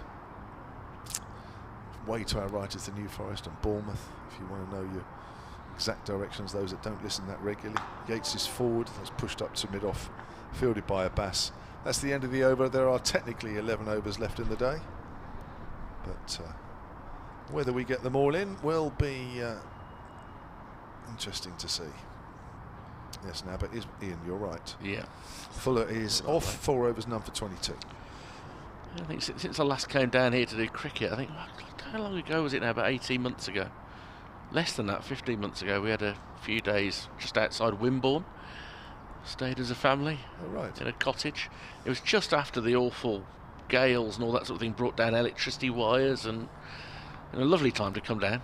It's nice out that way. But we had a nice time. Had a walk round Sandbanks.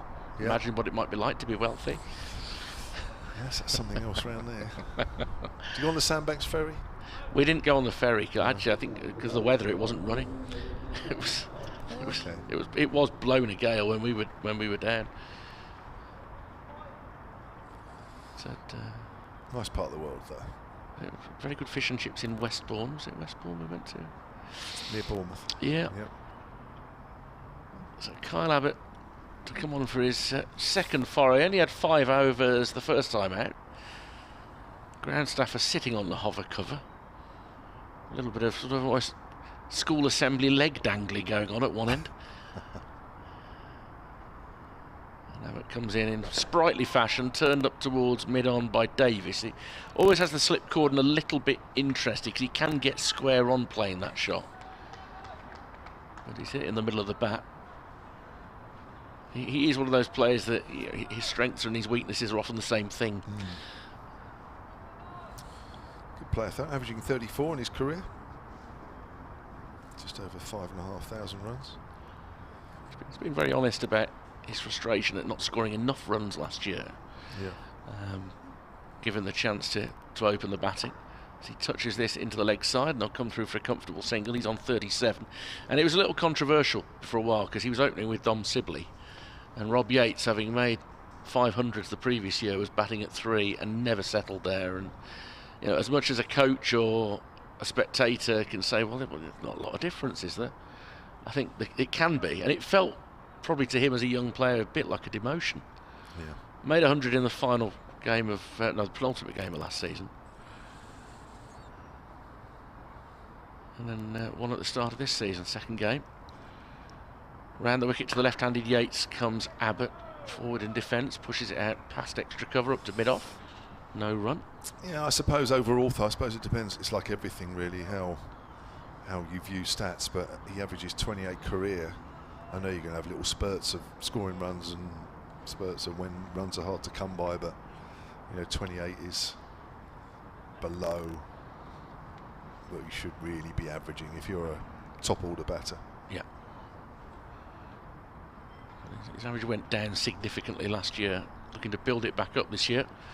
He leaves the ball alone outside off stump. Not taking any undue risks in this particular session, Yates, 14 off 57. Been usurped a little bit in this batting order in terms of being the young up-and-comer by Dan Mosley, who's made a very bright start to the year.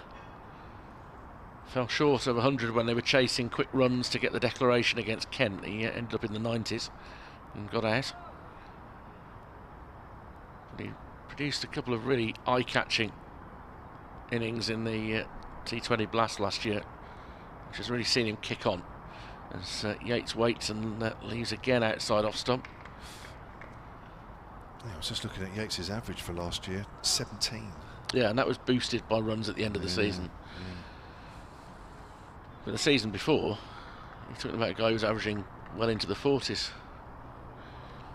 So he played 10 of your 14 games, Rob Yates, last year? Yeah. Less than 300 runs? Yeah. And 100 of those were in one innings. The thing is, there's no doubting his ability in terms of we've seen over a period of 3-4 years. As he waits for Abbott again, pushes forward in defence out into the offside. He came close to getting his first 100 the last time I was here, so pre-lockdown. As a young batsman in 2019, he batted really well here. It was 83 when a few wickets were tumbling around him. Somewhere in that region.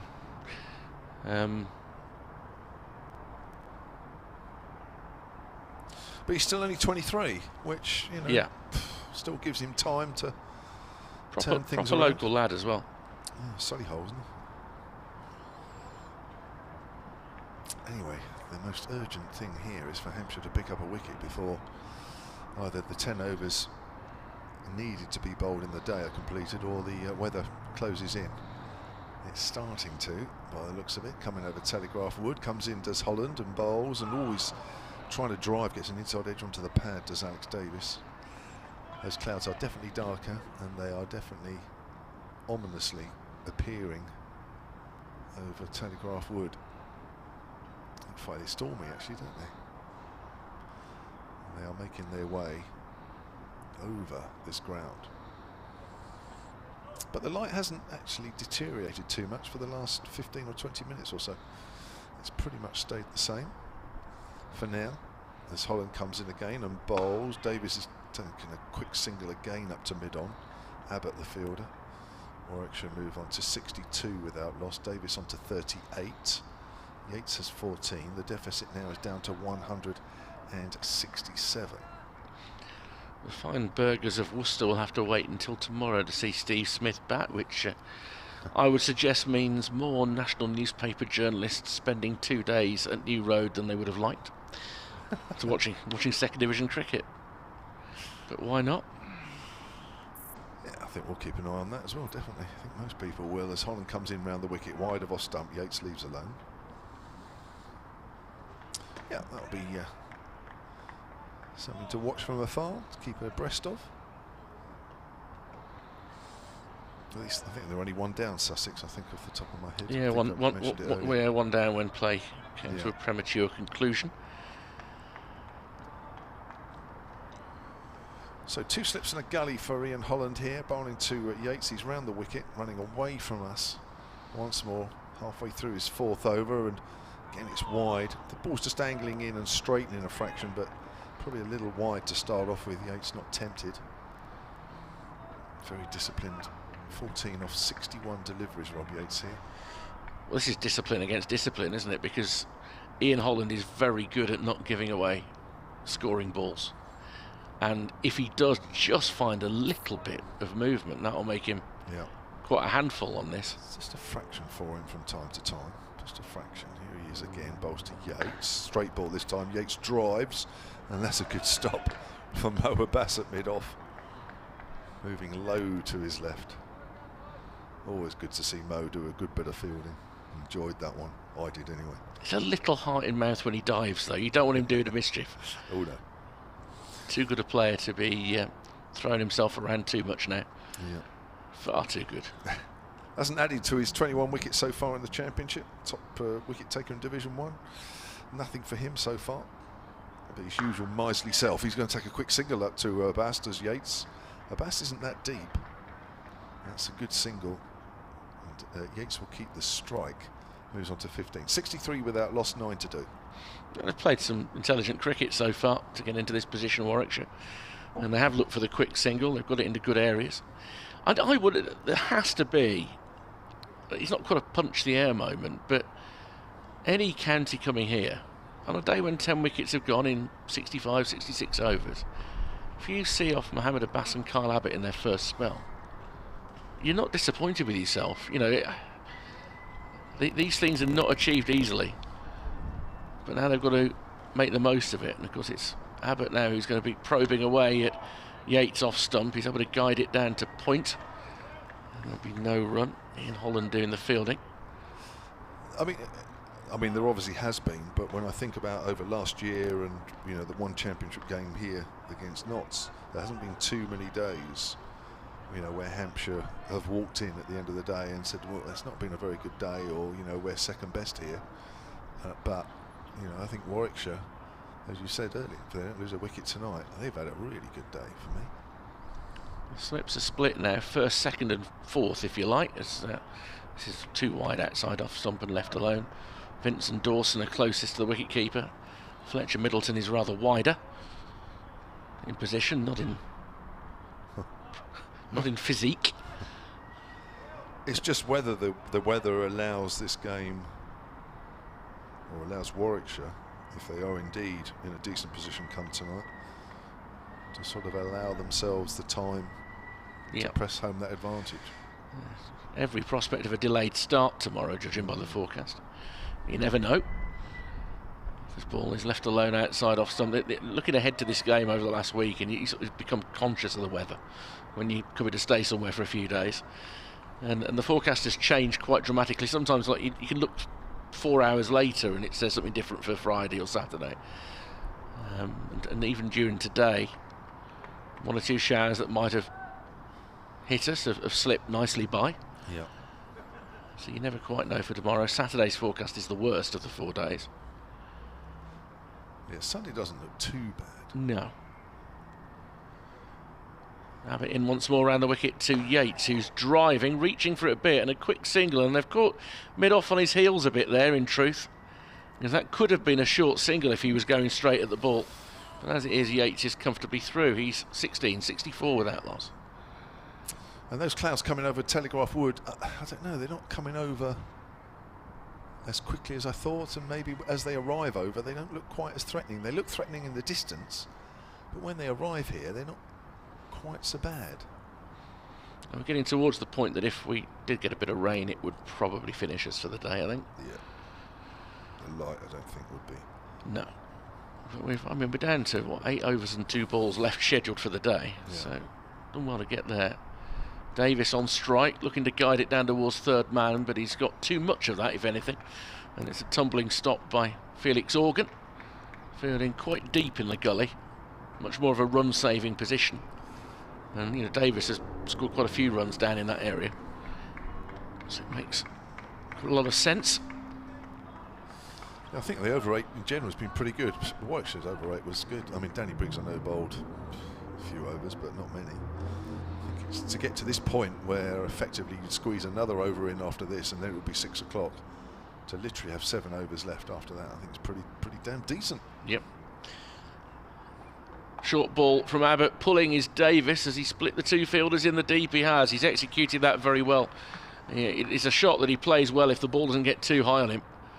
And he moves into the 40s, 42 for Alex Davis. Warwickshire 68 without loss, trailing now by 161 runs.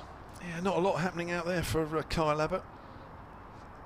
Usually when you see him get his tail up and the ball's nipping back, and most recently in some of the games he's been getting the ball to shape away from the right-hander, but there's not a lot of either for him there at the moment. But tomorrow's a different day, always different the next day.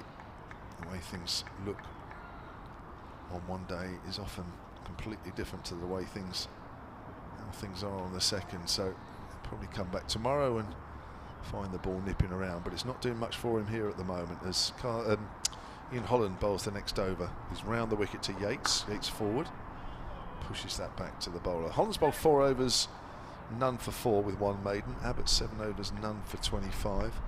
Will we see a bit more of Abbas before the end of the evening, assuming we play the whole 8 overs?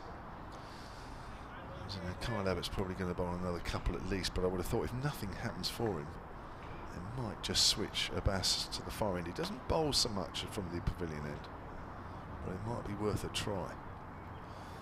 Here's Holland. It's another straight ball, which Yates plays equally straight back to the bowler. Good job from these Warwickshire openers. They've batted just over 22 overs so far. And I suppose, a bit like Hampshire really, in a decent position at the top of the order. It was as we got into the afternoon session that they found real problems. 1 or 2 were of their own making. But the Warwickshire bowlers came at them hard after lunch. Yates gets a straighter delivery, turns that to mid-wicket, no run. On 3 occasions, wickets went down in pairs, and that's the problem you give yourself. The 2 that went down straight after the lunch interval. Then there were 2 in the over from Rushworth when Brown and Dawson went. Dawson may have been a bit unfortunate, but nonetheless. And then at the end, Abbott and Abbas, well, that's a bit more forgivable. But they went in successive Ed Barnard overs. Yeah, a few runs at the end, but still that total looks a little light as Yates pushes up to mid-on. He's going to take a quick single. That's another good single there. Split the field between mid-wicket and mid-on. Yates was off straight away. Good awareness from him. Moves on to 17, 69 without loss. They've been very good, these two, pushing the ball up to mid-off, mid-on, and then when it's slightly wider than that, they're off for a single as quick as possible, and it's always a fairly comfortable run. I remember Lancashire doing that against Hampshire 2 or 3 years ago up at Old Trafford. I don't think I'd seen a side in one game score as many singles up to mid-on and mid-off as they did. And it just shows you that if you set off quickly, that it can be done, even with mid-on and mid-off quite close. Depends who's fielding there, of course, as well, which helps. That's pushed into the ground and out on the offside, and there is no run. James Fuller found to his cost when Will Rhodes ran him out at mid-off. But I'm just wondering if Will Rhodes, whilst the bowler was bowling, had just crept in a couple of yards and caught Fuller off guard.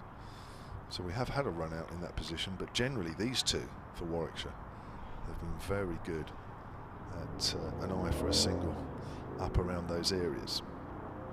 Holland again then runs away from us, 1 off the over so far. Comes in and bowls to Davis. That's on middle stump, which is turned to mid-wicket, and that is the end of another over. 7 to do if the light holds. Just get the feeling that the rain is not too far away. Clouds beginning to come in, but they're probably still high enough at the moment. Probably still high enough that we're going to keep getting with more play. The umpires don't seem too concerned with the light. Haven't actually had a chat as far as I can remember. Haven't come together. So they're fairly happy with things as they stand, but the temperature has dropped somewhat.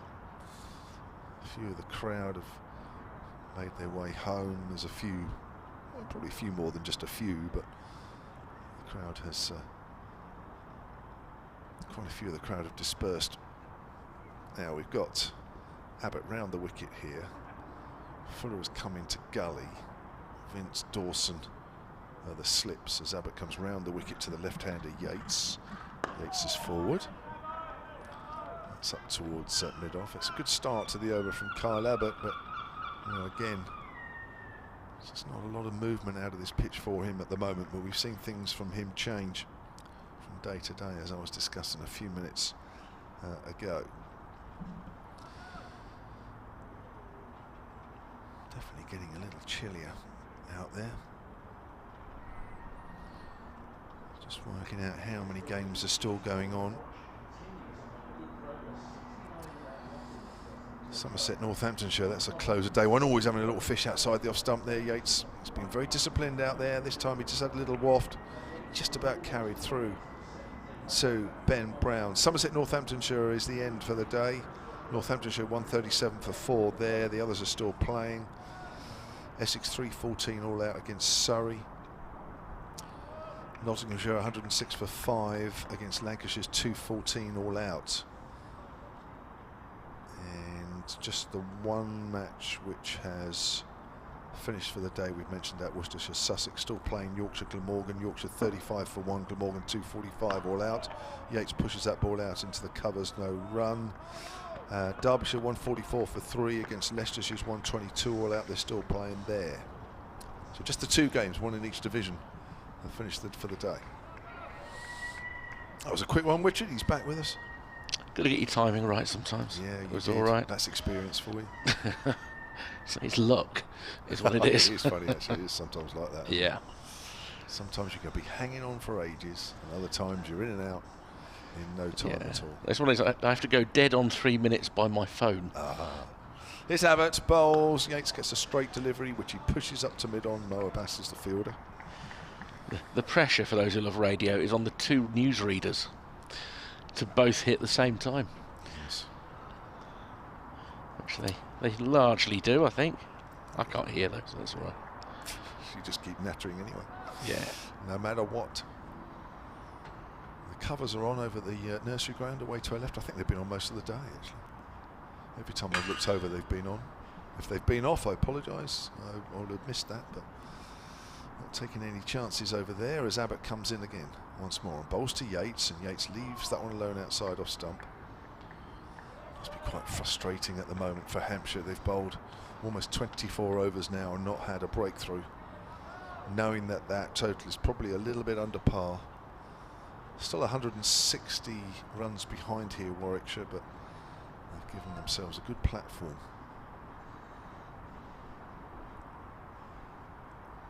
So Abbott at the top of his mark there, just wipes his brow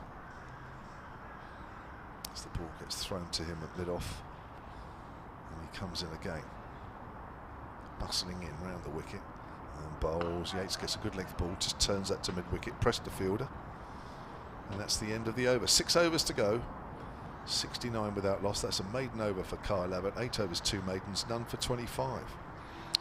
Is it worth a little look at spell? I mean, it's actually going to happen now, isn't it, by the look of it? I was going to say, is it worth a little look at spin?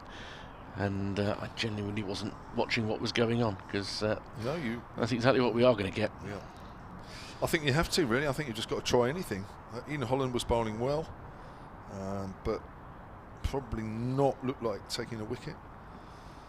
Liam Dawson might bowl 2 or 3 overs and not look like taking a wicket either, but I think it's got to the point where you just need to try anything, just something, because whatever else that James Vince has tried hasn't worked as yet. Just ask a different question, yeah, as much as anything. So Liam Dawson is going to have a bowl. He will have a slip and a leg slip, a short mid-wicket and a short cover. Mid-on is quite deep, mid-off is moderately deep. Deep square leg, you could probably afford to be a little closer in than he is actually. A backward point and a deep point boundary rider who has come in a few yards, which makes a bit more sense to me. And it'll be Alex Davis on strike. He's on 42. Dawson bowls left arm round the wicket, and he's guided down towards third man. An immediate chase for Holland, having just come out of the attack, and they'll come back for 2. 44 to Davis, 71 without loss. He's played really well, hasn't he, Alex Davis? Made it difficult actually for the bowlers to bowl at him, really. He's played the ball late, he's angled the face of the bat on the offside and found gaps to good length deliveries. He's played it really well. And again, Dawson, Davis strides forward. It's not the longest of strides, of course, but he plays it with the inside half of the bat, and it trickles out on the leg side. The breeze blowing the sweater of Dawson in the little flap that Russell Warren, the umpire, has got to contain it. And forward again comes Davis. Dawson had both arms up in the air almost before he blocked that, as if to celebrate the. I mean, he's great. Maybe it's a sign that he's put the ball where he intended it, which is a good start. Short man bowling to another short man. He gives that a bit more flight, and it's tickled out into the offside. He bowls this sort of line, which is sort of middle stump, even almost middle and leg at times, where I think he gets excited, where he thinks the batters are just going to play across the ball a bit. I think that's where the sort of the throwing the arms up sort of comes from. That's a bit short. Davis trying to slap it past the backward point fielder, but Holland is able to block it away, throws the ball to Nick Gubbins, and there's no run. Not going to get a lot of turn, nor did Danny Briggs. He was largely there to try and contain as best as he could. And the final ball of the over is defended. It means we have just the 5 overs remaining in the day. Warwickshire 158 runs behind on 71 without loss. Yeah, he's done very little bowling, as you'd expect, really, these early season conditions. Didn't quite bowl 2 overs in the game against Notts here, although he got a wicket. 3 overs in total in the game at Surrey, and just the 2 overs in the game against Northants. So I don't think you can accuse him of being overcooked. I don't think that spinning figure will have a cut on it or anything like that at the moment. It's been sort of an accidental phase of the championship where spinners are not playing a major role. And you know, you look at Jack Leach playing for England, and people say, well, is there not somebody better? But there really isn't. Well, there's a few. Oh, edged. Oh, almost carried to Liam Dawson. Just a moment there where the ball caught the outside edge of Yates. He might have thought it had carried, but Dawson picked it up cleanly. Just bounced in front of him. You're watching the live picture feed. Oh, got it on the half volley. Went straight in the hands, but it's on the half volley. Big moral victory for Abbott. Hampshire need a bit more than that, but it really wasn't far short. Nothing that Dawson could have done. You simply haven't got the time to dive forward at those sort of chances. Yeah, it's not pushing at the ball there, which meant that the ball just died a fraction. Here's Abbott again then from that pavilion end, round the wicket to Yates, straighter. Yates pushes that up to mid-on. Time running out for Hampshire here. Was a bit of burst of sunshine in a little break in the cloud just to our right. The clouds, which are still bubbling up over Telegraph Wood, are not, as I said earlier, really not looking particularly threatening by the time they get over the ground, and it's still the case. It looks far worse in the distance than it does by the time it comes over here. And if that continues, then we'll have 26 balls left in the day. Here's the first of those as Abbott comes in and bowls. Outside off stump, Yates leaves alone. A ripple of applause from one or two of the Hampshire fielders in the middle there. They've tried to stay in the game, the fielders, haven't they? They've tried to keep the encouragement going. James Vince stationed at first slip. He's got to keep on rallying the troops. He did his best to keep his team in day one with that unbeaten 75. I always think it's criminal, isn't it, when Vince is not out at the end. You think just how many could it have been? If he's in and out, that's fair enough, but to have James Vince not out at the end, you just think it could have been a lot more than that, that's for sure. As Yates drives firmly up to mid-on, and there is no run. I suppose Hampshire are rapidly getting to the point now where just a wicket, just one wicket now, at the end of the day, will just make them feel a little better. Warwickshire, of course, making sure that the start that they've been given by these two out in the middle continues right till the very end. Definitely chillier. You can feel the wind just blowing in the camera gantry here a bit more now.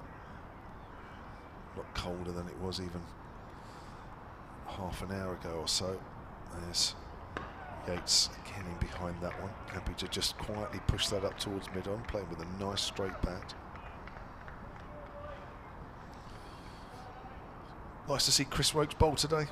I mentioned earlier that it was 6 years since he last played against Hampshire. He bowled his usual Chris Wokes self, really, didn't he? When he hits the deck and got a few to nip around and shape away from the right-hander. Good ball that got Gubbins this morning, which bounced, caught in the slips at the second attempt. Actually, I think it bounced into Hayne, didn't it? And then yeah, bounced off Hayne. Yeah. But he had to play it. That Gubbins just bounced outside his off stump. Yates works that away behind square on the leg side, down to Abbas.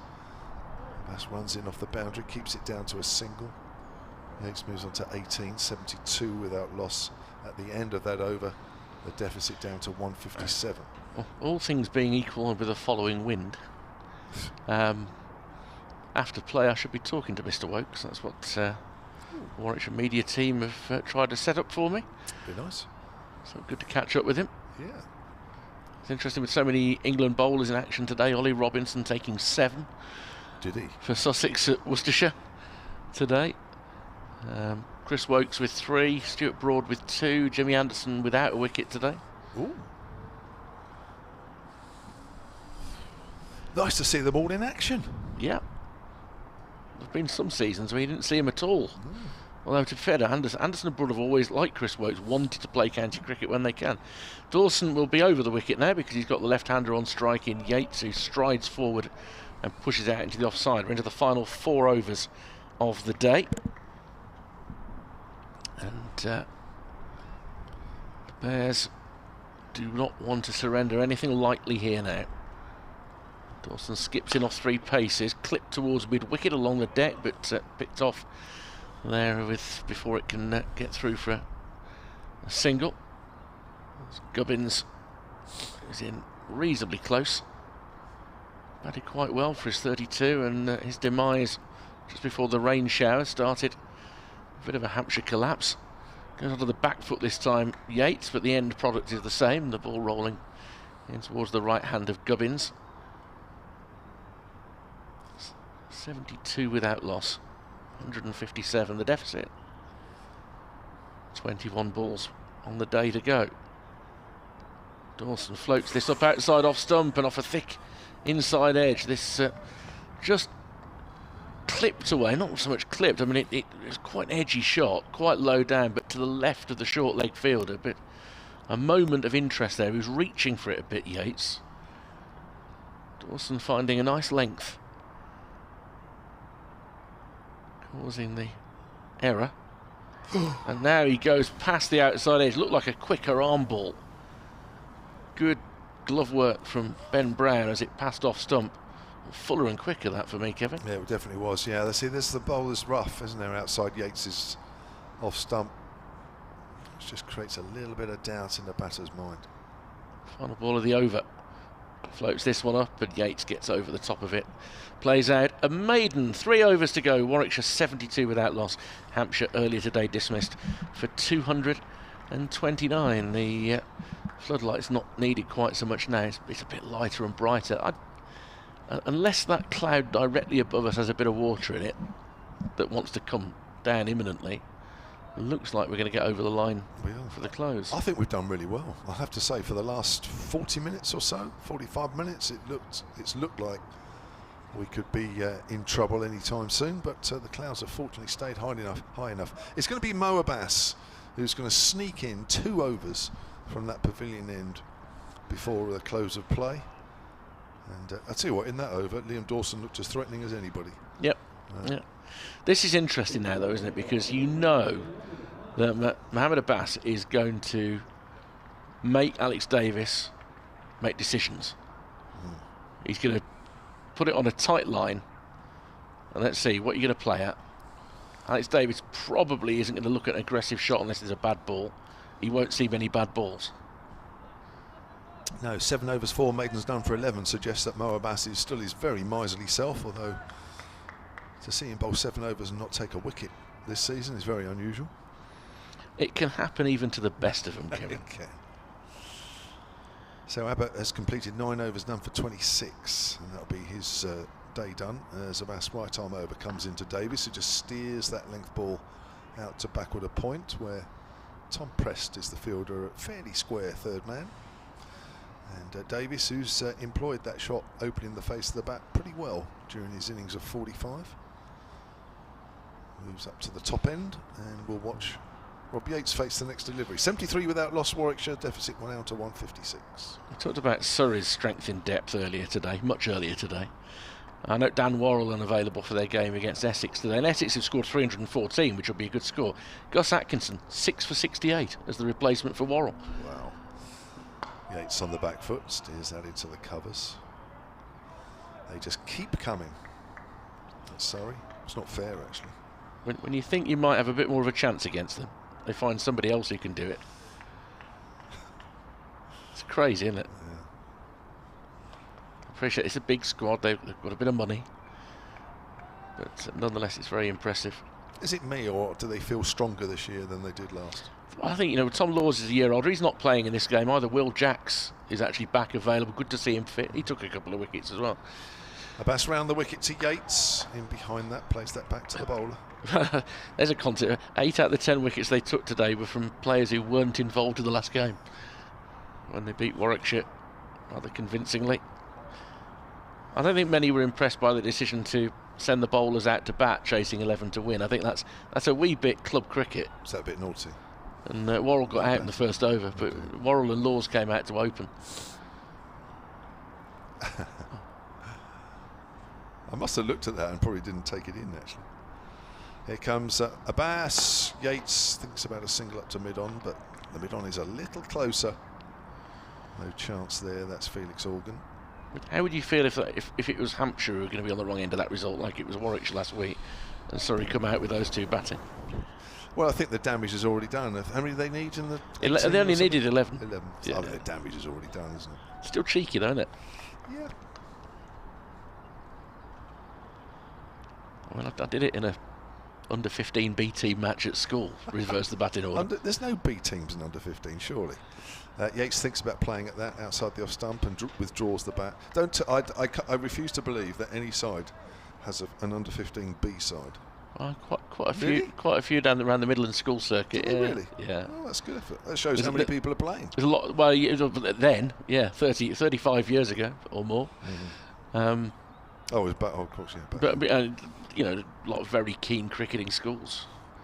A few years below me, we brought through Anurag Singh and Mark War. So. It's not bad, is it? Yeah, decent, isn't it? Abbas over the wicket this time to Yates, and Yates plays that well, just keeps it down. It's a thick outside edge.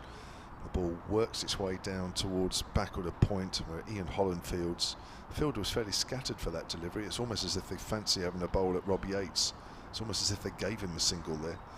And he moves on to 19. 74 without lost, 12 balls to do.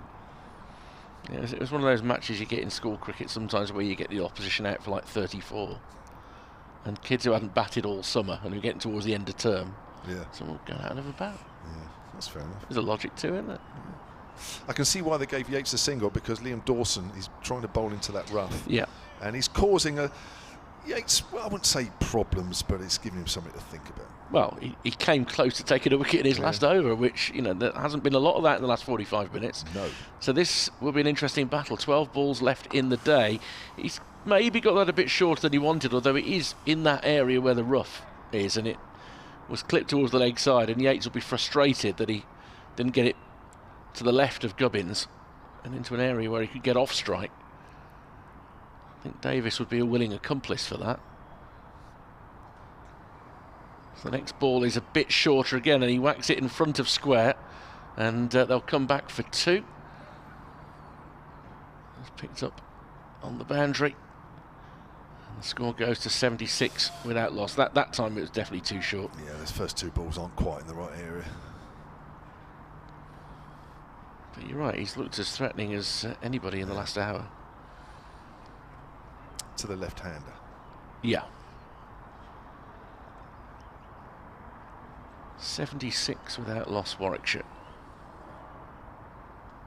Dawson approaches once more, and Yates is pushing out in the offside this time, reaching for it a touch. Comes through for a single. 77 without loss. He's to 22. It's been an extremely watchful innings. It's Sibley-like in its speed of scoring. Of course, yeah, no Sibley for you guys anymore. I'll say he left with everybody's blessing on the grounds that he'd achieved so much in his time at Warwickshire. It had been a sort of relationship of 4 or 5 years that benefited both the player and the county. Floated up this by Dawson, trying to get it past the bat. Nice straight delivery that. Brought LBW into play, but Davis was able to tap it away into the leg side. And there's no run. Couple more balls for Dawson. And presumably a final over from Abbas. Short leg comes in now, and there's a short fine leg as well. He'd be just in the ring if we were playing a T20. Try and tempt Davis to sweep maybe, but he just goes onto the back foot and forces this out onto the offside for a single. That does give Dawson one more delivery at Yates. 78 without loss. Lovely this tweet from our colleague at Middlesex, Kevin Hand, who's listening. Tremendous. At Solent Sport, he's messaged you as well. Nice to tune in and hear you both digging out Surrey. JMO's mighty middle at the Oval next week. What's that? I didn't get that line. So this ball turns, and he's just turned around the corner. I think he's got a bit of bat or glove on that. There's a chase down towards the fine leg boundary. They've run 2. They've got time to come back for 3. Did he make any contact with it? Looks like he may have done. So 3 more, 81 without loss. Were we digging out? Sorry, I'm not. I suppose we were over the. Not quite a batting order reversal, but well on its way to being. Yeah, I just feel it's a little unnecessary when in a professional game, but others would disagree. Yeah, fair enough. The game is all about opinions, and we don't all agree about the same thing, and that's fine. Yeah, it's absolutely fine. Well, that'd be boring if we did, wouldn't it? So the last over of the day coming up, and we've done well to play for just about this last 45 minutes or so, the clouds have been kind to us. The light has been kind. And it's going to be Ageas then, over the wicket from the pavilion end, bowling to the left-hander Rob Yates, and Yates is forward to a straightish ball. Just plays that towards mid-wicket. Ageas and Ben Brown got a little excited as Yates played slightly across that one, but there wasn't little danger. As pressed fields, as two of the seagulls are a bit noisy from time to time, flying above us. It's always nice when you come from the Midlands to just get a reminder that you're on the coast. I'll take that. Of course, you don't get too many around Edgbaston, do you really? No, no. That's right. It's not something I've really noticed until just now, or even thought about. There's Ageas. Oh, that swung away. Gone big, that one. Wait, the Yates leaves that one alone. Angled way across the left hand. We had the curiosity last year of one of the early games of the season was home to Surrey, and there were dozens of pigeons on the balcony in front of the commentary box, making a lot of noise for all 4 days. And I suggested that they were Surrey members who'd come up to Edgbaston, and lo and behold, they never returned for any other fixtures. They were Surrey members, the pigeons. Is that right? Yeah. Swearing their allegiance as Yates pushes that up to mid-off, and there's no run. As we're all being asked to do on Saturday. What? Swear our allegiance. Oh, well, no, we haven't really, have we? We haven't. It's been reported as being asked to, but, is it? But it's suggested if you would like to, Yeah. you can swear your allegiance. Yeah. Is there a moment or something in the coronation that Yeah, there's not one. you can stand up and... So you can stand outside and hit pots and pans. Are we doing that again, or as people were for the NHS? Here's Mo Ageas then, and Yates plays that into the ground to backward a point, fielded by Holland. The good thing about that habit on Thursday evenings was that any time you ever saw your neighbours, you just gave them a wave from a distance or wherever when we were thanking the NHS in 2020. Yep. Gosh, was it that long ago? 3 years ago. We have 2 balls left of day 1. And Hampshire, so far with the ball, have had very little to shout about. These two in the middle have played particularly well. As Ageas bowls to Yates, it's on the line of middle and leg, and it's turned up to mid-on, and there's no run, and we have 1 ball left. Well, if they see this through, then that's going to be an outstanding session from these two. Yates on strike for the final ball. Alex Davis, barring real dysfunction, will go in undefeated on 46. And they have made the most of the effort that the bowlers put in earlier. Certainly have. That afternoon session was exceptional from the Bears attack. Here's Ageas then, last ball of the day. Yates is going to get a quick single out into the covers. Good running from him. James Fuller had a little bit too much to do coming from extra cover, and that is the end of day 1 with Warwickshire replying to that Hampshire total of 229 all out, closing on 82. That'll be 83, I think, because it's still showing Yates' faces, so that'll be... No, 82. Oh, it is 82. Yeah. 82 without loss, and on the whole, I think the visitors will be very, very happy with the day's play. Yeah, I mean, they didn't bring Hassan Ali, they rested him for this game, but Chris Rushworth and Chris Wokes gave them the spearhead to the attack they needed with 3 wickets apiece. I think Hannah Dolby probably bowled better than the 1 wicket he got. And then Ed Barnard, who I think had been frustrated in his first couple of spells, came back when James Vince was looking to launch the ball far and wide, and he got the 2 tail enders out, Abbott and Mohamed Ageas, in quick succession. 229 on the board. You then anticipate that Abbott and Ageas are going to cause a lot of problems, but Warwickshire batted extremely well. Davis was patient, but once he got off the mark, he scored briskly. And they were very good between the wickets as well. That, for me, that was one of the signs that mentally they were sharp, they were thinking what they were doing, and they were on it. Having lost the toss this morning, to bowl Hampshire out for 229 and close on 82 without loss, Warwickshire would have absolutely seized your hand off. Definitely. Sorry, I was listening to the Mo's. You're making notes. I was listening to the hover cover as well. It's very noisy. Thank you for listening. We'll be back, myself, Kevin James, Richard Wilford and Melissa Story tomorrow morning at 11.